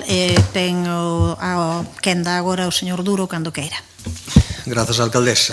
Ben, vou ir respondendo as súas preguntas de unha en unha. A pregunta número 1, estando garantida, como está a subrogación do persoal que actualmente presta servicio nos centros socioculturais en atención ao público, e dada a diversidade de funcións que esta figura desenvolve nos propios centros, entendimos que a apertura a todo tipo de empresas era correcta e esta decisión apóllase no criterio técnico do persoal da rede de centros socioculturais que así o motivaron no expediente. A pregunta número 2. Quixera lembrar que en setembro do 25, mesmo que se preparan as programación, a perspectiva de descomposición da empresa que vostedes nos deixaron non era nin por asomo o que é agora. Tamén teño que dicir que coa nova licitación avanzada, a perspectiva de ter unha nova concesionaria adxudicada mesmo antes de finalizar o 2025, animounos a programar este novo curso. Ben, o sabe, a empresa ten asinado un contrato por 2 anos e 2 de prórroga. En todo momento mantivemos as condicións asinadas no contrato. Non ter programado suporía, non sei, unha desexación de funcións cando menos. Ou que proporían vostedes? Non programar e continuar a pagar a empresa? Que a empresa se falou no mes de setembro, no mes de agosto, confirmaron que podían asumir toda a programación que lle propuxemos. Logo, pois demostrouse que non. Vostede di tamén que a programación non se está a cumprir e iso é, chamémoslle unha verdade a medias e aclararei yo na pregunta correspondente. Xa o dixen antes, desde o Departamento buscamos todos os camiños para solventar esta situación. Pero hai un que quero lembrarlles cando me falan de por que non se rescindiu o contrato. Porque había unha serie de traballadores que teñan uns dereitos á subrogación que podían perder. Si rescindíamos o contrato antes de ter iniciado a licitación, no plazo dun ano, podían quedar na rúa sin exercer esa subrogación. Eu creo que esa razón suficiente para pelexar e para aturar todo o que aturou este departamento intentando que eses traballadores non se foran á rúa e poderan seguir exercendo o seu traballo como van a facer a partir deste inicio de febreiro. E tenme que recoñecer, porque vostede foi concelleira de Facenda e de Contratación, que a legislación vixente realmente non fornece de ferramentas á administración pública para resolver situacións deste tipo. Tan só rescindir un contrato e iniciar unha nova licitación. E que pasa cos traballadores se faz eso? Como lle dixen antes, que pasa? Botámolos á rúa e logo xa se verá se poden volver ou non. Asumimos a defensa dos dereitos dos traballadores e por eso asumimos esas prórrogas. No punto 3, no período avaliado neste período outubro-decembro de 2025 se terían que ter dado un total de 9.229 horas. Si sumamos as actividades non cubertas, con eso quere dicir que non había un monitor para dalas, e logo anulacións puntuais, incomparecencias, baixas, etc., estas representaron un 15% das actividades do total da programación. Pregunta 4. Coa entrada da nova empresa, o obxectivo é regular a prestación desas actividades que non se deron. Calquera persoa, evidentemente, pode solicitar o integro do pagado, que, por suposto, faríamoslo coa máxima diligencia posible. Constanos, a día de hoxe, unha petición de devolución de 8 persoas usuarias. E naquelas actividades trimestrais pagadas e non realizadas, no caso que a persoa usuaria quera continuar coa actividade, non lle cobraremos o tempo equivalente ao que xa ten pagado. Sobre a información ao personal municipal, así se fai. O personal de cada centro leva un estrito control das ausencias e das actividades non prestadas. De feito, no último ano e medio, temos implementado novas ferramentas e dinámicas de traballo na que existen canais e espazos de socialización e de posta en común tanto do traballo como da información relativa ao departamento e fórmulas que evidentemente queremos consolidar. Sobre a pregunta número 6 sobre as xestións concretas, pois creo que xa falamos neste pleno cando menos 2 veces. Retiveronse as facturas, a garantía que non se vai a pagar. Temos falado ca empresa adjudicataria, cos traballadores e traballadoras para informarse destos pasos. Temos falado con asesoría para ver que pasos, que procedimentos temos que facer agora, que evidentemente non é de abonar os salarios ao Concello, e nestes vindeiros días ou semanas chegaremos a unha conclusión. A previsión real de entrada da nova empresa, xa o dixen antes, é na segunda semana de febreiro, e sobre as consecuencias xurídicas e económicas non temos constancia de ningunha reclamación, e a única medida que se nos falou formalmente foi un contencioso contra o prego que vostedes licitaron por estar mal calculado económicamente. Ningunha máis. Grazas. Grazas, señor Duro. Ten 2 minutos e 4 segundos cando queira, señora. Gracias, alcaldesa. Bueno, hai unha pregunta que creo que é esencial, tendo en conta que hai cousas que xa non se poden resolver, como dos centros especiais de emprego, polo menos neste contrato. Non me gusta a resposta, é unha malísima resposta, porque para que existe esa reserva legal? Pois esa reserva legal existe precisamente para garantir os dereitos das persoas, das traballadoras e traballadores con discapacidade. Pero, bueno, non se contesta a pregunta que para nós é esencial. Cando prevé o Goberno municipal que se produzca o pagamento de ditos salarios, dos salarios que se adevedan? A ver, somos conscientes de que este é un contrato complexo, unha prestación complexa, é evidente. Vostedes atopáronse cos mesmos atrancos que nos criticaron a nós. E iso é esencial, o convenio colectivo, e isto é importantísimo, que vostedes aplican é o que criticaron que nos aplicáramos, é que non hai outro que se poida aplicar. E esa é a realidade. Pero o certo é que, ao marxe de esas cuestións que podo compartir, as dificultades, e de feito as comparto, o certo é que na situación na que estamos, o Concello pois actuou mal, e non por falta de tempo e non por falta de alternativas. Houbo tempo para adoptar solucións, sí creemos que houbo tempo para adoptar solucións. A máis sinxela e máis responsable, evidentemente, acelerar a licitación do novo contrato, e que estamos falando que en setembro de 2024 decían que os pregos estaban listos, que os pregos, e que o dixo vostede, literalmente no mes de setembro de 2024, pero non fixo nada. O Concello permitiu que a situación de precariedade se prolongase. Nós non llevamos a dicir o que tiña que haber feito, pero ao mellor nós sí que hubiésemos posto en riba da mesa alternativas para evitar o que está a pasar agora. Claro que queremos que todo o personal se subrogue, pero tampouco queremos que o persoal, eu sei que vostede tampouco quere, que o persoal este na situación na que está agora, que está sin cobrar as nóminas que todos sabemos. Polo tanto, prégolle que me conteste a esa pregunta, porque xa non podo falar do resto das preguntas, pero esa pregunta en concreto, cando prevé que cobren as traballadoras e traballadores o que se lle debeda? Responde o señor Duro cando queira. Mire, señora Val, hai unha diferencia moi importante entre os seus pregos e os nosos, aínda que todos cumplen a legalidade vixente, é a cuantía económica.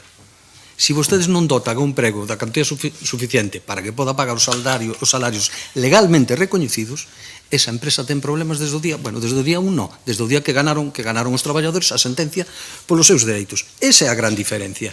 E para isto, mira, vou citar algunha cousa. Por exemplo, palabras da Delegación Sindical do Servicio en novembro de 2025, recollidas en o Correo Galego.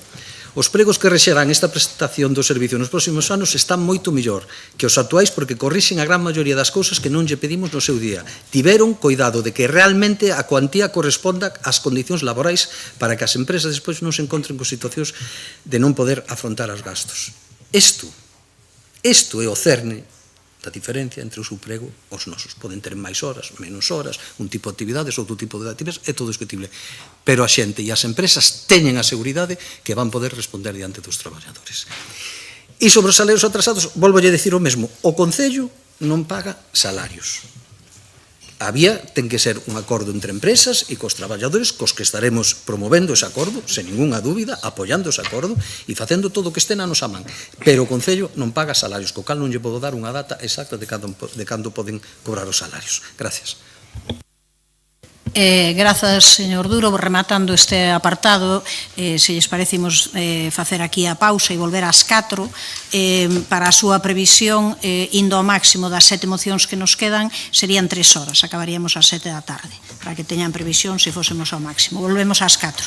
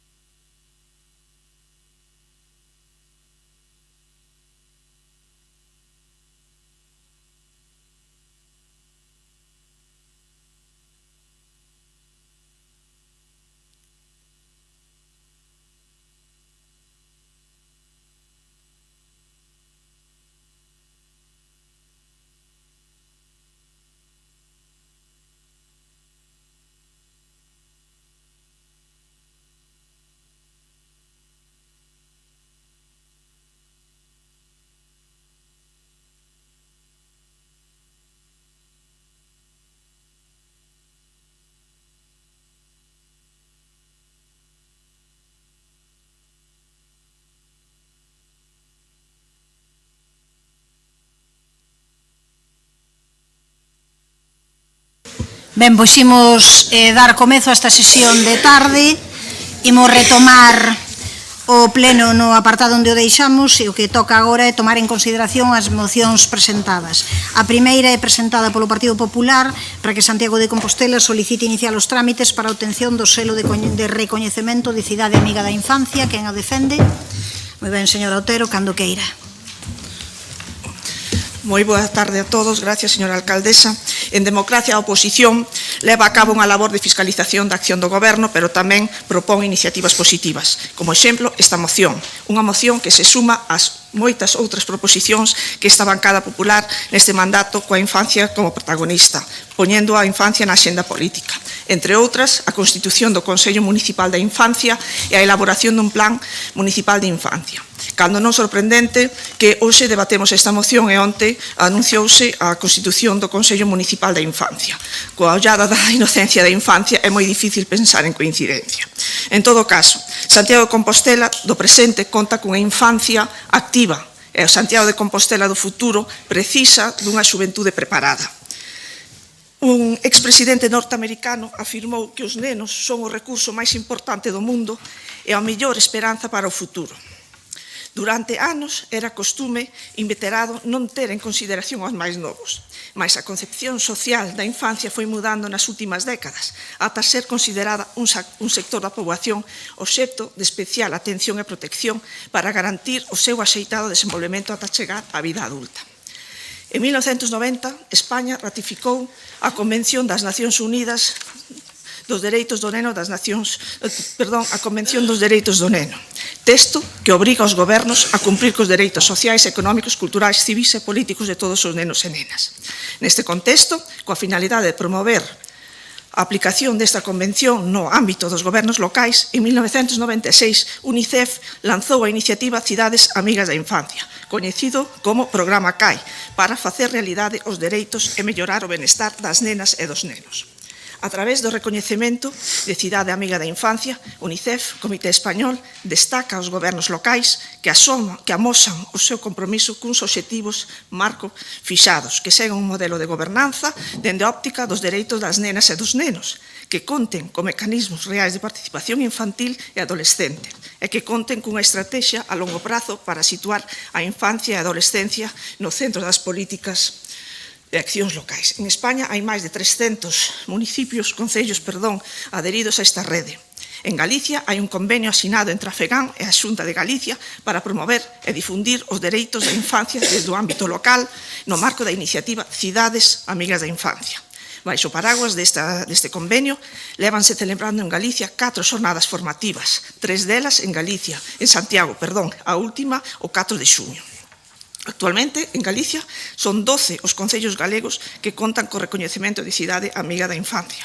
Ponteareas, Castrelo de Miños, Tomiño, Moeche, Moaña, Redondela, Teo, Nigrán, Burela, Viveiro e dende novembro e decembro a Laracha e Cedeira.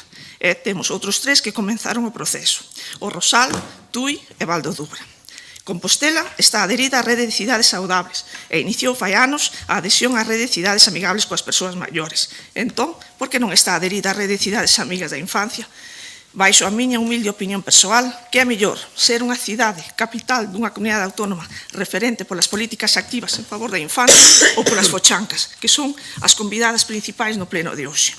O ámbito municipal xoga un papel fundamental na vida dos nenos e nenas, porque é a contorna máis próxima onde viven, xogan, ríen e se desenvolven, e no que poden gozar dos seus dereitos. Baixo a premisa de que o programa Cidades Amigas da Infancia e o selo de reconhecemento de Cidade Amiga da Infancia reforzarán os intereses da infancia en Santiago e serán un reflexo do compromiso e vontade coa promoción e difusión da aplicación da Convención das Nacións Unidas sobre Dereitos do Neno, é por lo que hoxe presentamos esta moción para que o Concello de Santiago solicite a UNICEF, Comité Español, iniciar os trámites para a obtención do selo de reconhecemento de Cidade Amiga da Infancia. Moitas gracias. Grazas. Señora Álvarez, cando queira.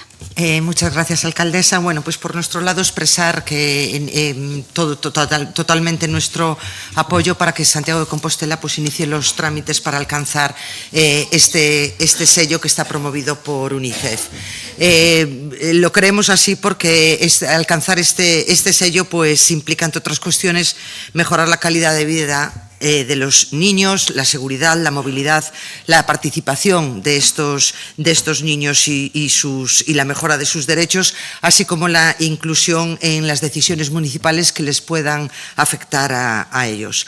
Apoyamos esta moción porque entendemos pues, que es invertir en el bienestar de la infancia y, por tanto, invertir en el futuro de Santiago de Compostela. Y consideramos que un proceso como el del reconocimiento como ciudad amiga de la infancia sirve como marco estratégico para coordinar todas las políticas de educación, servicios sociais, salud, urbanismo, con los criterios de prioridad infantil. Muchas gracias. Grazas. Ten a palabra a señora Rozas, cando queira.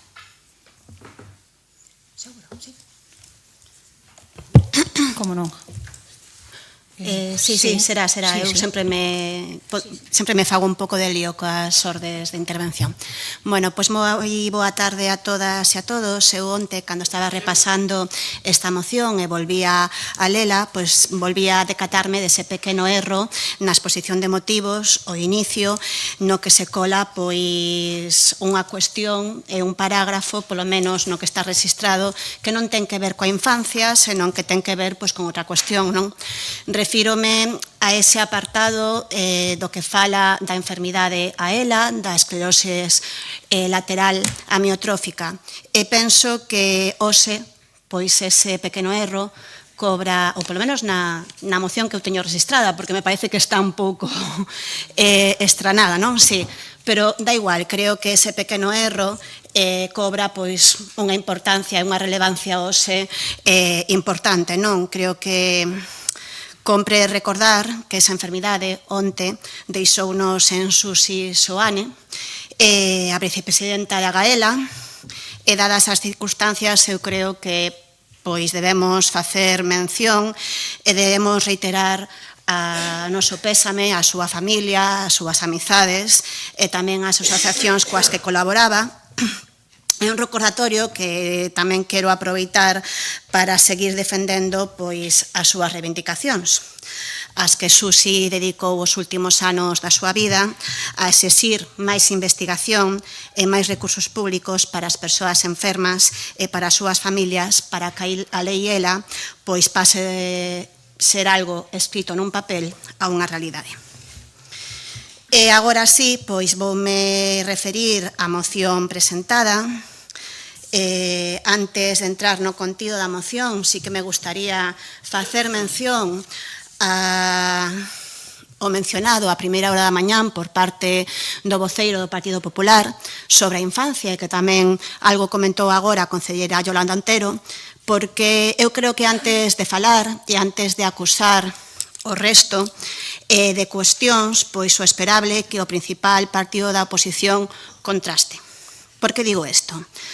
Porque se fixeran realmente o seu traballo, o de fiscalizar a acción de goberno, o de revisar os diferentes expedientes que pasan por xunta de goberno, daríanse vostedes conta deses decretos aprobados fai moitísimo tempo, moito antes de que se abrira o prazo para resistar as propostas para este pleno de xaneiro, e daríanse conta de que hai dous decretos vinculados ao Consello da Infancia.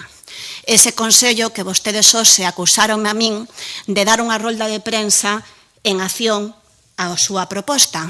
Entón, eu pregúntome quen actuou en acción de quen. Porque nos decretos da Xunta de Goberno pódese ver un decreto do mes de agosto do 2025 e outro decreto do 29 de setembro do 2025 vinculado ao Consello de Infancia. É o inicio dos traballos para que Santiago teña ese Consello que foron presentados esta semana, pero que non significa que o traballo iniciara esta semana. Eu podía asegurar, señor Berea, que non vai ser o Partido Popular o que lle marque o camiño a Compostela Aberta. En nada, pero moito menos en temas de participación e de infancia. E agora, indo a proposta da moción, adianto que o noso voto, como non podía ser de outra forma, é favorable. Temos o compromiso de solicitarlle a UNICEF o inicio dos trámites para que Santiago sexa declarada cidade amigable coa infancia e o tempo restemo da segunda quenda que me pase.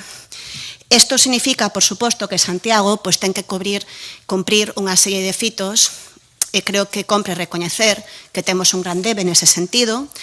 Temos que cumprir unha serie de fitos, entre eles ter constituído o Consello da Infancia que anunciamos esta semana, pero tamén outros, pero comprometémonos a ir avanzando nese sentido. Esta é unha tramitación longa, non se fai dun día para outro os diferentes requisitos que marca a UNICEF para poder cumplir con ser unha cidade amigable coa infancia, pero sí que podemos decir que nos comprometemos con ese avance, o primeiro Consello da Infancia, entre outras cuestións que tamén estamos traballando.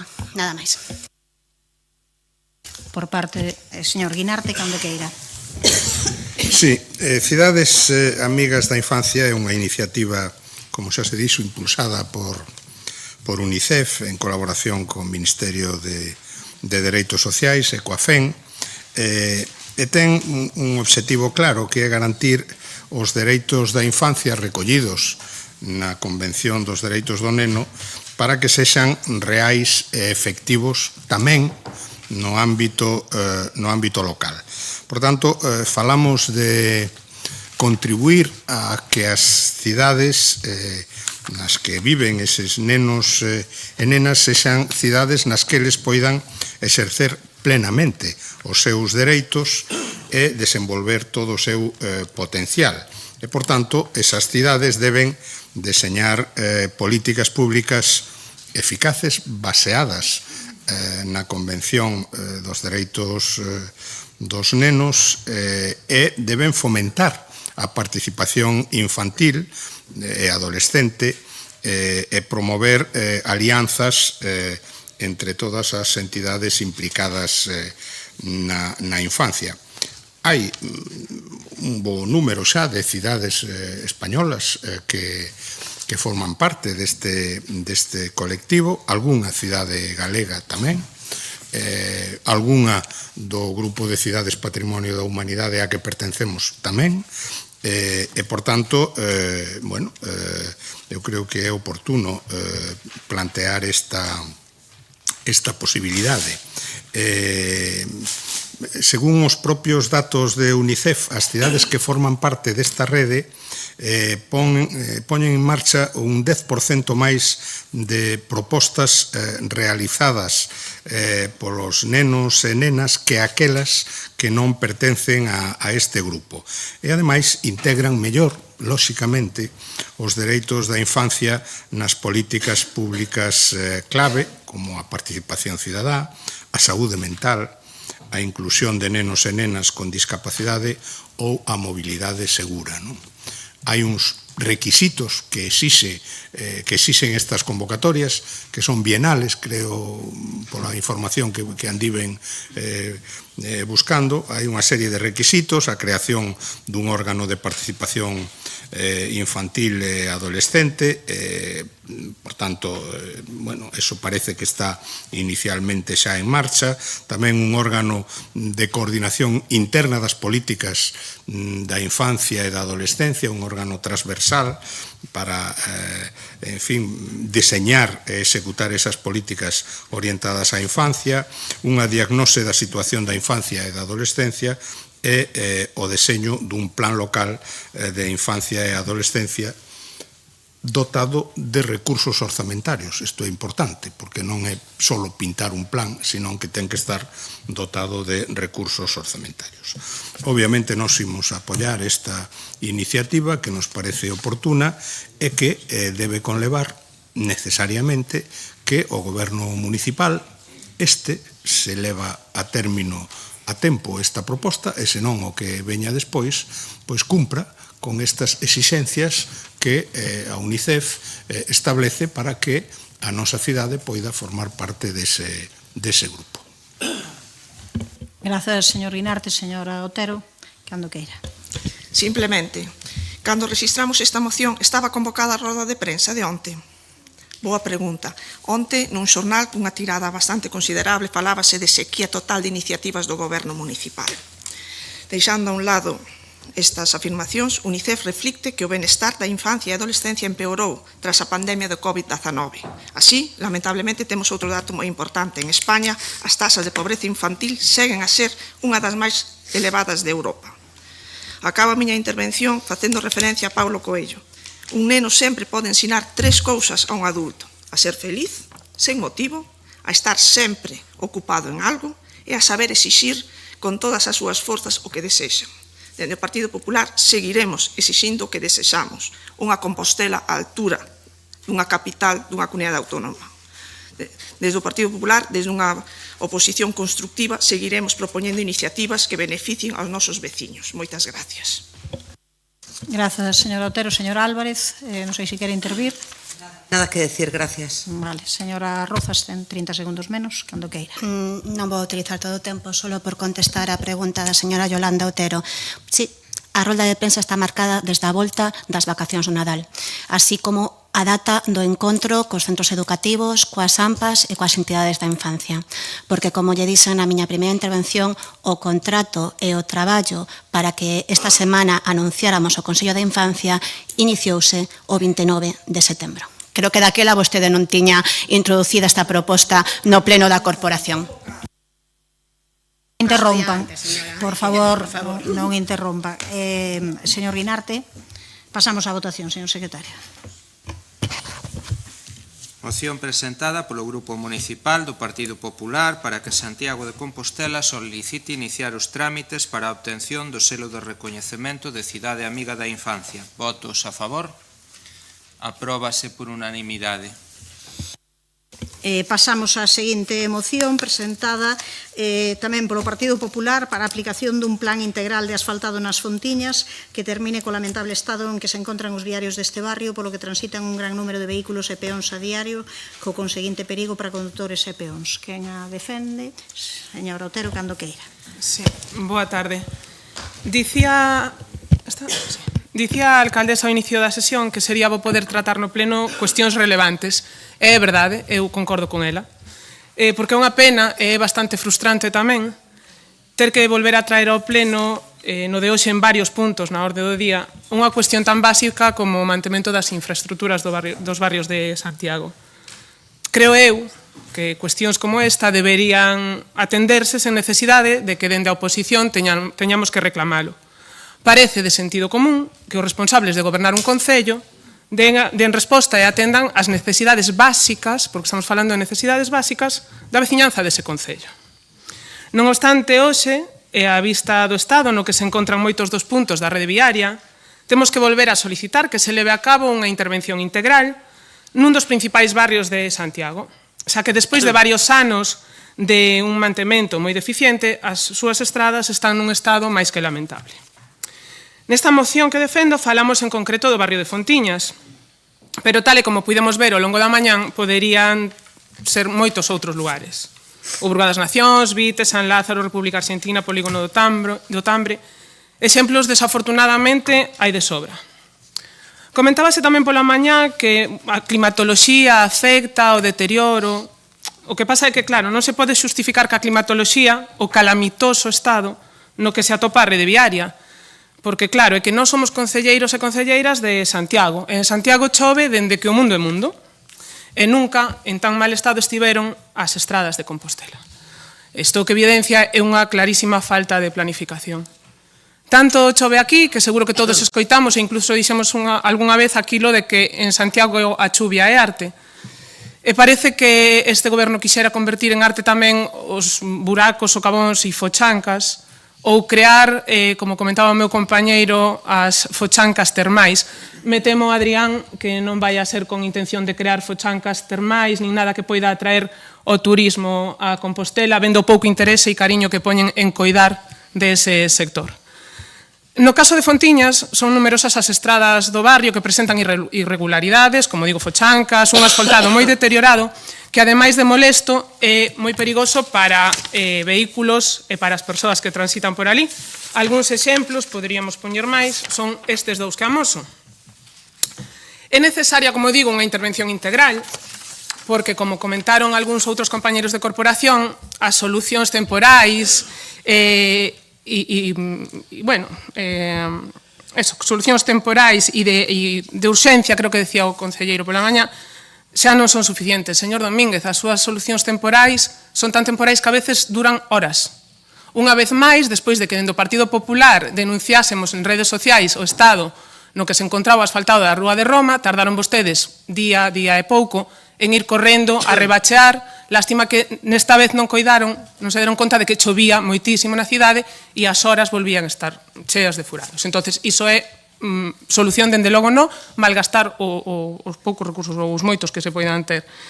Tamén comentaba a señora alcaldesa, xa vou a terminar, pero comentaba a señora alcaldesa cando falamos dos radares que o obxectivo era procurar conseguir cidades máis humanas e máis amables. Claro, é que escoitar que cos radares se procuran cidades máis amables e máis humanas cando acabamos de ver como están os vieiros, as estradas do Concello, creo que se invertimos aquí, se nos preocupamos por levar a cabo o mantemento correcto desto, vamos a conseguir cidades bastante máis amables e máis humanas de verdade. En fin, o que queremos propoñer ao pleno de hoxe e a corporación é que se inste o goberno local a avaliar as deficiencias existentes nas vías de circulación Robario de Fontiñas e executar a maior brevidade posible a necesaria actuación integral co obxectivo de corrixir ditas deficiencias e garantir esa seguridade viaria.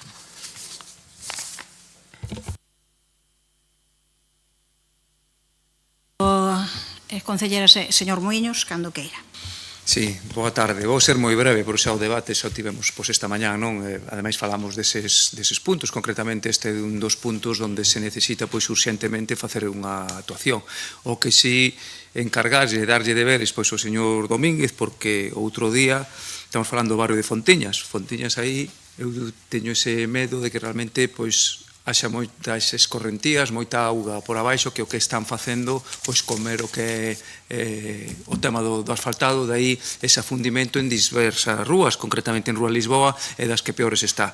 Dai que, como ahora ademais o tempo non o permite, si encargalle que faga un estudo realmente como se atopa esas zonas de asfaltado, justamente de Rúa Lisboa. Non vai a ser que haxa algún tema máis grave e que haxa un afundamento importante e que non teñamos ningún susto aos vehículos que por ali circulan. O noso voto obviamente vai ser favorable. Grazas.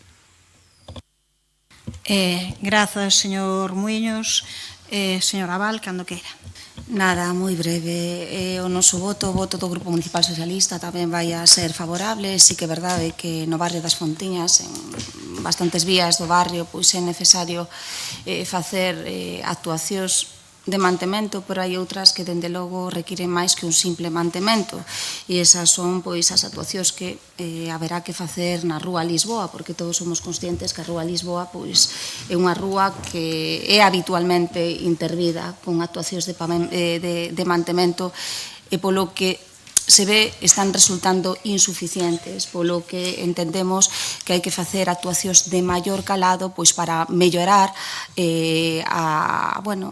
o discorrer, a drenaxe das augas que nacen en Fontiñas. Entonces, vamos a votar a favor. Grazas, señora Abal. Ten a palabra o señor Domínguez, cando queira. Grazas, moi boa tarde.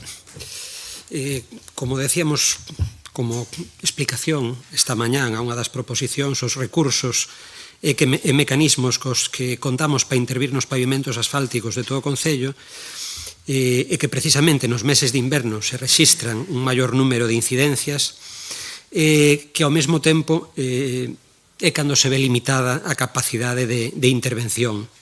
Estas últimas semanas, ou quizá xa máis dun mes, están sendo especialmente duras en canto a precipitacións, o que condiciona o traballo de reparación e mantemento dos firmes viarios tamén nas Fontiñas. E os traballos de rebacheo duran moi pouco, ás veces horas, é certo, porque sendo incluso frustrante, moi frustrante para o propio personal de mantemento e da brigada. Precisan uns días secos, continuos, para poder traballar en condicións. A vigilancia e avaliación das vías é continua, tamén nas fontiñas. Unha vez que se detectan as deficiencias, arránxanse puntualmente para garantir a seguridade, co horizonte de acometer esas reformas integrais nas que se atopan en peor estado, con esa previsión de tempo. Imos programando estas actuacións de maior alcance, tendo en conta as necesidades en toda a cidade, tamén no rural. O persoal técnico de Vías e Obras está analizando o estado das distintas rúas do barrio das Fontiñas, facendo as valoracións previas á asignación das distintas actuacións, ben sexa o contrato de mantemento ou ao de rehabilitación de firmes en función do grado de deterioro e a superficie afectada. As rúas que se están valorando nestes momentos non só Lisboa e Roma, que son as que peor estado están, sino tamén Oviedo, Londres, París, Raxeira, Altiboia, Agra do Vieiro e algunhas máis. Asfaltamos fai un par de anos a rúa do Outeiro de Sar, unha demanda veciñal que era moi necesaria acometer, mellorouse a sinalización, reorganizouse o espazo, realizáronse o ano pasado actuacións de mantemento e de mellora nas rúas como na de Lisboa ou en Varsovia. Nos panos onde non se actuou son os que precisamente agora presentan problemas. Evidentemente gustaríanos poder actuar dunha forma máis integral en todo o territorio, pero ás veces, en canto aos baches, é necesario ter unha climatoloxía e abren precisamente derivado desa actuación. No caso das Fontiñas, chamoume a atención un informe de unha técnica que falaba de que algunhas rúas a súa planificación non fora correcta no seu momento porque non tiñan a base e a subbase necesarias. Non é só o asfalto en superficie para unha zona que ten a capa freática moi superficial. Nada máis de momento. Tempo para réplica, se quere, señora Otero. Sí, é que claro, que a min a xustificación ou a excusa da climatoloxía adversa e demais sírveme bastante, bueno, non me sirve moito, a verdade, porque que volvo a decir, estamos en Santiago, aquí chove, é unha das características desta cidade. Entonces, non me sirve, Xesús, non me sirve. Fagan os estudos que teñan que facer, planifiquen como teñen que planificar, porque non se chega ao estado no que están a maioría das rúas de Santiago, non só da cidade, sino tamén do rural, se se fixese un mantemento axeitado, executen as melloras necesarias e cando vayan a realizar esas melloras, cando as executen e demais, miren tamén con que fondos as van a levar a cabo, e isto yo pido encarecidamente, para que non pase nada similar ao que ven acontecendo cos fondos Next Generation a consecuencia de, vamos a decir, que a pouca diligencia cos que foron xestionados. Máis nada, moitas gracias. Grazas, señor Muiños. Sí, eu, cando fai as intervencións o señor Domínguez, non sei se quedar tranquilo, máis tranquilo ou sumamente intranquilo. O único que lle pido é que faga eso, que mande os técnicos da casa, que realmente analicen porque xustamente esa rúa Lisboa, a zona que se reparou, volve a estar afundíndose. A causa, xa volvo a decir, o dixen antes, barrio de Fontiñas, aí hai moitas escorrentías de agua, de onde veñen, eso é o que hai que analizar. Non vai a ser que se volva a reparar, porque hai na que reparar, ou hai que pechar esa rúa. Por iso digo, agora que hai tempo, porque agora en este momento non se pode facer ningún tipo de intervención, porque se non pasa, pois eso, asfáltase en frío, ao cabo dunhas horas, con esta chuvia, realmente eso non vale, non? Entón, agora que hai tempo, que está o tempo así, que se analice de onde pode vir eso para que haxe esos afundimentos en esas zonas. Grazas. Grazas, señor Muiños. Señor Domínguez. Sí, brevemente, estas partidas, estes contratos execútanse ao 100%, non queda un euro sin executar, evidentemente, non é comparable, e ademais desas actuacións estamos tamén facendo melloras de accesibilidade importantes en distintos puntos do barrio de Fontiñas que conlevan, ademais, a reforma tamén de panos importantes deses trazados que presentaban pois barreiras de accesibilidade que tamén hai que modificar, pero veñen problemas que veñen do pasado. Estamos intentando mellorar o espazo, a seguridade, a accesibilidade, concordamos en que é necesario facer un esforzo maior, e así o dixemos na proposición, na contestación da proposición da mañán, votaremos a favor. Pasamos á votación daquela, señor secretario. Moción presentada polo Grupo Municipal do Partido Popular para a aplicación dun plan integral de asfaltado en Fontiñas que termine co lamentable estado no que se encontran os viarios deste barrio polo que transita un gran número de vehículos e peóns a diario, co conseguinte perigo para conductores e peóns. Votos a favor? Apróbase por unanimidade. Perdón se é que saltei, pero puideron pararme, por favor, e decirmo. Esta primeira hora da tarde é sempre máis complicada, agora xa nos... Pero vamos, cando sexa así, por favor, interrompan para poder falar. Pasamos ao seguinte punto, que tamén, neste caso, é certo que tamén poden volver a repetir aí, a moción presentada polo Grupo Municipal do Partido Popular para a renovación do asfaltado da Avenida do Burgo das Nacións ante o lamentable e perigoso estado que presenta este viario. Quen a defende? Señor Villa, cando queira. Boa tarde. Pois un novo récord para o Bloque Nacionalista Galego, porque conseguimos que nun mismo pleno teñamos catro intervencións para falar do estado do firme de Santiago, das fochancas que temos xa, creo que identificadas todos nós e tamén todos os cidadáns, lamentablemente. En este caso, dentro da generalidade do estado da cidade, pois referímonos ao Burgo das Nacións, que non é nada novo tampouco. Non sei os compañeiros do Partido Socialista, os actuais e os ex,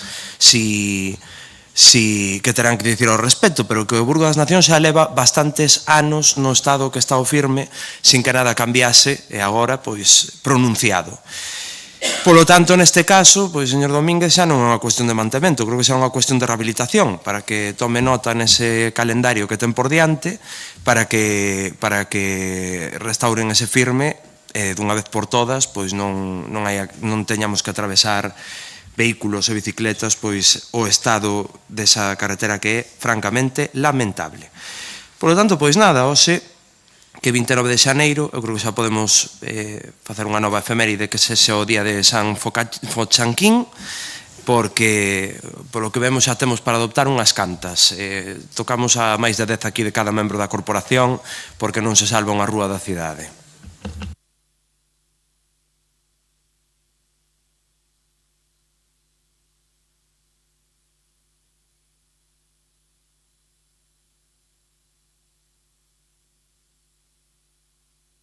Gonzalo. Lle des o tempo, é igual, sí. Non pasa nada porque moi breve. O noso voto favorable, xa penso que entre a mañán e agora esta primeira moción que debatimos, segunda moción que debatimos esta tarde, se está todo dito. O noso voto é favorable. Gracias.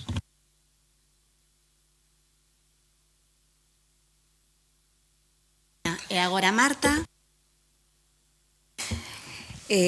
Vamos a votar a favor, como non podía ser de outra maneira. Quería poñer o foco no último que acaba de decir o concelleiro a raíz da anterior moción, e que son problemas que veñen do pasado, non. Vostedes están xestionando a cidade en estes momentos e os problemas hai que afrontalos. Isto é a xestión, isto é o día a día do funcionamento dunha administración pública. Somos conscientes, como así dixemos na intervención da mañá, que é necesario incrementar a dotación dos contratos de mantemento, pero tamén somos conscientes que o Goberno debe de actuar de outro modo, debe de realizar unha diagnose aceitada do estado de todas as vías municipais, tanto rurais como urbanas. Con esa diagnose debe planificar as intervencións cos recursos disponibles, que son escasos, somos conscientes.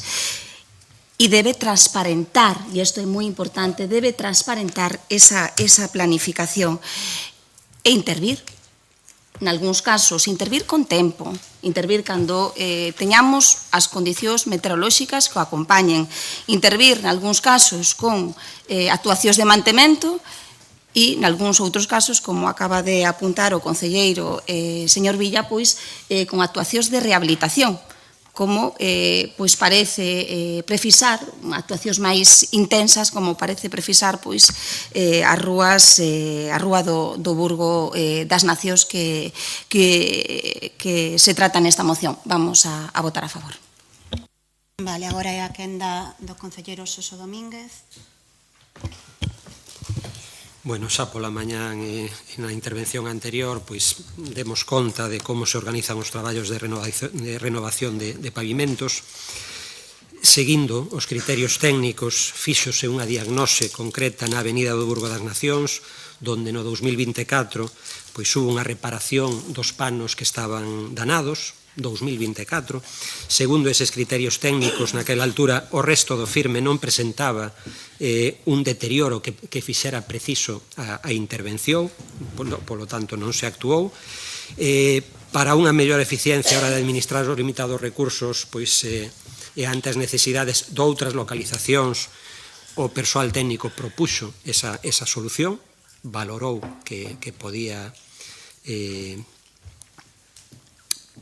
permanecer no tempo e, pois, evidentemente, pois, ano e medio despois, 2 anos despois, polo uso e as condicións climáticas meteorolóxicas deste inverno, é certo, pois algúns panos presentan deficiencias na zona máis baixa da Avenida Burgo das Nacións. Estamos tamén a falar dun punto en que as características do terreo, auga da altura da lagoa e do río Corgo mantén unha capa freática moi superficial e fai que esa zona, estamos nun brañal, pois provocou o deterioro máis rápido. Estánse facendo a valoración oportuna para executar o antes posible, xa digo, coas labores, co contrato de mantemento, en canto teñamos pois unha xanela de tempo, de bo tempo para actuar aí. Nada máis. Grazas, señor Domínguez. Señor Villa, cando queira. É productivo, ao final, ir por zonas para saber o que pasa nas Fontiñas e saber o que pasa no Burgo das Nacións. Entón, fixeron unha actuación hai un ano, no 2024, porque acaba de indicar, un ano xusto, pero é que realmente é que está igual que como estaba. Quero dicir, cal foi a actuación que se fixo ali?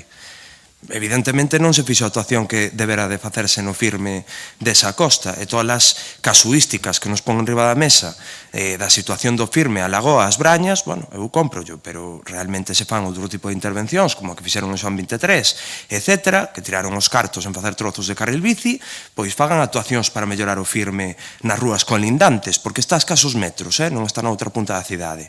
Por lo tanto, creo que, que as carencias son claras, hai que ter un pouco máis de seriedade e planificación a hora de facer estas obras, e cando corresponden. E, se quere seguir botando a culpa a climatoloxía, eu non sei o que chove no Grove, pero sei o que chove en Santiago. E, señora Abal, sinto decirlle que sí, que estes problemas tamén veñen do pasado. Non todo chegou en maio de 2023. O Burgo das Nacións xa viña daquelas, e Fontiñas tamén, e o saben ben, tanto vostede como a súa excompañeira. Grazas. Grazas, señor Villa. Señor Muiños.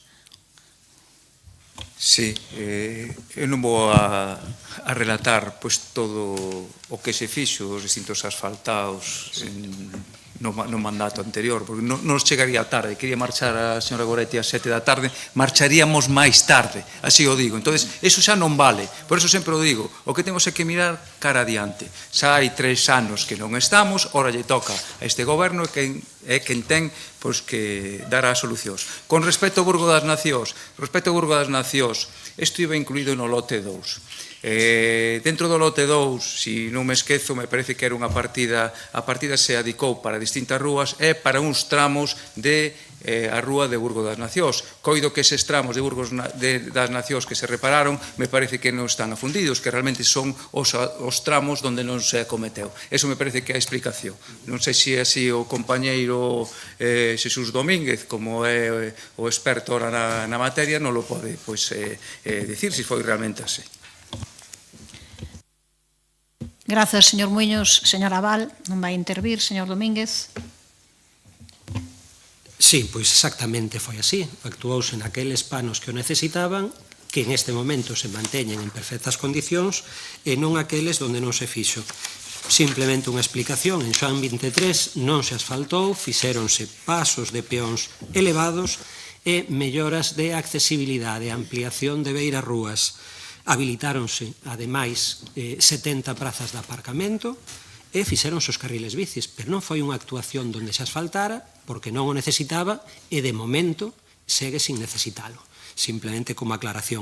En calquer caso, imos a votar a favor da moción porque entendemos que é unha das rúas onde temos pensado intervir precisamente con esas labores de mantemento ou de rehabilitación de firmes se os técnicos consideran que ten que ser de maior calado. Pasamos á votación daquela, señor secretario. Moción presentada polo Grupo Municipal do Partido Popular para a renovación do asfaltado da Avenida do Burgo das Nacións ante o lamentable e perigoso estado que presenta este viario. Votos a favor. Apróbase por unanimidade. Pasamos daquela seguinte moción que é a presentada polo Grupo Municipal do Partido Popular para a reparación urxente do Centro Sociocultural da Trisca. Señor Constenla, cando queira. Muchas gracias, buenas tardes. Bueno, pues con esta moción que hoy vamos a tratar, pues va mucho más allá que desde luego de la reparación de un edificio, porque hablamos de respeto al patrimonio, de dignidad en los servicios públicos y sobre todo, muy sobre todo, de respeto a los vecinos y vecinas del barrio de La Trisca. Una moción que no habla solo de un edificio, como digo, sino de una forma de gobernar, de la distancia que existe en demasiadas ocasiones entre las declaraciones ideológicas y la gestión real, entre el discurso y la acción. La Trisca forma parte de la red de centros socioculturales, pero no es un centro cualquiera. Su ubicación, su diseño innovador y la solución arquitectónica dada a una parcela tan compleja lo convierte no solo en un espacio de encuentro vecinal y de actividad municipal, sino en una verdadera obra de arte integrada, obra de John Hejduk, uno de los arquitectos más influyentes de la segunda mitad del siglo XX. Un edificio que sitúa a Santiago entre las pocas ciudades del mundo que cuentan con una obra construida por este referente de la arquitectura contemporánea. Pero más allá, como decía, de su indudable valor arquitectónico, este centro cumple una función social esencial. Dispone de espacios de encuentro, aula infantil, salas para exposiciones, talleres, charlas y actividades, etc. Estamos, por tanto, ante un espacio emblemático, único, funcional y desde luego estéticamente singular, que debería mantenerse con el cuidado y el mimo que merece una obra de esta relevancia. Sin embargo, la realidad, que es bastante terca, es bien distinta. Presenta un evidente estado de abandono, lleva años con el ascensor averiado, lo que dificulta y en muchos casos llega a impedir el acceso a las plantas superiores donde se desarrolla buena parte de las actividades del centro. Esta situación afecta de manera muy singular y tanto mi compañero José Ramón de la Fuente como yo somos testigos de lo que supone para la gente mayor tener que acceder a las plantas superiores sin poder valerse de esta herramienta del ascensor, ¿no? A ello se suman las filtraciones de agua y las humedades que afectan a varias dependencias, con ventanas provisionalmente tapadas con simples plásticos, una solución claramente impropia de un equipamiento público. Los balcones de acero, auténticas esculturas adosadas a la fachada de piedra, presentan desde hace tiempo daños visibles y falta de mantenimiento más que evidente. Y la terraza muestra un avanzado estado de oxidación, que incluso llega a poner en cuestión su propia seguridad. Esta situación, como decíamos, no solo deteriora una obra tan singular, con un valor arquitectónico sin duda considerable, sino que viene a cuestionar pues, un servicio público que se pueda prestar en condiciones tan poco dignas, tan poco accesibles y tan poco seguras. No estamos hablando de una cuestión estética solo o secundaria, sino de accesibilidad, como digo, seguridad y calidad de los servicios municipales.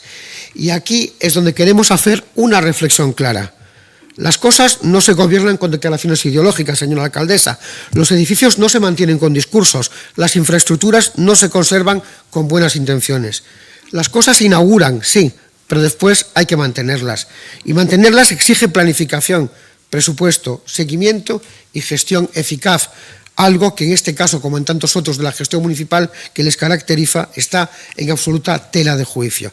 El gobierno municipal tiene que abandonar la comodidad del relato y asumir la responsabilidad de la gestión cotidiana, porque de poco sirve hablar de barrios de proximidad o de derechos sociales si los equipamientos de esos barrios están deteriorados y no son plenamente accesibles. Como les decía, no se trata de una cuestión ideológica, sino de responsabilidad institucional. Santiago no puede permitirse el abandono de su patrimonio ni dar la espalda a sus barrios. porque gobernar, como le digo, señora alcaldesa, no es inaugurar, gobernar es cuidar, y la Trisca necesita cuidados urgentes y no más palabras. Muchas gracias. Grazas, señor Gonstenla, las concelleras ou concellero non adscrito. Señora Rosón, cando queira. Boa tarde. As concelleras non adscritas votaremos a favor desta moción, xa que efectivamente a necesidade de abordar unha rehabilitación case integral deste edificio tan importante por moitas razóns, tan singular e de tantísimo valor patrimonial, que incorpora a arquitectura contemporánea nunha peza nun extremo dun barrio da cidade histórica, pois é moi urxente, moi urxente. Ademais, un lugar de encontro e de relación entre a veciñanza de tamén un barrio singular e moi especial da nosa cidade, que require que, pois, como decía ao principio, que se aborde esa restauración e que resolva esas patoloxías que ten o edificio, pois, canto antes. Nada máis, o noso voto, repito, será a favor desta proposta. Grazas, señora Rosón. Señor Duro, ten a palabra. Grazas, alcaldesa. Por partes, tema do ascensor. Cando entrou a nova empresa contratada para o mantemento dos elevadores do Concello, que foi no principios do ano 2023, sinalou que as problemáticas do elevador da Trisca, que xa estaba pechado daquela, impedían usalo de novo ata que se resolveran os problemas que presentaba e en condicións aceitadas para o seu emprego, que é absolutamente certo.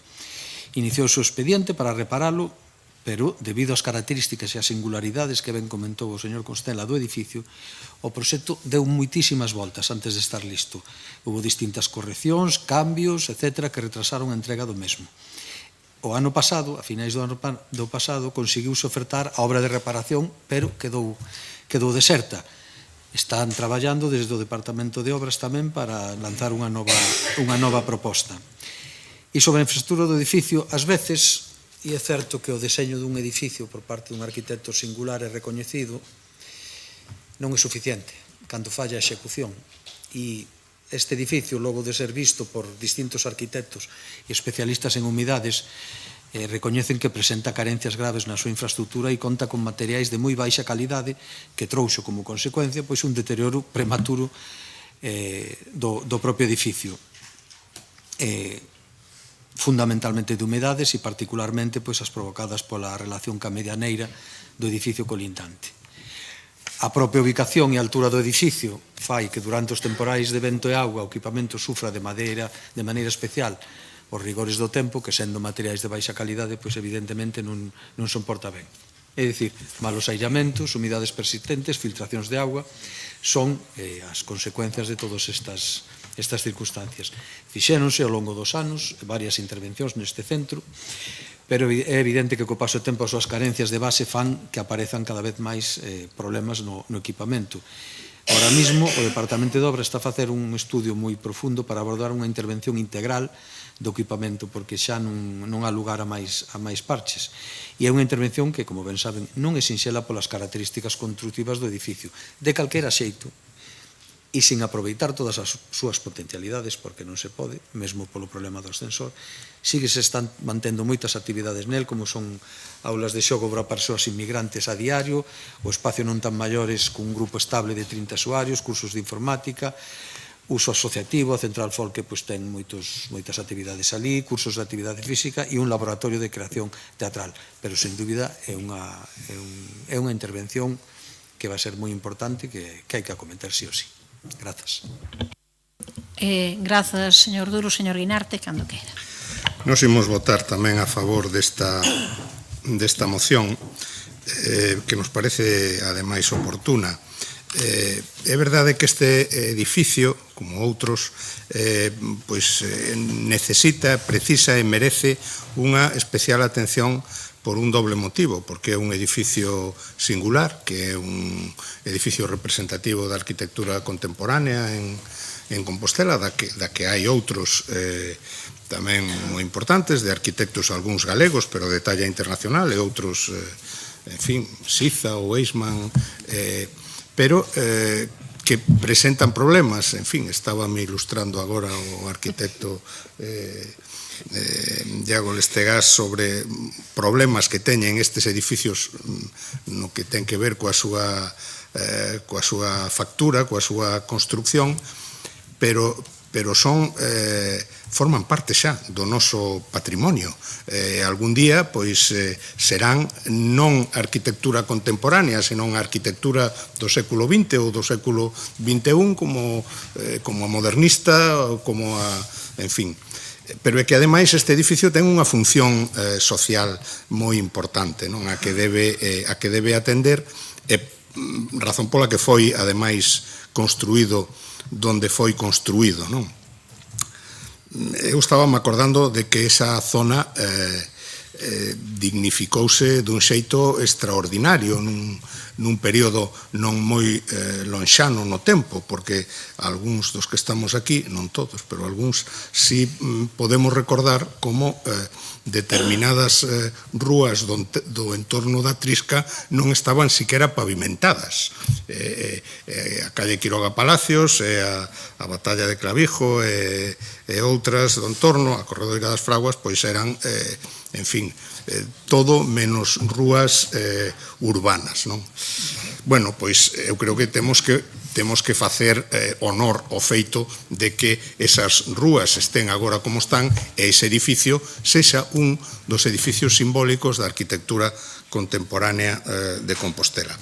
Eu teño aquí anotado que o concelleiro de goberno que acaba de falar en decembro do ano 24 anunciou un plan de mantemento para os centros socioculturais cunha dotación non pequena de 570.000 euros e que as primeiras actuacións serían o Centro Sociocultural de Vite, que creo que está agora en proceso de licitación, o ascensor no Centro Sociocultural de Conxo, que creo que de momento non avanzou, e tamén o Centro Sociocultural da Trisca, que comprendía o arranxo das cubertas e do ascensor. Bueno, son compromisos do ano 24, estamos no ano 26, neste pleno xa, en fin, fomos varias veces, en fin, conscientes da dificultade que ten a xestión municipal e dos prazos o longos que son para todo, pero eu creo que tamén xa lle vai chegando a hora a que se acometan estas reformas que son absolutamente necesarias por ese doble motivo, porque o edificio en sí o merece e o necesita e porque a función que nel se desenvolve, en fin, necesita un edificio axeitado para que se poida levar a cabo. Grazas, señor Guinarte. Señor Constenla, non sei se quere intervir. Gracias de nuevo, alcaldesa. Gracias de nuevo. A mí me sorprende, bueno, gracias a la señora Rosón y al señor Guinarte por su apoyo explícito a esta iniciativa. Señor Duro, a mí me cuesta, lo digo muchas veces, pero ¿por qué les cuesta tanto a ustedes pedir perdón? ¿Por qué les cuesta a ustedes tanto decir a los vecinos de la Trisca, oiga, sentimos muchísimo que la falta de gestión adecuada pues haga que ustedes no puedan disfrutar de todo lo que implicaría tener un centro sociocultural en condiciones? Simplemente esto, oiga, no llegamos, no tenemos suficiente presupuesto, no tenemos suficiente capacidad. Oiga, pues lamentamos mucho que nos opere sobre el Centro Sociocultural de Trisca pues una capacidad de uso de un 100%. Bueno, pues ya está. Usted da sus excusas y se disculpa. Porque mire, yo tengo el firme convencimiento de que la gestión no puede depender del albur de la dificultad. Es que es una actuación muy complicada, por tanto no la afrontamos porque es muy complicada. Es un edificio muy singular, es un edificio con unos materiales de muy baja calidad, el ascensor tiene su dificultad. Bueno, pues eso implica que, debajo de la alfombra, ¿no? Lo hacemos depender, como digo, del albur de la dificultad, y yo creo que la gestión tiene que tener otros criterios de gestión, que tiene que ser aquello que es más complicado, requiere más gestión, requiere, como digo, pues más interés de su parte y más interés de la parte de su departamento, ¿no? Hay algo que también me sorprende que no menciona usted en su intervención, y sí lo ha hecho el señor Guinarte, y yo me felicito por ello, es que no haya tenido una sola reflexión a lo que significa no solo singularmente ese edificio, sino lo que supone para ese barrio su imagen de marca, para el barrio de La Trisca, el Centro Sociocultural de La Trisca, es imagen de marca. Por tanto, si es imagen de marca, requiere que eso sea una marca que tiene que destacar por una calidad de actividades muy alta, pues ahí se pueden llevar a cabo actividades muy singulares, muy importantes, y porque el local en cuestión, el contenedor en cuestión, tenga las mejores condiciones materiales posibles. Eso, sí, acabo la frase, muchas gracias. Y me perdí. Pero bueno, quiero decir que la cuestión está un poco en que usted tenga esto en cuenta, piense en los vecinos y no tenga la dificultad como excusa de gestión. Muchas gracias. Grazas, señora Rosón. Non sei se quere intervir. Non. Señor Duro. Si, alcaldesa. Señor Costello, son máis de dar explicacións que de pedir perdóns. E máis de buscar solucións que de apuñalarme o peito con propósitos de emenda. Seguimos buscando solucións, expliqueille como foi todo de curso, pode aceptar as explicacións, pode non facelo, é ben libre, o mesmo se lle explicou a todos os veciños que se puxeron en contacto con nós, incluído a Asociación de Veciños do Barrio. Señor Guinarte, a obra de Vite foi adxudicada onte, comenzará en breve. A Trisca está na situación que acabo de comentar e a estación de Conxo estáse preparando o contrato menor para a redacción do proxecto. Entendemos que pouco a pouco iremos avanzando na solución dos problemas destes tres centros que evidentemente son centrais para o noso municipio. Grazas. Grazas, señor Duro. Señor Guinarte, non. Pasamos á votación cando queira, señor secretario. Moción presentada polo Grupo Municipal do Partido Popular para a reparación urxente do Centro Sociocultural da Trisca que presenta un estado de abandono. Votos a favor? Apróbase por unanimidade.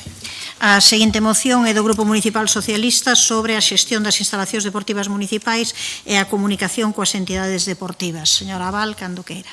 Gracias, alcaldesa. Bueno, o pasado 10 de xaneiro o Club de Fútbol Sala Femenino Sociedade Deportiva Gallola tiña programados dous partidos no pabillón de Monte dos Postes que finalmente, pois, como todos tivemos ocasión de saber, pois tiveron que ser suspendidos debido á incomparecencia do persoal de conserxería encargado de abrir o pabillón.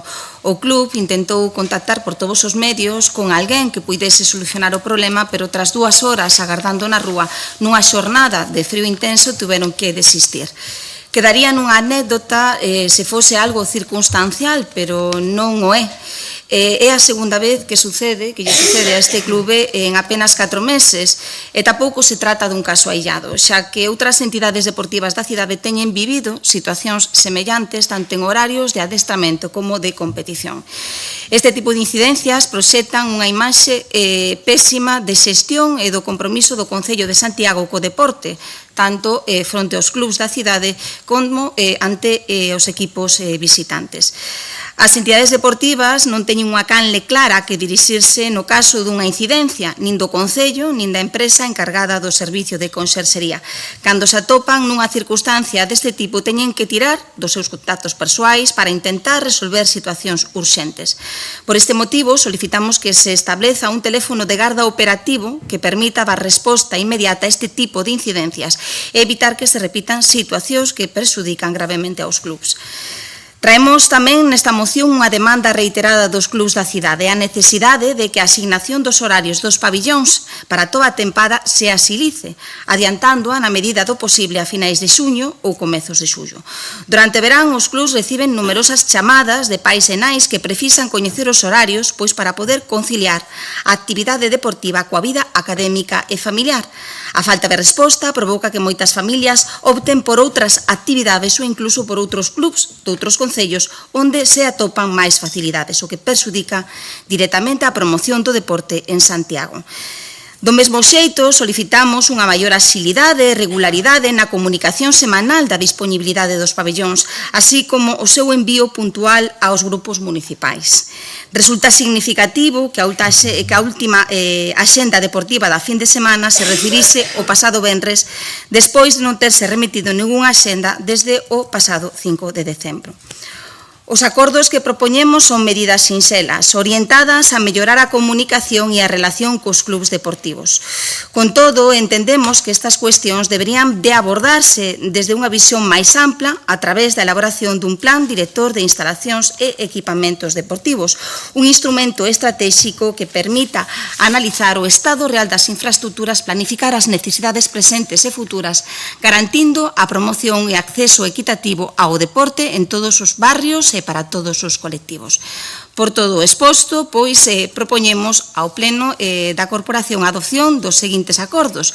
Instar ao Goberno Municipal a establecer unha canle de comunicación de garda operativa para os clubs que fan uso das instalacións deportivas municipais co fin de resolver incidencias de maneira inmediata.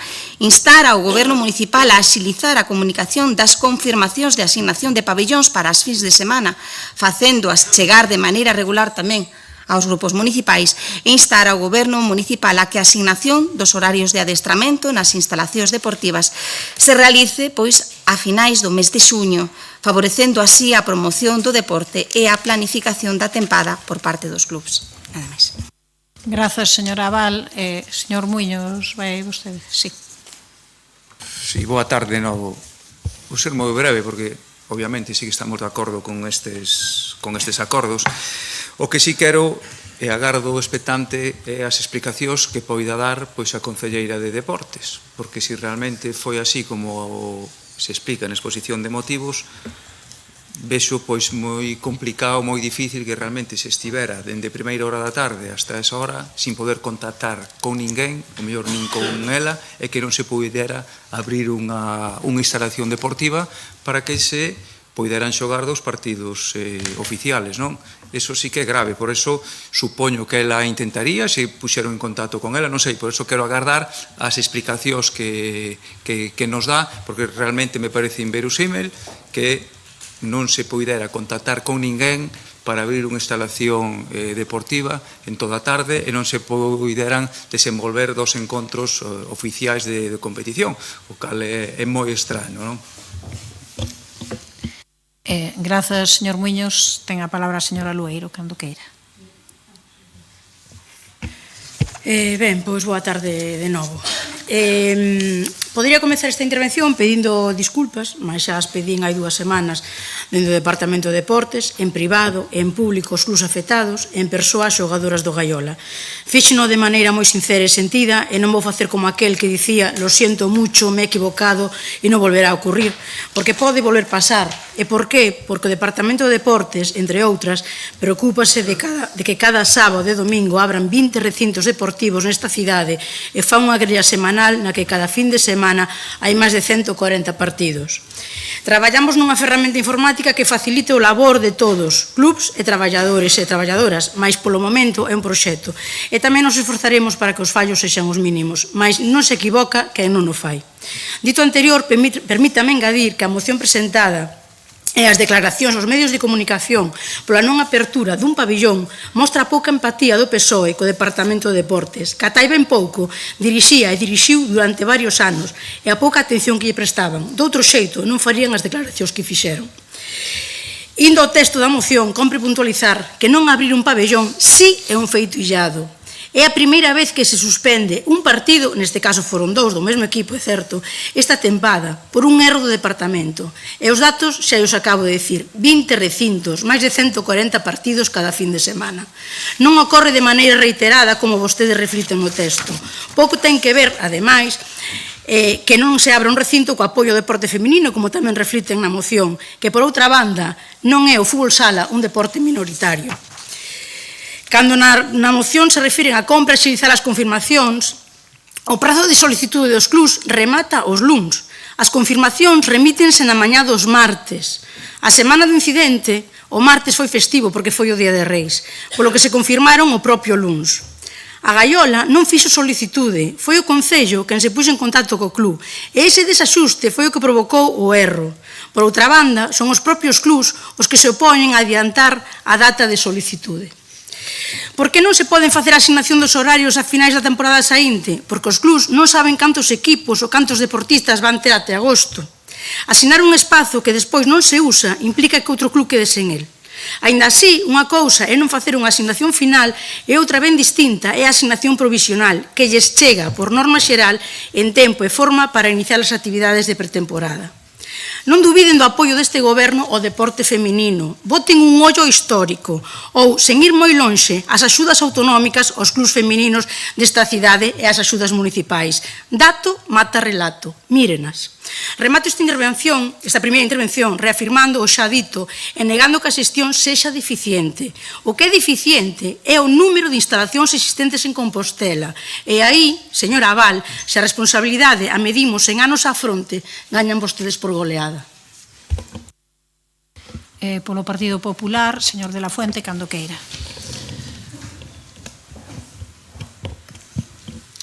Buenas tardes a todos. La gestión del Departamento de Deportes creemos que es el ejemplo perfecto de cómo no se debe gobernar. No hay, o por lo menos no conocemos, una política deportiva clara, no hay, o por lo menos no conocemos, una planificación deportiva clara, no hay objetivos que se hayan establecido o marcado, por lo menos que conozcamos, no hay proyectos nuevos que este gobierno haya aportado a la gestión del deporte en la ciudad, al menos que nosotros conozcamos. Anunció la concelleira, por poner un ejemplo, al comienzo de su actual mandato, que el gobierno estaba trabajando en el plan director de instalaciones deportivas. Nos pareció una buena idea, dado el estado lamentable de las instalaciones deportivas de la ciudad. Parecía que era buena idea hacer una auditoría del estado de esas instalaciones, analizar cuáles son las necesidades, establecer prioridades y asignar recursos. Era, desde luego, un buen comienzo. Y además compartirlo con el resto de los grupos municipales, porque esta es una cuestión que va a llevar más tiempo que un mandato y va a ser necesaria la implicación de por lo menos varios gobiernos. Soy de los que confía, además, que esto lleve la implicación de varios gobiernos distintos. ¿Qué fue de ese plan que anunciaron al principio de mandato y del que, por lo menos yo no tengo noticias ni he conseguido en la página web del Concello obtener información? ¿Están todavía elaborándolo? Se acaba el tiempo, hemos consumido ya 2/3 del actual mandato y de momento no tenemos ninguna noticia. Que no pase con esto lo mismo que pasa con las obras de Santiago de Chile, que se anuncian de un mandato para otro. Tan huérfana está la política deportiva que el BNG tiene que ofrecer a las entidades, clubs y deportistas de la ciudad, tan falta está de ideas y de proyectos, que recordarán, lo hemos debatido en este mismo pleno, ya hace unos meses, que se permitió el lujo de desviar 100.000 euros destinados para el mantenimiento y reparación de campos de fútbol a propaganda y publicidad. Mientras los campos de fútbol de Conxo, Villestro, Sergas, Santa Isabel, Cancelas y Fátima tienen los vestuarios en un estado lamentable, también lo hemos visto aquí. El césped, con una necesidad inmediata de cambio, también lo hemos visto aquí, o simplemente sin césped, o con una iluminación deficiente, o todas las cosas al mismo tiempo. El gobierno se dopa del presupuesto de deportes para dedicarlo a propaganda. Debieron pensar, como no me llega para arreglar todo lo que tengo que arreglar, pues no hago nada.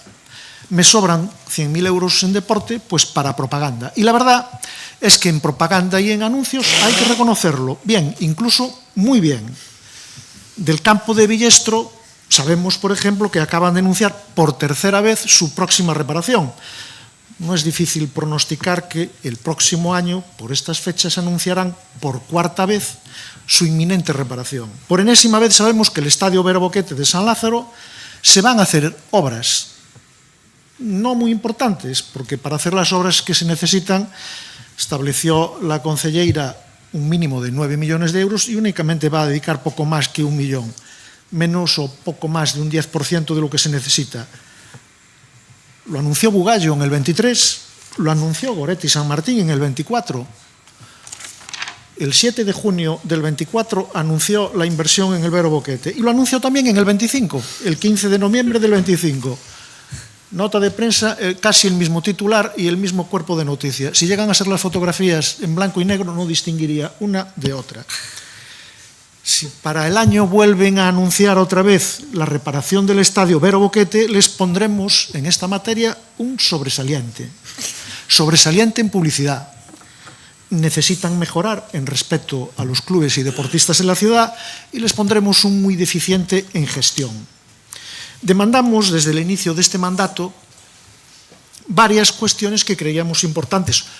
Y no lo creíamos solo nosotros, porque estas cuestiones fueron debatidas en este mismo pleno y casi todas fueron aprobadas por unanimidad. Una agenda deportiva que pusiera en valor el trabajo que están haciendo nuestros deportistas, una reglamentación objetiva de los convenios para que no se reparta el dinero al albur de las filias o fobias de los concejales de turno y la constitución del Consello Municipal de Deportes. Aprobados ya algunas de estas cuestiones ya hace meses y de ninguna de estas cosas sabemos nada nuevo. Demandamos también la reparación de las pistas deportivas de Rodríguez de Biguri. Y como ya anunciamos en aquel momento, cuando se pongan a realizar la segunda fase, la que la concejera prometió hacer en el año 25, habrá que reparar íntegramente la ya supuestamente reparada. La visitábamos hace poco y vuelve a estar en un estado ciertamente lamentable. Sigue el encofrado de madera con puntas alrededor de la pista para peligro de los usuarios que se atrevan a utilizarla. Más de 50.000 euros tirados a la basura. Prometieron impulso al deporte base y hoy tenemos instalaciones cerradas, calendarios improvisados y clubes ahogados por la burocracia. Eso es al menos de lo que se quejan ellos. Estoy seguro de que no soy el único de los aquí presentes que habla con los clubes. Supongo que alguno de ustedes, por lo menos de cada grupo municipal, alguien habrá que se ponga en contacto con ellos. Y supongo que les dirán lo mismo que me dicen a mí. Y es duro, pero es la realidad que tenemos. A los clubes de la ciudad, a muchos clubes de la ciudad, les da vergüenza ser anfitriones como locales porque todos los visitantes se asombran del estado deplorable de la práctica totalidad de las instalaciones deportivas de la ciudad. Y esta es una realidad que no me invento yo. Esto me lo dicen a mí los clubes. Sí. Gastou o seu tempo, señor, as dúas quendas. Las dos. Sí. Pues le hubiera agradecido mucho que me hubiera advertido cuando acabé la primera, como suele hacer con el resto de los compañeros. Teñen aí Si me deja terminar con dos frases, un desagravio que no avisara a tiempo. Lo de olvidarse de abrir un pabellón, eso es de matrícula de honor. Es el colmo de la falta de gestión. Parece claro que no fue buena idea encomendar al concejal de deportes del BNG de Ribeira el área de deportes de la ciudad. Espero que de alguna manera compensen a los clubes afectados por este despiste. Rematou o seu tempo, tempo para a señora Val, cando queira. Sí, a ver, moi breve. Teño que recoñecer que me sorprende a soberbia coa que contestou a concelleira de Deportes, en este caso Pilar Lueiro. Mire, empatía co Departamento de Deportes, co persoal que traballa no Departamento de Deportes, máxima. De feito, durante o mandato pasado se dotou un recurso que non estaba dotado e que se quitou da área de persoal. Ahora se vai enfadar o concelleiro de persoal que en persoal prescindimos de un recurso humano para dotar a área de deportes, con lo cual, empatía máxima. A responsabilidade do que pasou e do que pasa é unha responsabilidade única e exclusivamente política. Iso que lle quede clariño, é dicir, eso é importantísimo e nos corresponde aos políticos habilitar os medios necesarios para que isto non volva a acudir. As demandas que aquí presentamos son demandas, evidentemente, do Partido Socialista, pero son demandas que nacen do diálogo coas entidades deportivas. As entidades deportivas son as que nos piden un teléfono o que poder chamar.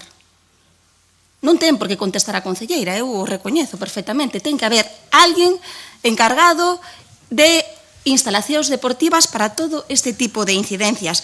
Son as entidades deportivas as que nos piden axilizar a confirmación para fin de semana. Vostede está me dicindo que non é posible, pero de verdade que son as entidades deportivas as que nos trasladan esta necesidade e tamén son as entidades deportivas as que nos trasladan que se adiante o calendario, polo menos a distribución dos pabillóns, dos horarios, que non se resolva en setembro ou en outubro. Bueno, en setembro, se resolvese en setembro, ainda bueno, pero que se resolvese canto antes.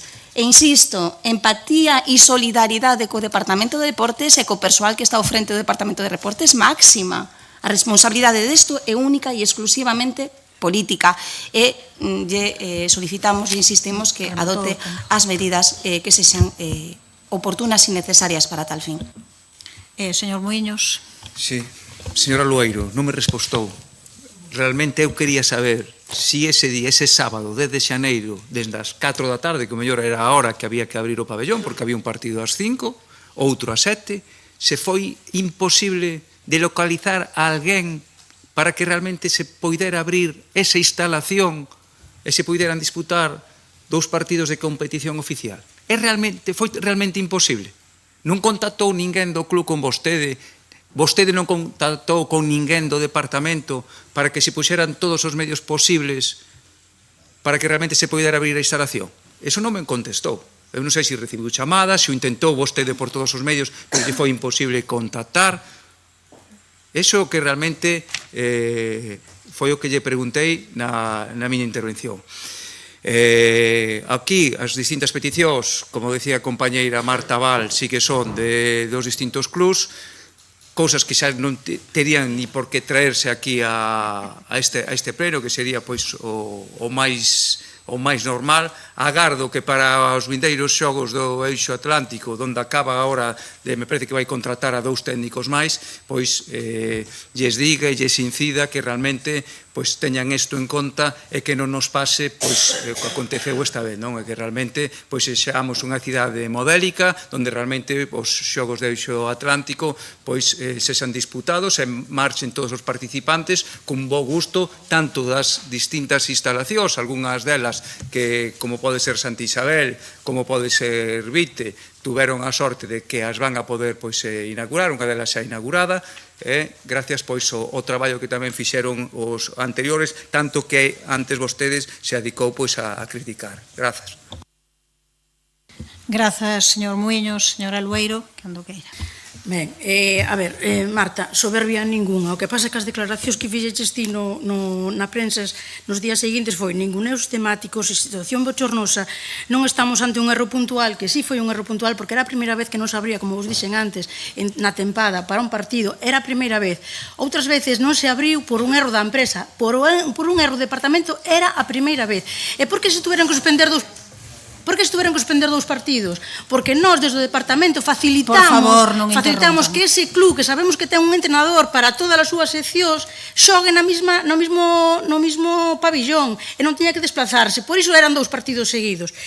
A entidade non merece ser tratada como un estorbo. En ningún momento foi tratada como un estorbo. De feito, a entidade o que reclama é que se lle recoñeza que é campeón e sigue sendo vixente campeón da Copa Galicia Preferente. Cando foi campeón? No 2019.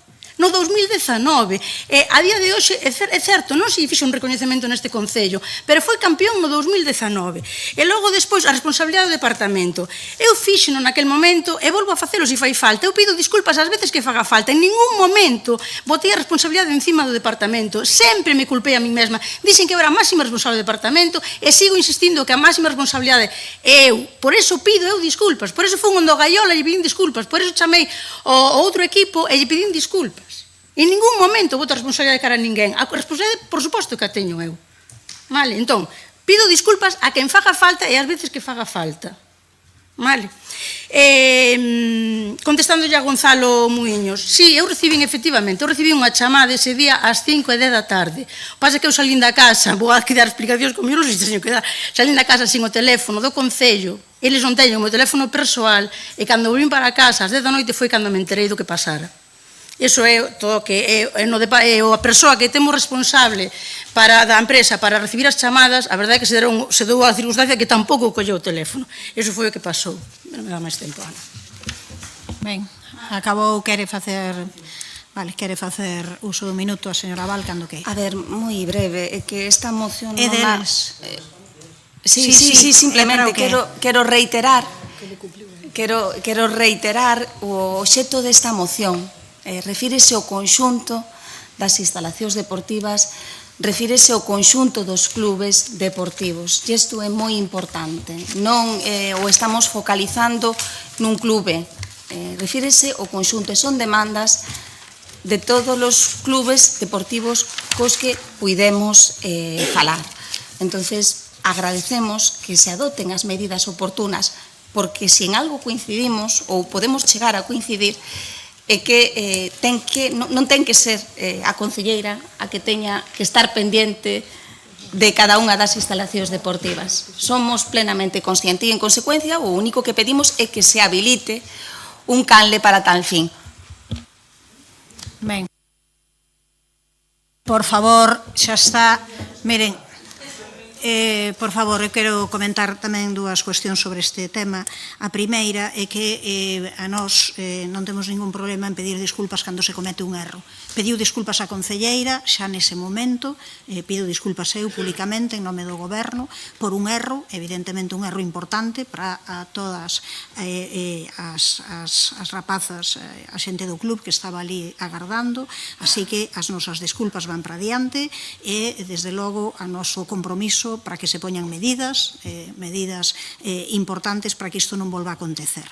De todas as maneiras, creo que hai algunhas cousas que non é moi de recibo que se comenten, porque claro, que si ás veces existen compromisos que se poden reiterar. A Xunta de Galicia non é especialista en reiterar 3, 4, 5 veces compromisos.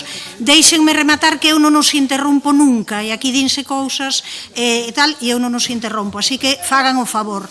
É certo que a Xunta de Galicia ás veces reitera e volve a anunciar un ano tras outro, pero saben o que pasa? É que tamén o Concello de Santiago, a veciñanza do Concello de Santiago, non este goberno, tamén lle gustaría que a Xunta anunciase e saíse 2 veces e 3 veces, aínda que fose, anunciando compromisos coas infraestructuras deportivas de Santiago.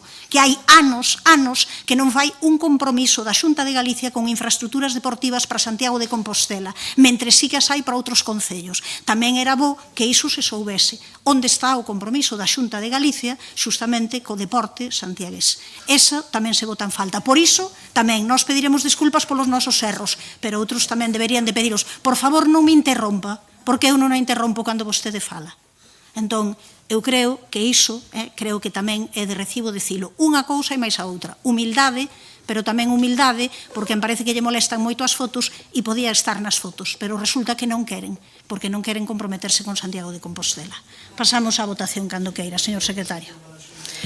Por favor, non me interrompa. Bueno, pois tampouco fa... Moción presentada polo Grupo Municipal do PSDG-PSOE sobre a xestión das instalacións deportivas municipais e a comunicación coas entidades deportivas. Votos a favor. Grupos municipais socialistas, concelleiros non adscritos, Grupo Municipal do Partido Popular, voto en contra. Non hai abstencións. Grupos municipais, BNG e Compostela Aberta, apróbase a moción. Pasamos á seguinte moción dos grupos municipais de Compostela Aberta e do Bloque Nacionalista Galego de apoio ás reivindicacións do sector agrogandeiro galego. Ten a palabra o señor Duro, cando queira. Grazas, alcaldesa. Traemos hoxe unha moción para defender algo que creo que todos estaremos de acordo que é moi básico, que é que nos alimenta poida vivir do seu traballo e que o rural galego e non só galego teña futuro. Porque cando falamos do sector agrogandeiro non falamos só dun sector económico, falamos de territorio, falamos de emprego, falamos de soberanía alimentar e falamos de cohesión social. Xa saben que desde o noso grupo municipal nunca tivemos problema en que neste pleno se debatan cuestións que non son estritamente locais, pero que son temas fulcrais para a vida da xente. Por iso, propoñemos que o Concello de Santiago, como institución que é ao servicio da cidadanía e do país, adote unha posición política clara e inste a actuar a quen ten as competencias, a Xunta de Galicia e o Goberno do Estado. E imos ao fondo da moción. Desde o 29 de decembro de 2025, o sector agrogandeiro galego está mobilizado por reivindicacións xustas e, en realidade, pola propia pervivencia do medio rural. É unha mobilización que xa case parece permanente, porque levamos décadas defendendo un sector que foi históricamente fundamental para a nosa economía. E é certo que a base económica galega mudou moito e está ben, como a maioría das sociedades da nosa contorna. Hoxe somos un país máis de servizos e o peso do sector agrogandeiro é menor do que foi. Pero hai algo que non mudou, que en Galiza tamén necesitamos comer. E esta moción vai fundamentalmente diso. Vai sobre todo de soberanía alimentaria, de que comemos, de onde producimos e de como nos afecta. Porque a soberanía alimentaria é consumo de proximidade, é capacidade de producir aquí e de ter control sobre os nosos propios alimentos. Defender o noso agro é básico, é máis sustentable ambientalmente, moito máis xusto socialmente e tamén, porque non, moito máis saudable. Neste retorno constante das demandas do sector que temos, desta volta hai varias cuestións enriba da mesa e por iso se están a manifestar organizacións como o Sindicato Labrego Galego e outras moi representativas dos traballadores e traballadoras do agro. E voulle dar 4 pinceladas sobre os 4 puntos da proposta de acordo. E vou por puntos. Primeiro, amosamos o noso rexeitamento ao acordo comercial entre a Unión Europea e a Mercosur, polo menos no que afecta ao sector agrogandeiro. E tamén pensamos que hai que estar vixiantes co que se está a negociar coa India. Estes acordos non se poden despachar con un sí ou non abstracto. Sempre reparten gañadores e perdedores. E o problema é que os perdedores adoiten ser sempre os mesmos, a pequena e mediana produción agrogandeira. E alén das cifras, tamén hai un problema ecolóxico de fondo que non podemos ignorar. Este modelo aumenta e susténtase sobre o transporte a longa distancia. Non incorpora, de ningunha maneira, os custos climáticos e abre a porta a unha expansión da fronteira agrícola e a propia deforestación. E cando hai cláusulas ambientais, moitas veces son febles e sen control efectivo. Si faramos en serio de transición ecolóxica, como escoitamos en todos os partidos políticos, non creo que podamos aceptar este concepto que está tan de moda como un greenwashing tan escandaloso como este. E isto non vai tampouco de pecharnos ao mundo nin ir contra ninguén de fora, vai de ter regras xustas. Mentres os custos ambientais, sociais e fiscais non se incorporen a un prezo final, o mercado seguirá premiando a quen produce máis barato, moitas veces a maior escala e, sin dúbida, con moitos máis impactos negativos. Segundo, a moción pon o foco na PAC. Dunha PAC xusta e suficiente. A proposta 2028-34 prevé un recorte, descóntemo da seguinte intervención, alcaldesa, prevé un recorte de máis de un 22% dos fondos comunitarios. Para Galicia é un golpe demoledor, sobre todo para a remuda xeracional e para manter unha actividade no territorio. Ademais, a burocracia acumulada está a facer a vida realmente moi complicada. Máis custos, máis tempo perdido en papéis, polo que é imprescindible simplificar trámites e reforzar servicios públicos sin que eso supoña baixar garantías e facer viable a actividade mantendo a seguridade alimentaria. Non se pode exixir máis ao campo e ao tempo recortarlles o apoio público. Terceiro punto, os prezos xustos. A lei da cadea alimentaria está a resultar claramente insuficiente porque non practica a agroindustria, porque na práctica, a agroindustria e a gran distribución segue impoñendo prezos e condicións. Se non se garante que os prezos cubran os custos e deixen unha renda digna, os resultados xa coñecemos. Pechan as explotacións, abandonamos o territorio. Sen rendas xustas non hai explotacións, sin explotacións non hai rural e as consecuencias vémolas todos os anos. E en último lugar, un asunto que é urxente, tamén sanitario, como a dermatose nodular contagiosa, a DNC, que simboliza ou exemplifica un pouco o que supoñen en moitos casos estes grandes pactos macroeconómicas. Saben que é unha enfermidade categoría A na Unión Europea, con medidas, si se detecta, moi severas. Por iso é fundamental prevención e detección precoz, vacunación preventiva gratuita, feita por persoa pública, e indemnizacións actualizadas a prezo real de mercado se se produce un baleiro sanitario. Isto é prevención e defensa dun sector estratégico. E é importante porque mesmo hoxe ven na prensa pois que a Xunta de Galicia, con bo criterio, amplía o plazo de prevención desta enfermedade. E remato con isto. Eu gustaríame, despois dun pleno onde todos nos intercambiamos lindezas diversas, que se entenda esta emoción como que é unha proposta que non vai contra ninguén nin busca guerras institucionais. Vai a favor do dereito de producir, a vivir dignamente, dun traballo fundamental para a nosa sociedade e manter vivo o territorio.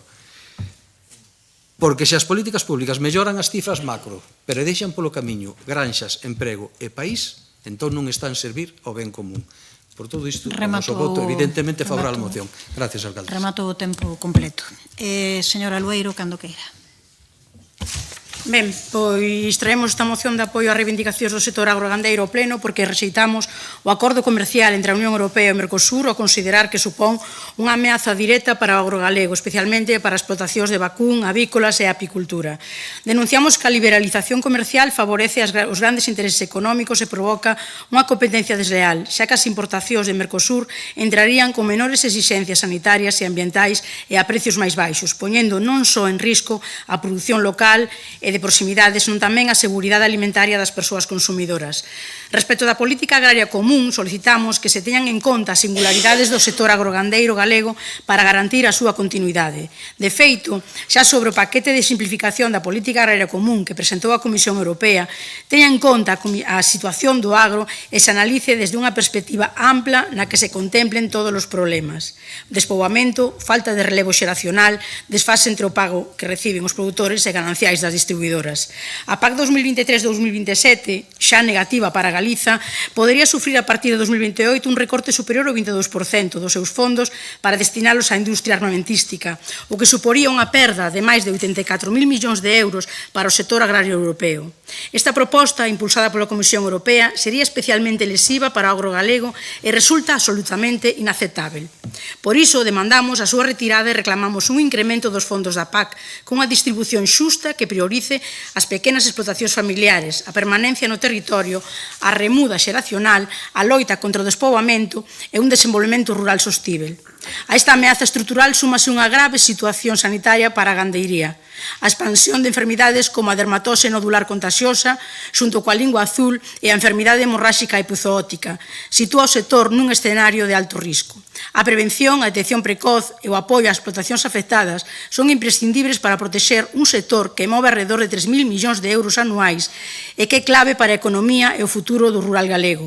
Un novo golpe ao campo galego sería. Polo exposto, solicitamos o apoio do Pleno para esta moción apoiando os seguintes acordos. Instar a Xunta de Galicia e o Goberno do Estado a oporse ao acordo Mercosur-Unión Europea no que lle afecta o sector agrogandeiro e transmitir esta posición ao Congreso dos Deputados, ao Parlamento Europeo e á Comisión Europea. Exixir para o novo período da PAC 2028-2034 unha mellora no financiamento destinado a Galiza e propor o rexeitamento de forma clara e rotunda a proposta da Presidenta da Comisión Europea de recortar máis dun 22% os fondos destinados á política agraria común para o período 28-34. A modificación e simplificación das normativas de aplicación da PAC en Galiza, tendo en conta a nosa especificidade, evitando criterios diverxentes entre consellerías. No Comité de Seguimento do PEPAC estableceráse unha mesa de traballo específica para combater a burocratización da tramitación das axudas, permitindo a simplificación dos procedementos administrativos e a unificación dos criterios. Establecer medidas adicionais por parte da Consellería do Medio Rural para previr a entrada en Galiza da dermatose nodular contagiosa con medidas concretas como establecer por parte da Xunta de Galicia de xeito inminente a vacinación gratuita contra a dermatose contagiosa realizada por persoal propio da Consellería antes da chegada da enfermidade ao noso país como medida preventiva fundamental. Aprobar que as indemnizacións por animal nos casos de valeiros sanitarios tean actualizadas segundo o prezo real de mercado do gando e promover unha reforma da lei da cadea alimentar con indexación e referencias a marxes comerciais non abusivas, mellorando o coñecemento dos custos de produción mediante estudos específicos e implantación dunha rede de explotacións que permita obter datos reais das distintas orientacións productivas. Por parte de concelleras, señora Castro, cando queira. Grazas, señora alcaldesa, e boa tarde, concelleiras e concelleiros. Eu quero comezar dicindo que o sector gandeiro agrogandeiro está na súa lexítima capacidade de demandar máis financiamento á Unión Europea ou de cuestionar este acordo, o acordo de Mercosur. E teñen absoluto dereito a facelo, ademais de xeito visceral, porque estamos falando do seu traballo e da súa forma de vida. E, desde logo, teñen todo o noso respecto. Agora ben, os responsables públicos creemos que non debemos aproveitar o contexto para enmarcar o noso relato ideolóxico e insertalo en consignas civís. Dicir, por exemplo, nesta moción que Ursula von der Leyen prefire armas aos alimentos como poñen na moción BNG e Compostela Aberta, pois vanme permitir, equivalería dicir no contexto local pois que a señora San Martín prefire asesores a investimentos e coincidirán comigo que iso está ben para postear un chío, pero igual non tanto para recollelo nunha moción que se debe debater neste pleno. Se alguén quere que apliquemos este tipo de consignas, por exemplo, na negociación de orzamentos, só ten que dicilo e incluiremos, por exemplo, unha condición 21 do noso grupo e a nosa listaxe de propostas que inclúa cese de persoal eventual para que haxa máis cartos. Demagoxias aparte, porque creo que nesta moción aplicáronse o de río revolto, ganancia de pescadores. Imos explicar sen populismos. Sobre o acordo de libre comercio con Mercosur, Trátase dun acordo que busca eliminar barreiras ao intercambio comercial, abrir mercados para que a economía creza, os produtos se abaraten e, efectivamente, sectores máis competitivos gañen terreo. Evidentemente, este tratado supón un incremento da competencia e, polo tanto, necesariamente implica un esforzo para incrementar a competitividade no noso sector agrogandeiro. Ou tamén temos a vía da especialización das denominacións protegidas e do valor da marca. Claro, existen determinadas afirmacións que, por máis que se repitan, non van ser verdade. E como responsables públicos non nos podemos abonar os argumentos simplificadores. Cando falan de produtos que se van importar sen que cumpran os mesmos estándares da Unión Europea, non é certo. Este acordo vai permitir a entrada ilimitada de produtos sen que cumpran estándares de calidade. Sobre todo porque xa agora hai importacións destes produtos, pero deben cumprir cos estándares europeos de seguridade alimentaria. Segundo, din que van ter importantes repercusións no sector avícola e no da carne de vacún. Pois ben, no acordo da Unión Europea mantén arancéis elevados na carne de vacún con oso entre o 46% e o 75% e na carne de ave dun 13%. Non se eliminan os arancéis nestes produtos, redúcense e faise moi pouco. Terceiro, esa diminución dos arancéis ou a supresión noutros casos só se aplica a unha determinada cantidade ou cuota de produtos importados, fixada a niveis próximos aos fluxos de comercio actuais. Todas as importacións que excedan esa cuota manteñen os arancéis en vigor antes do acordo. En cuarto lugar, o acordo contempla un mecanismo de salvagarda bilateral, polo que se detecta un aumento considerable de importacións que poden causar danos á produción europea, suspenderíase temporalmente a reducción de arancéis. Estamos falando de que se van realizar informes semestralmente e que se activaría ese mecanismo incluso se o dano afectase únicamente a un Estado membro. E, por certo, os arancéis son bilaterais. Voulles dar un dato que lía esta semana pasada a economista e ben querida para min María do Carmo García Negro, por certo, non sospeitosa de ser europeísta, decía: o gando galego xa non se alimenta de forraxes propias porque non as produce.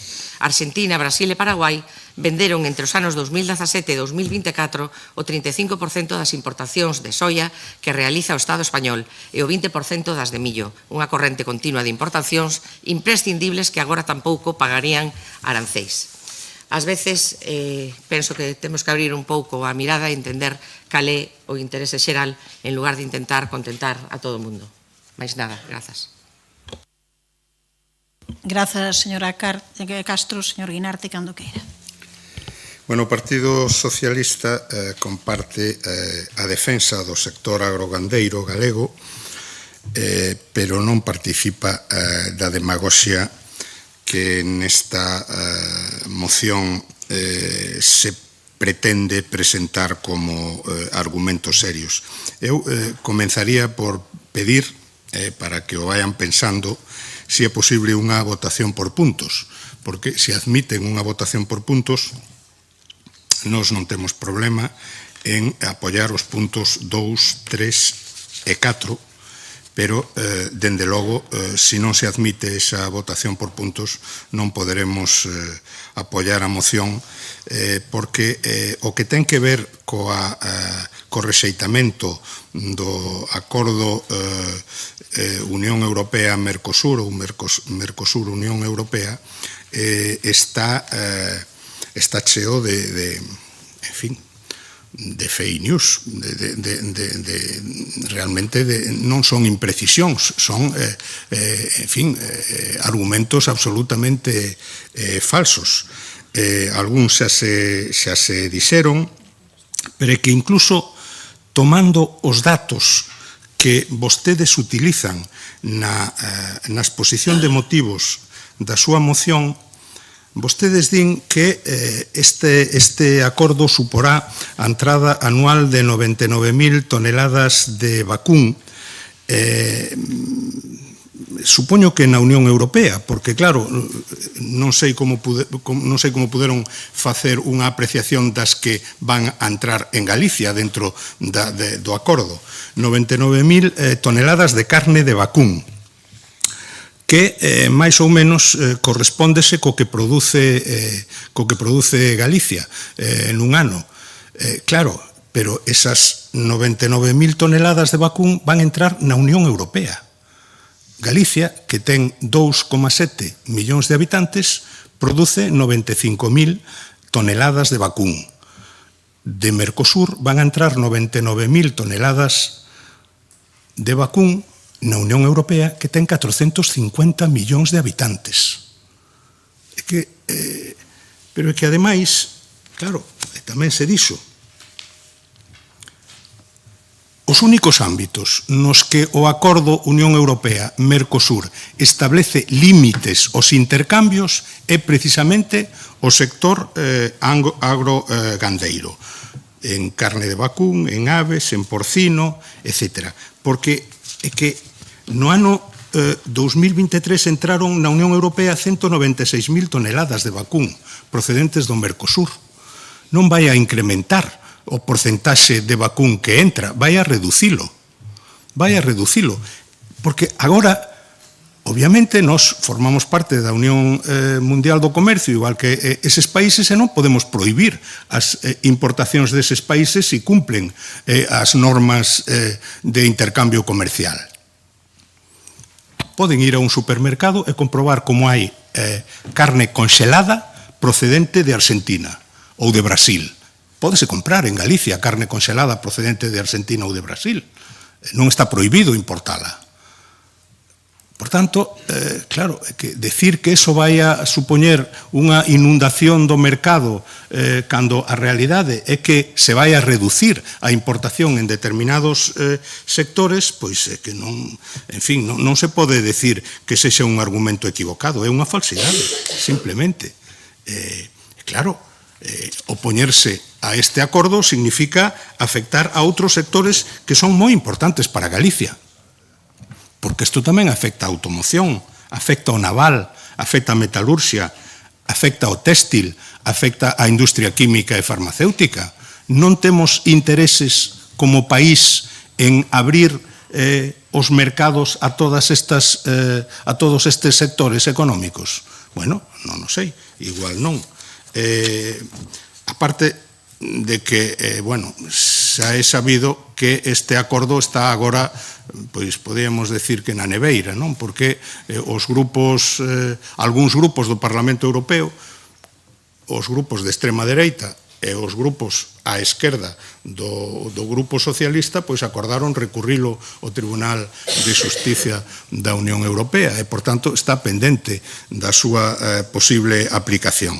Pero eu creo que hai que utilizar argumentos serios para opoñerse a este acordo, o que é perfectamente posible opoñerse, naturalmente, pero con argumentos serios.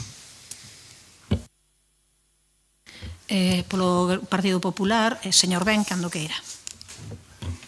Muchas gracias, alcaldesa, compañeras y compañeros de corporación. Bueno, antes de dar respuesta a los 5 temas, directamente ir a ellos, porque esto es bastante complicado y largo y no creo que me dé tiempo de acabar, sí quería hacer 2 comentarios, ¿no? Hacía mención el señor Duro a lo que es lo competente y la incumbencia o competencia. Es cierto que competencia nosotros de esto tenemos poca.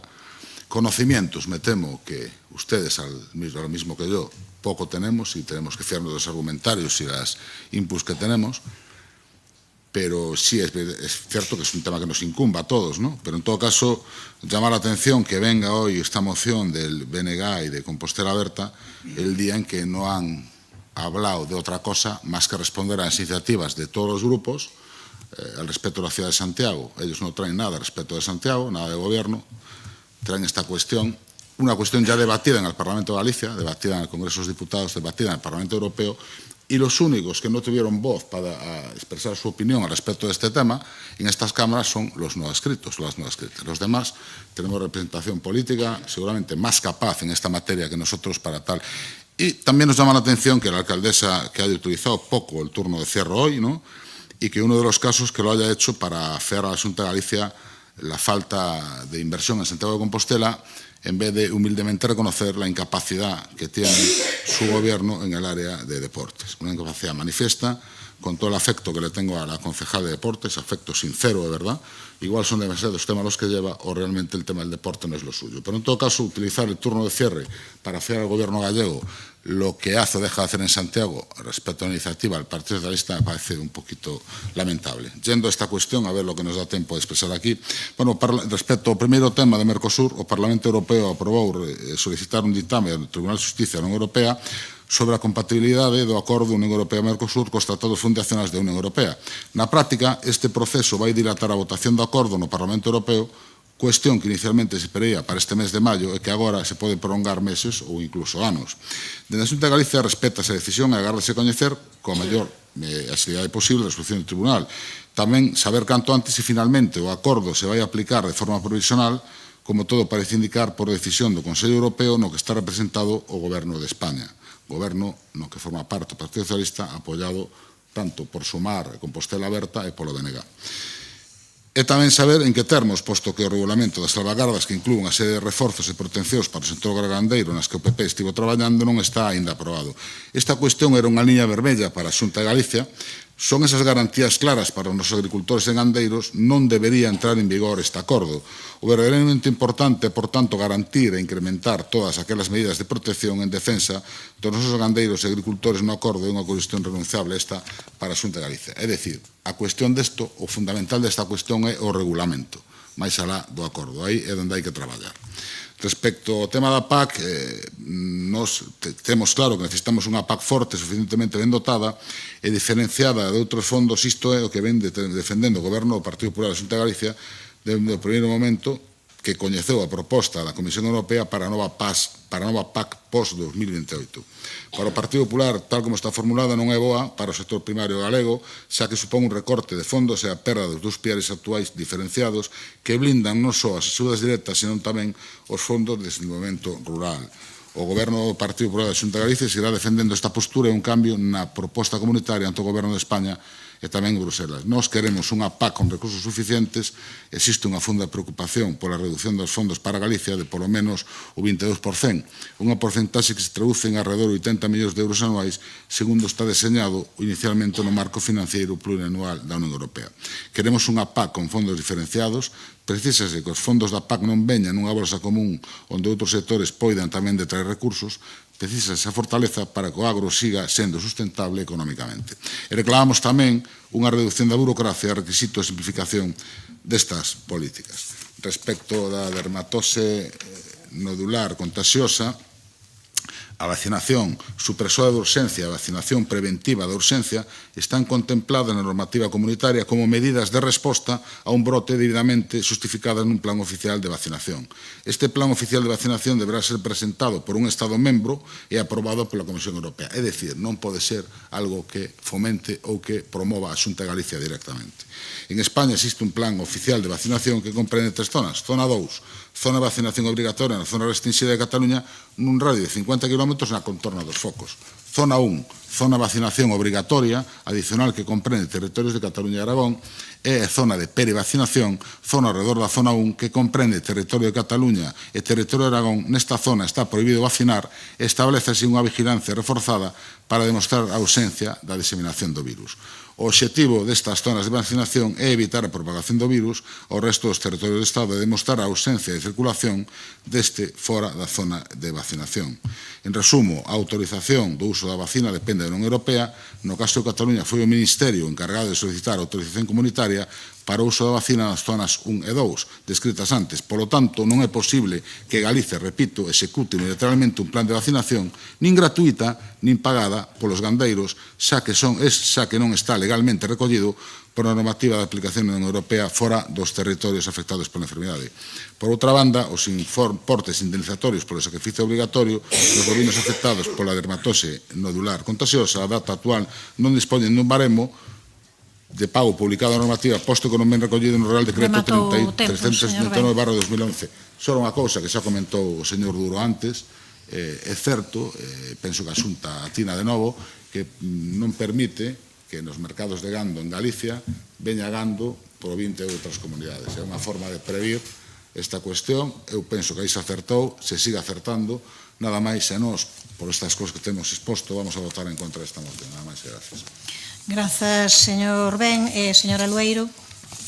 Sí, ben, señor Evaristo, claro que a Unión Europea paralizou o acordo, pero non sexan cínicos. Adrián Vázquez, Francisco Millán, son eurodiputados do PP. Votaron en contra. Nicolás González do PSOE tamén votou en contra. A única que votou a favor de paralizar o acordo foi Ana Miranda, eurodiputada do BNG. É que o PP actúa con absoluto cinismo. Alentou durante anos a sinatura do acordo Mercosur, pediu mesmo que o Estado liderase a súa aprobación e agora tenta capitalizar o malestar do sector agrogandeiro con discurso oportunista e falso. E o que está en xogo non é o debate teórico nin demagóxico como se dixo aquí noutras intervencións anteriores, senón a supervivencia de millares de explotacións e dun modelo productivo socialmente xusto e ambientalmente sustentable e ligado ao territorio. E non se pode falar de sustentabilidade, de loita contra o cambio climático, de soberanía alimentar, mentre se impulsan macroacordos comerciais que fomentan o monocultivo intensivo, o transporte intercontinental de alimentos e a desaparición da produtividade da produción de proximidade. O que fai falta é favorecer consumo de produtos locais, garantir prezos xustos e asegurar que quen produce aquí poida vivir dignamente o seu traballo. E é máis, como que non afecta a Santiago? Nós que comemos plástico. Non. A Santiago, claro que afecta. E Santiago, ademais, é un concello eminentemente rural. Vostede debería de sabelo, non? Hai produción gandeira aquí. Hai produción gandeira. Non interrompan, por favor.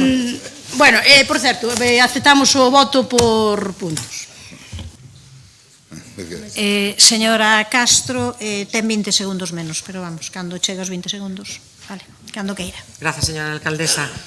Bueno, nós tamén celebramos que se poda votar por puntos porque nos coincidiríamos en reclamar máis explicación sobre como funcionará esta nova forma de financiación da PAC para despois valorar se efectivamente é perxudicial ou non tendo en conta a parte variable. E sobre as medidas para afrontar a chegada da dermatose nodular contagiosa, todas as medidas que se poñan en marcha van ser favorables. E tamén coincidimos na necesidade de reformar a lei da cadea alimentaria. Por lo tanto, se admiten a votación por puntos, imos votar a favor destas dúas últimas cuestións. De todos os xeitos, creemos que en esta moción hai unha mestura de temas e un acto de desinformación bastante importante. E tamén, se mo permiten, deixan entrever un trasfondo anti-europeo que nós creemos que podería ser previsible no caso do BNG, pero que non termino de, ou non acabamos de comprender no caso de Compostela Aberta. É certo eso que dixen antes, a río revolto ganancia de pescadores, e aquí neste salón de pleno parece que algúns e algunhas están sempre decididos a poñerse as botas para meterse no río. Nada máis, gracias. Grazas, señora Castro.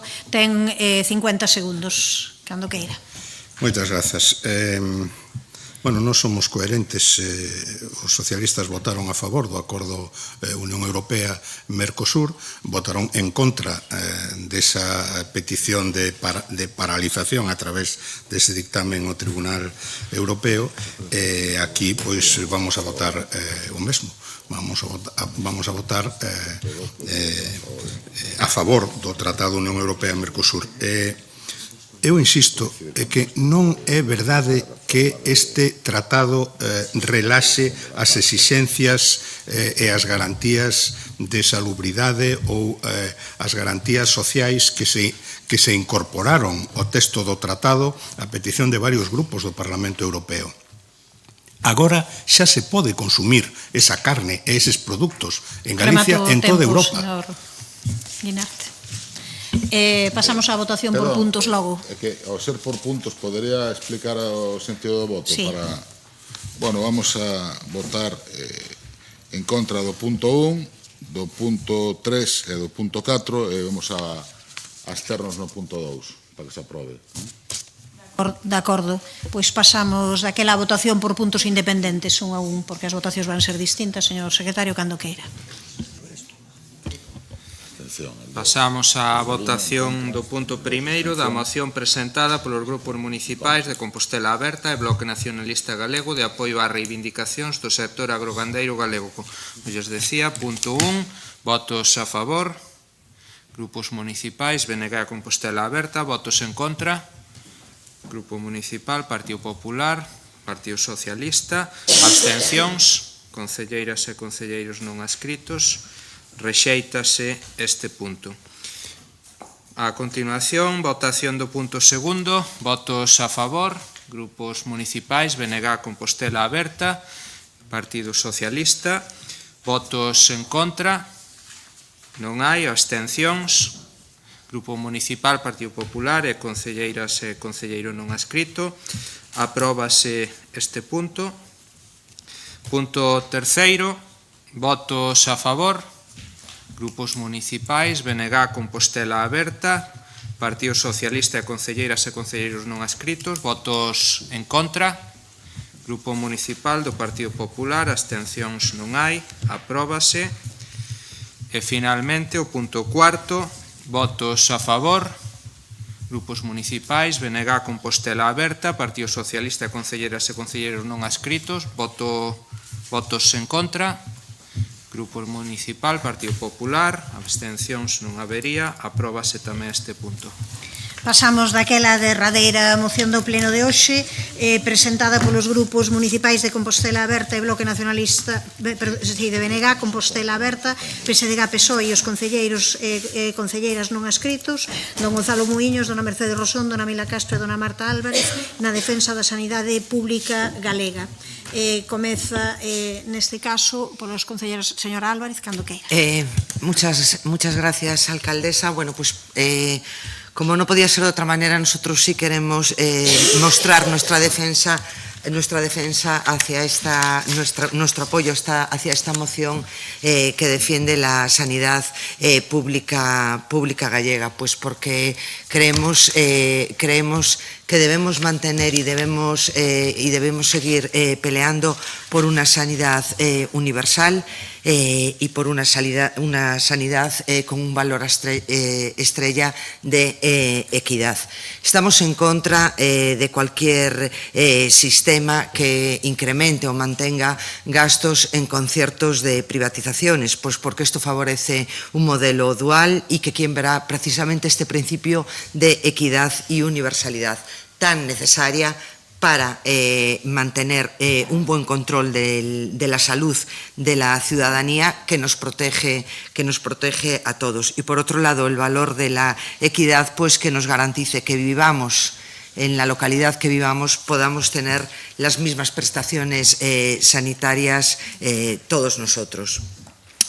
Nos cuesta seguir presenciar este deterioro que se mantiene y que se va intensificando en los últimos tiempos con un aumento, pues por ejemplo, de las listas de espera. Ya no solamente hablo del ámbito de la atención primaria, que todos lo estamos viendo, como también en el ámbito de la hospitalaria para pruebas diagnósticas, quirúrgicas, etc. Y sí me gustaría ver acompañado, al lado de esas cifras oficiales que salen, que soy muy crítica con ellas, porque creo que ahí al lado debía explicarse cuáles son los cambios de criterio que hacen que se salgan y se reduzcan listas de espera y cuáles son las fechas oficiales en las que uno entra en una lista de espera, que es muy diferente a lo que respira la ciudadanía.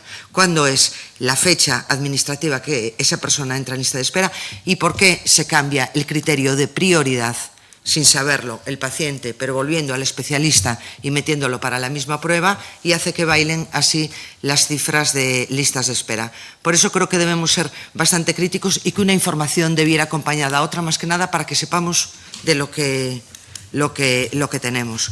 Somos, por otro lado, también conocedores, y lo vemos, del incremento de plazas de formación en especialistas, y esto lo toco porque es algo que estamos padeciendo todos, la falta de especialistas en España, y del esfuerzo que en los últimos años todos los gobiernos han hecho para incrementar las plazas de formación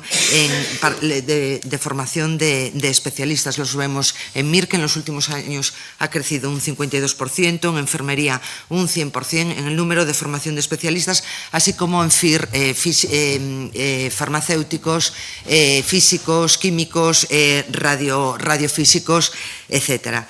Pero bien es cierto que a pesar de este incremento, pues esto nos está reflejando en el día a día de la presencia de especialistas en nuestro sistema. son profesionales que estamos formando con fondos públicos y que estamos dejando que ese conocimiento se exporte, se vaya afuera. Y así lo refleja de Objective, porque es difícil encontrar y saber cuáles son las cifras de especialistas que realmente se van. Objective nos dice unos 30.000 médicos en la última década sí han solicitado el certificado de idoneidad, que es el que le permite salir fuera a trabajar, pero no todos ellos se van. Y si tenemos cifras que entre el 19 y el 22 al menos 1.186 médicos sí se han ido y han abandonado España para trabajar en el extranjero.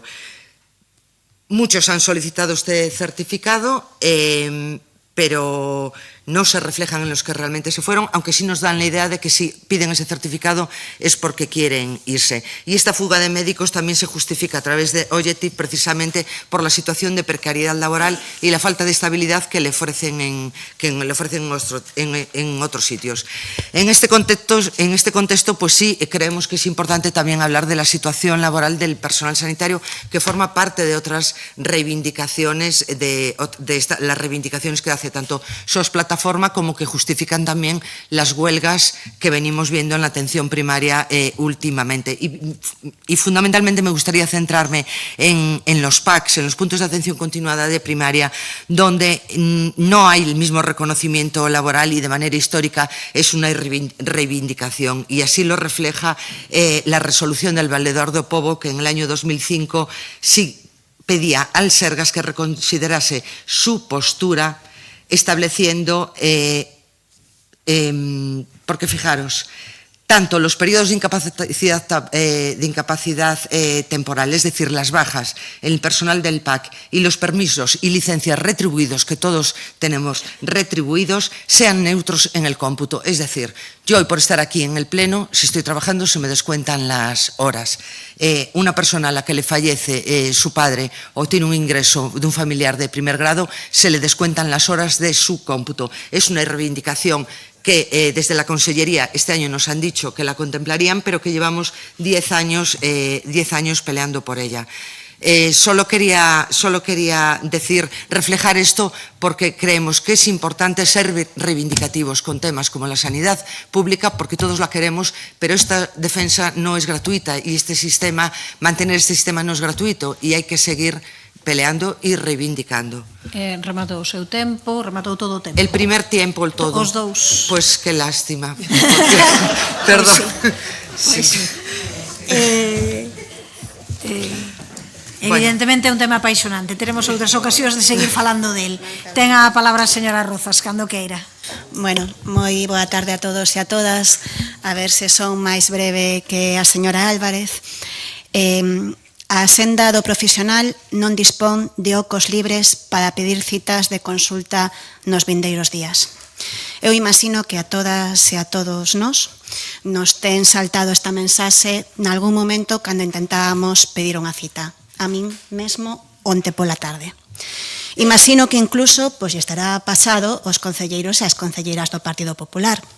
E non sei se cando lles aconteceu iso interpretarían esa frase como un mantra ideolóxico da plataforma SOS Sanidade Pública, como así teñen dito diferentes representantes do Partido Popular. Non sei se se entenderá que ten que ver cun mantra ideolóxico que unha nai se desespere intentando conseguir unha cita pediátrica durante 15 días. Iso se non vive no barrio de Conso. No barrio de Conso estou segura que non poderán solicitar esa cita nos 15 días continuos porque o centro non ten atención pediátrica, como ben saiu publicado recentemente. Non sei se o Partido Popular é tamén unha cuestión ideolóxica que a un paciente lle moleste ter que estar horas e horas nun servicio de urxencias colapsado, con máis de 40 persoas en camillas e caderas de rodas polos corredores, como ven acontecendo no Chus neste mes de xaneiro e como tamén ten saído en diferentes medios de comunicación.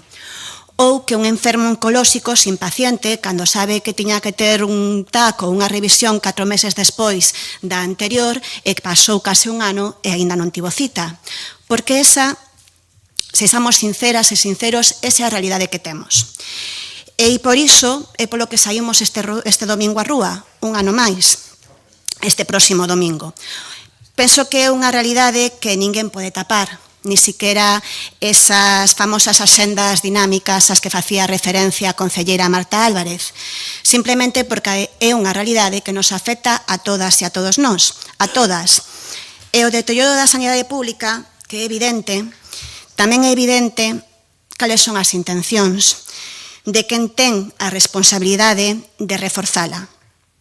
A Xunta de Galicia. Máis carencias no público, máis demanda para o sector privado. É así de simple, os datos así o demostran. Segundo o informe da Federación de Asociacións para a Defensa da Sanidade Pública, o 20% dos galegos e galegas recurriron á sanidade privada no 2024 para unha consulta de medicina xeral. A ese extremo chegamos, para suplir unha cita do seu médico de familia e máis do 34% para unha consulta cun especialista. Galicia leva décadas estando na vanguarda do modelo privatizador da sanidade. E iso sí que é ideolóxico. Así que eu penso que nos sobran os motivos para sair este domingo a reclamar unha sanidade pública. Nos seguiremoslo defendendo e estou segura que lamentablemente non será a última vez que neste pleno falemos do mesmo. Moitas gracias. Grazas, señor Guinarte, cando queira. Nos asinamos tamén esta moción de apoio á sanidade pública na defensa da sanidade pública galega porque, en fin, casi eu diría que todos debíamos defender a sanidade pública por egoísmo, porque realmente vai no noso interés, Entre outras cousas, sabemos que as derivacións que se fan da sanidade pública á sanidade privada son, pois, moitas veces para atender cousas de escasa complicación e alta rendibilidade, pero as cousas de elevada complicación fanse na sanidade pública. Ninguén se vai a facer un trasplante ou unha operación complexa en Madrid, quizás sí, porque hai hospitales grandes, pero dende logo en Galicia ninguén o vai facer a un hospital privado. Eu estaba mirando aquí na app do Sergas cando podía pedir cita no meu médico de atención primaria e teño bastante sorte porque podo pedir unha cita o día 4. Eso sí, ten que ser de 11:52 a 11:52 porque é a única hora na que hai cita e hai unha cita. Logo xa pasamos a semana seguinte. Marta estábame buscando pediatría porque eu non teño pediatra xa vai directamente a semana seguinte. Claro, eso que comporta? Que se non funciona a sanidade, a atención primaria, o médico de familia ou o pediatra, o que se produce é unha saturación das urxencias hospitalarias e dos PACs de atención primaria, non? Por tanto, as listas de agarda, a falta de pediatras, a falta de médicos de atención primaria é un problema que repercute como un castelo de naipes sobre todo o conxunto do sistema sanitario. Eu lía onte, en fin, preparando algo que decir respecto desta moción, que eu creo que está moi ben fundamentada na súa exposición de motivos, o informe FOESA para Cáritas sobre a exclusión e desenvolvemento social 2025. Di cousas moi interesantes. Di, por exemplo, que a exclusión sanitaria en Galicia está medrando, e que a exclusión na dimensión da saúde da poboación galega sitúase nun 17,7%, unha cifra por riba da media estatal que está no 14,8% e que manifesta unha tendencia negativa e preocupante ao incrementarse en 5 puntos dende 2018 e ter unha dinámica inversa a do resto do Estado. Por tanto, imos por mal camiño neste tema, non? Di tamén que un 23% da poboación afirma que as extensas listas de agarda ou as dificultades de acceso á sanidade pública fixeron que buscaran atención médica no sector privado, aínda que fose puntual, seguramente non ten un seguro, pero buscaron puntualmente atención no sector privado. O informe identifica este feito como unha ameaza á universalidade da sanidade pública. A porcentaxe increméntase nas persoas con discapacidade, enfermedades crónicas ou con diagnose de saúde mental, ou sexa, nos sectores de poboación que máis precisan unha boa atención sanitaria. A combinación entre as dificultades de acceso á sanidade pública e as distintas capacidades económicas para acceder ao sector privado incrementan as desigualdades na saúde no futuro. Tamén é moi importante o que decía a concelleira Marta Álvarez respecto ao persoal. Galicia forma moi bons médicos, sabémolo polos resultados do MIR de todos os anos, e sabemos que ademais sempre existiu unha exportación de médicos, por así chamalo, incluso a Estados Unidos e a outros países de Europa, pero era puntual, marchaban porque querían. O problema é que durante moitos anos marcharon moitos, e dos que estamos aquí algúns coñecemos a persoas que o fixeron, marchaban porque as condicións que se lle ofrecían aquí para traballar non eran mínimamente aceptables. Por tanto, o problema non é que non haxa médicos, o problema é que os médicos que debían estar aquí, que o Estado, o sistema público, gastou cartos en formalos, foron a traballar ou van a traballar ou están traballando noutros países. Algúns volveron do Reino Unido polo Brexit, pero outros siguen a traballar en Portugal, en Francia, en outros países. Por tanto, claro que o comportamento do sistema a respecto do seu persoal é fundamental tamén. Non se pode dicir que non hai pediatras e que non hai médicos de atención primaria para os centros de saúde. Hainos. O que pasa é que hai que utilizar os mecanismos adecuados para seleccionalos e para retribuílos adecuadamente.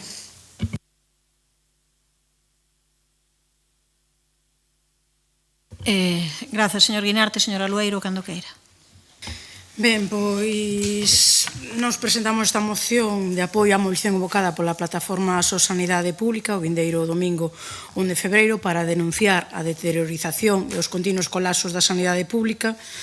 Multiplícanse os episodios de saturación en hospitais e centros de saúde de toda a rede pública. O colapso en atención primaria é un problema recorrente ao que non se lle pon solución, mentres a Xunta leva a cabo un desmantelamento premeditado da sanidade pública e segue aumentando as súas achegas á sanidade privada.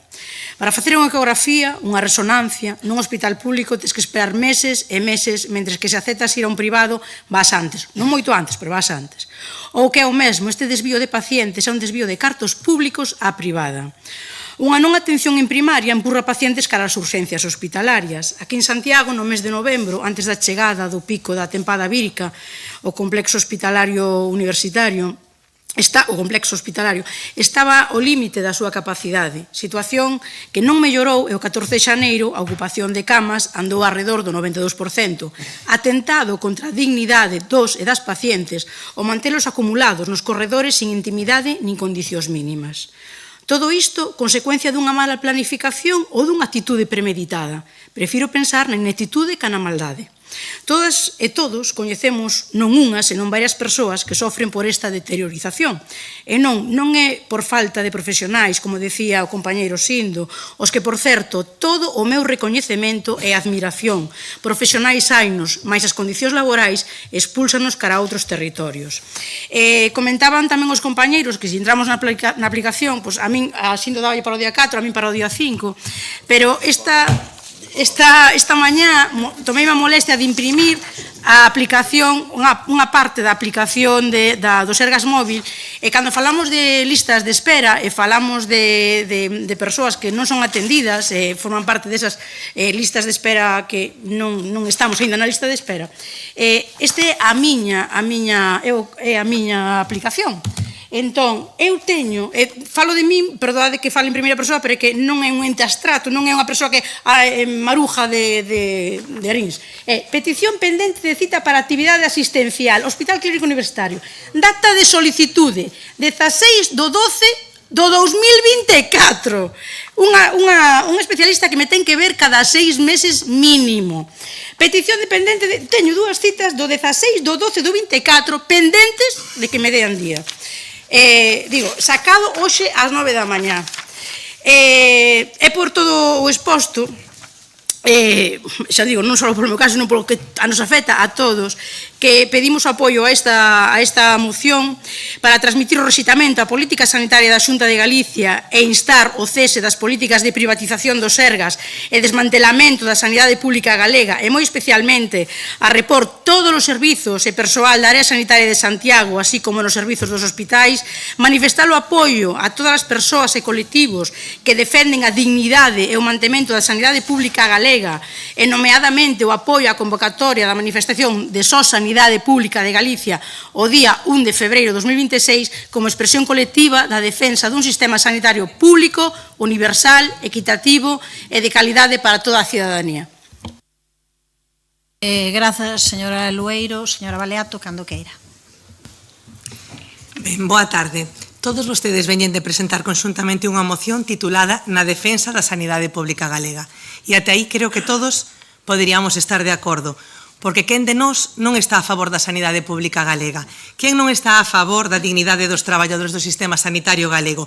Quen non está de acordo cun sistema sanitario público, universal, equitativo e de calidade para toda a cidadanía? Como digo, ata aí todos poderíamos estar de acordo nas grandes premisas, nas ideas centrais, pero nós non estamos de acordo coa letra pequena da súa moción, porque vostedes falan de privatizacións, de desmantelamento da atención primaria, de colapso do sistema sanitario e, en resume, din do desmantelamento da sanidade pública galega. Relatan unha serie de expresións, deterioro progresivo, agravación do proceso, desmantelamento da atención primaria, barreiras de acceso aos centros de saúde, desvío crecente de recursos, declive do sistema sanitario, cifras alarmantes, colapso hospitalario, e desmantelamento da sanidade pública galega, din. Pero de verdade, creen que o Goberno da Xunta de Galicia quere desmantelar o sistema sanitario público galego? Desmantelar, segundo a Real Academia Galega, a primeira acepción é destruir, a segunda, desfacer algo separando as pezas e a terceira, facer que algo deixe de funcionar. Nin destruir, nin desfacer, nin que deixe de funcionar o sistema sanitario público galego.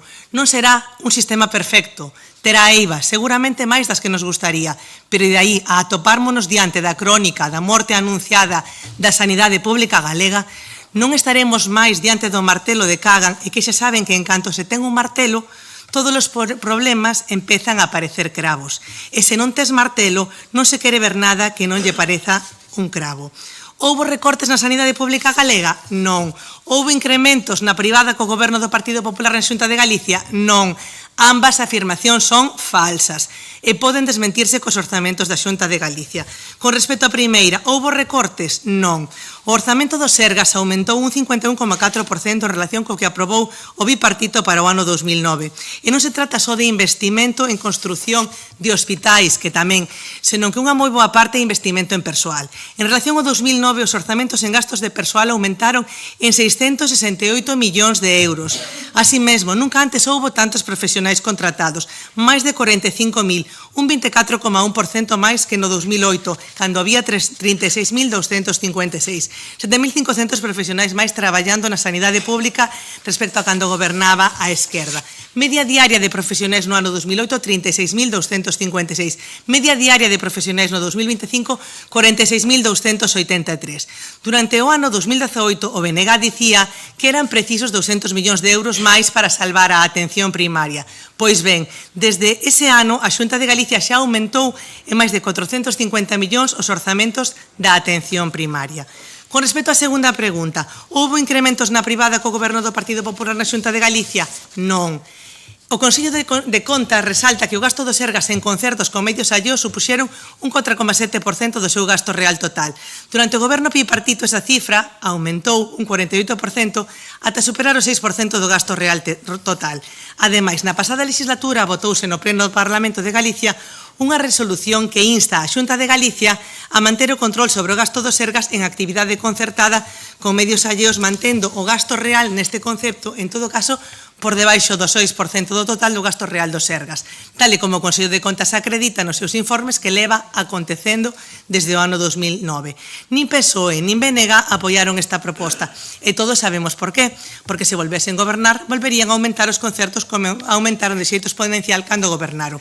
E para rematar, podemos preguntármonos se potencia a Xunta de Galicia a saúde pública. Creo que nesta cuestión tamén cabe pouco que decir. Temos o cribado neonatal máis completo de España, o calendario vacinal máis completo do mundo. Galicia é a cuarta comunidade con menores listas de espera en cirurxía. A media era de 69,3 días en xuño de 2005 frente aos 126 días estatais, e con respecto ás consultas hospitalarias tamén somos das primeiras en relación coas outras comunidades autónomas, 57,3 días de media frente a 105 días da media española. Polo tanto, creo que desmantelamento nós, polo menos, non o vemos. Moitas grazas. Grazas, señora Baleato. Ten a palabra a señora Rozas, que ando queira. Sí, porque ela consumiu todo o tempo, a señora Álvarez. Sinto moito, non vai facer uso. Ten 20 segundos, señor Guinarte, non fai uso. Señora Lueiro. Ben, pois, nada, nos insistir en que María usaba os datos do 2009, hai 17 anos que goberna o Partido Popular na Xunta, moitos millóns en recortes, 1.650 millóns en recortes en sanidade, 11.000 nenos en pediatra, 341 millóns para a sanidade privada. É polo motivo polo que nós estaremos o día 1 apoiando a convocatoria de sanidade pública nas rúas, porque ademais nós sí apoiamos e nós sí defendemos unha sanidade pública para todos e para todas, para os que apoiamos a moción e para os que non. Grazas. Ten 1 minuto e 30 segundos, cando queira. Ben, pois para rematar gustaríame dicir que, por suposto, respetamos o dereito de manifestación das persoas que vos ide reunir o 1 de febreiro, que agradecemos o labor de todo o gran equipo humano do Servizo Galego de Saúde. Invítolles a que accedan á web do Sergas e que lean o libro electrónico Grazas, por tanto, onde podemos ver máis de 19.000 mensaxes de agradecemento e recoñecemento á entrega e profesionalidade dos traballadores do Sergas, e insistimos en que non é o obxectivo do goberno galego desmantelar o sistema sanitario público de Galicia. A misión do Sergas é mellorar a saúde, garantir os dereitos e deberes e manter a sostibilidade financeira. Na Estrategia Galega de Saúde 2030 aparecen como principios reitores estratégicos a universalidade, a igualdade, a equidade e a calidade, que coinciden exactamente co que vostedes recollen no segundo punto do seu acordo. Ademais diso, sí que figuran outros principios como a eficiencia e sustentabilidade, a sensibilidade e a axilidade na adaptación ás necesidades, demandas e expectativas da cidadanía, e a transparencia, rendición de contas e participación democrática. Insisto en que respeto, por suposto, e respetamos o dereito de manifestación, pero nós creemos que desmantelamento non hai. Moitas grazas e nada máis. Grazas, señora Baleato. Pasamos á votación, señor secretario. Moción presentada polos grupos municipais do BNG, Compostela Aberta, PSDG, PSOE e o concelleiro e concelleiras non adscritas, don Gonzalo Muñoz Sánchez, dona Mercedes Rosón Ferreiro, dona Milagros Castro Sánchez e dona Marta Álvarez Vázquez na defensa da sanidade pública galega. Votos a favor. Grupos municipais, BNG, Compostela Aberta, Partido Socialista e concelleiro e concelleiras non adscritas, e votos en contra. Grupo municipal do Partido Popular. Abstencións non hai. Apróbase a moción. Pois rematamos aquí o pleno. Moi boa tarde.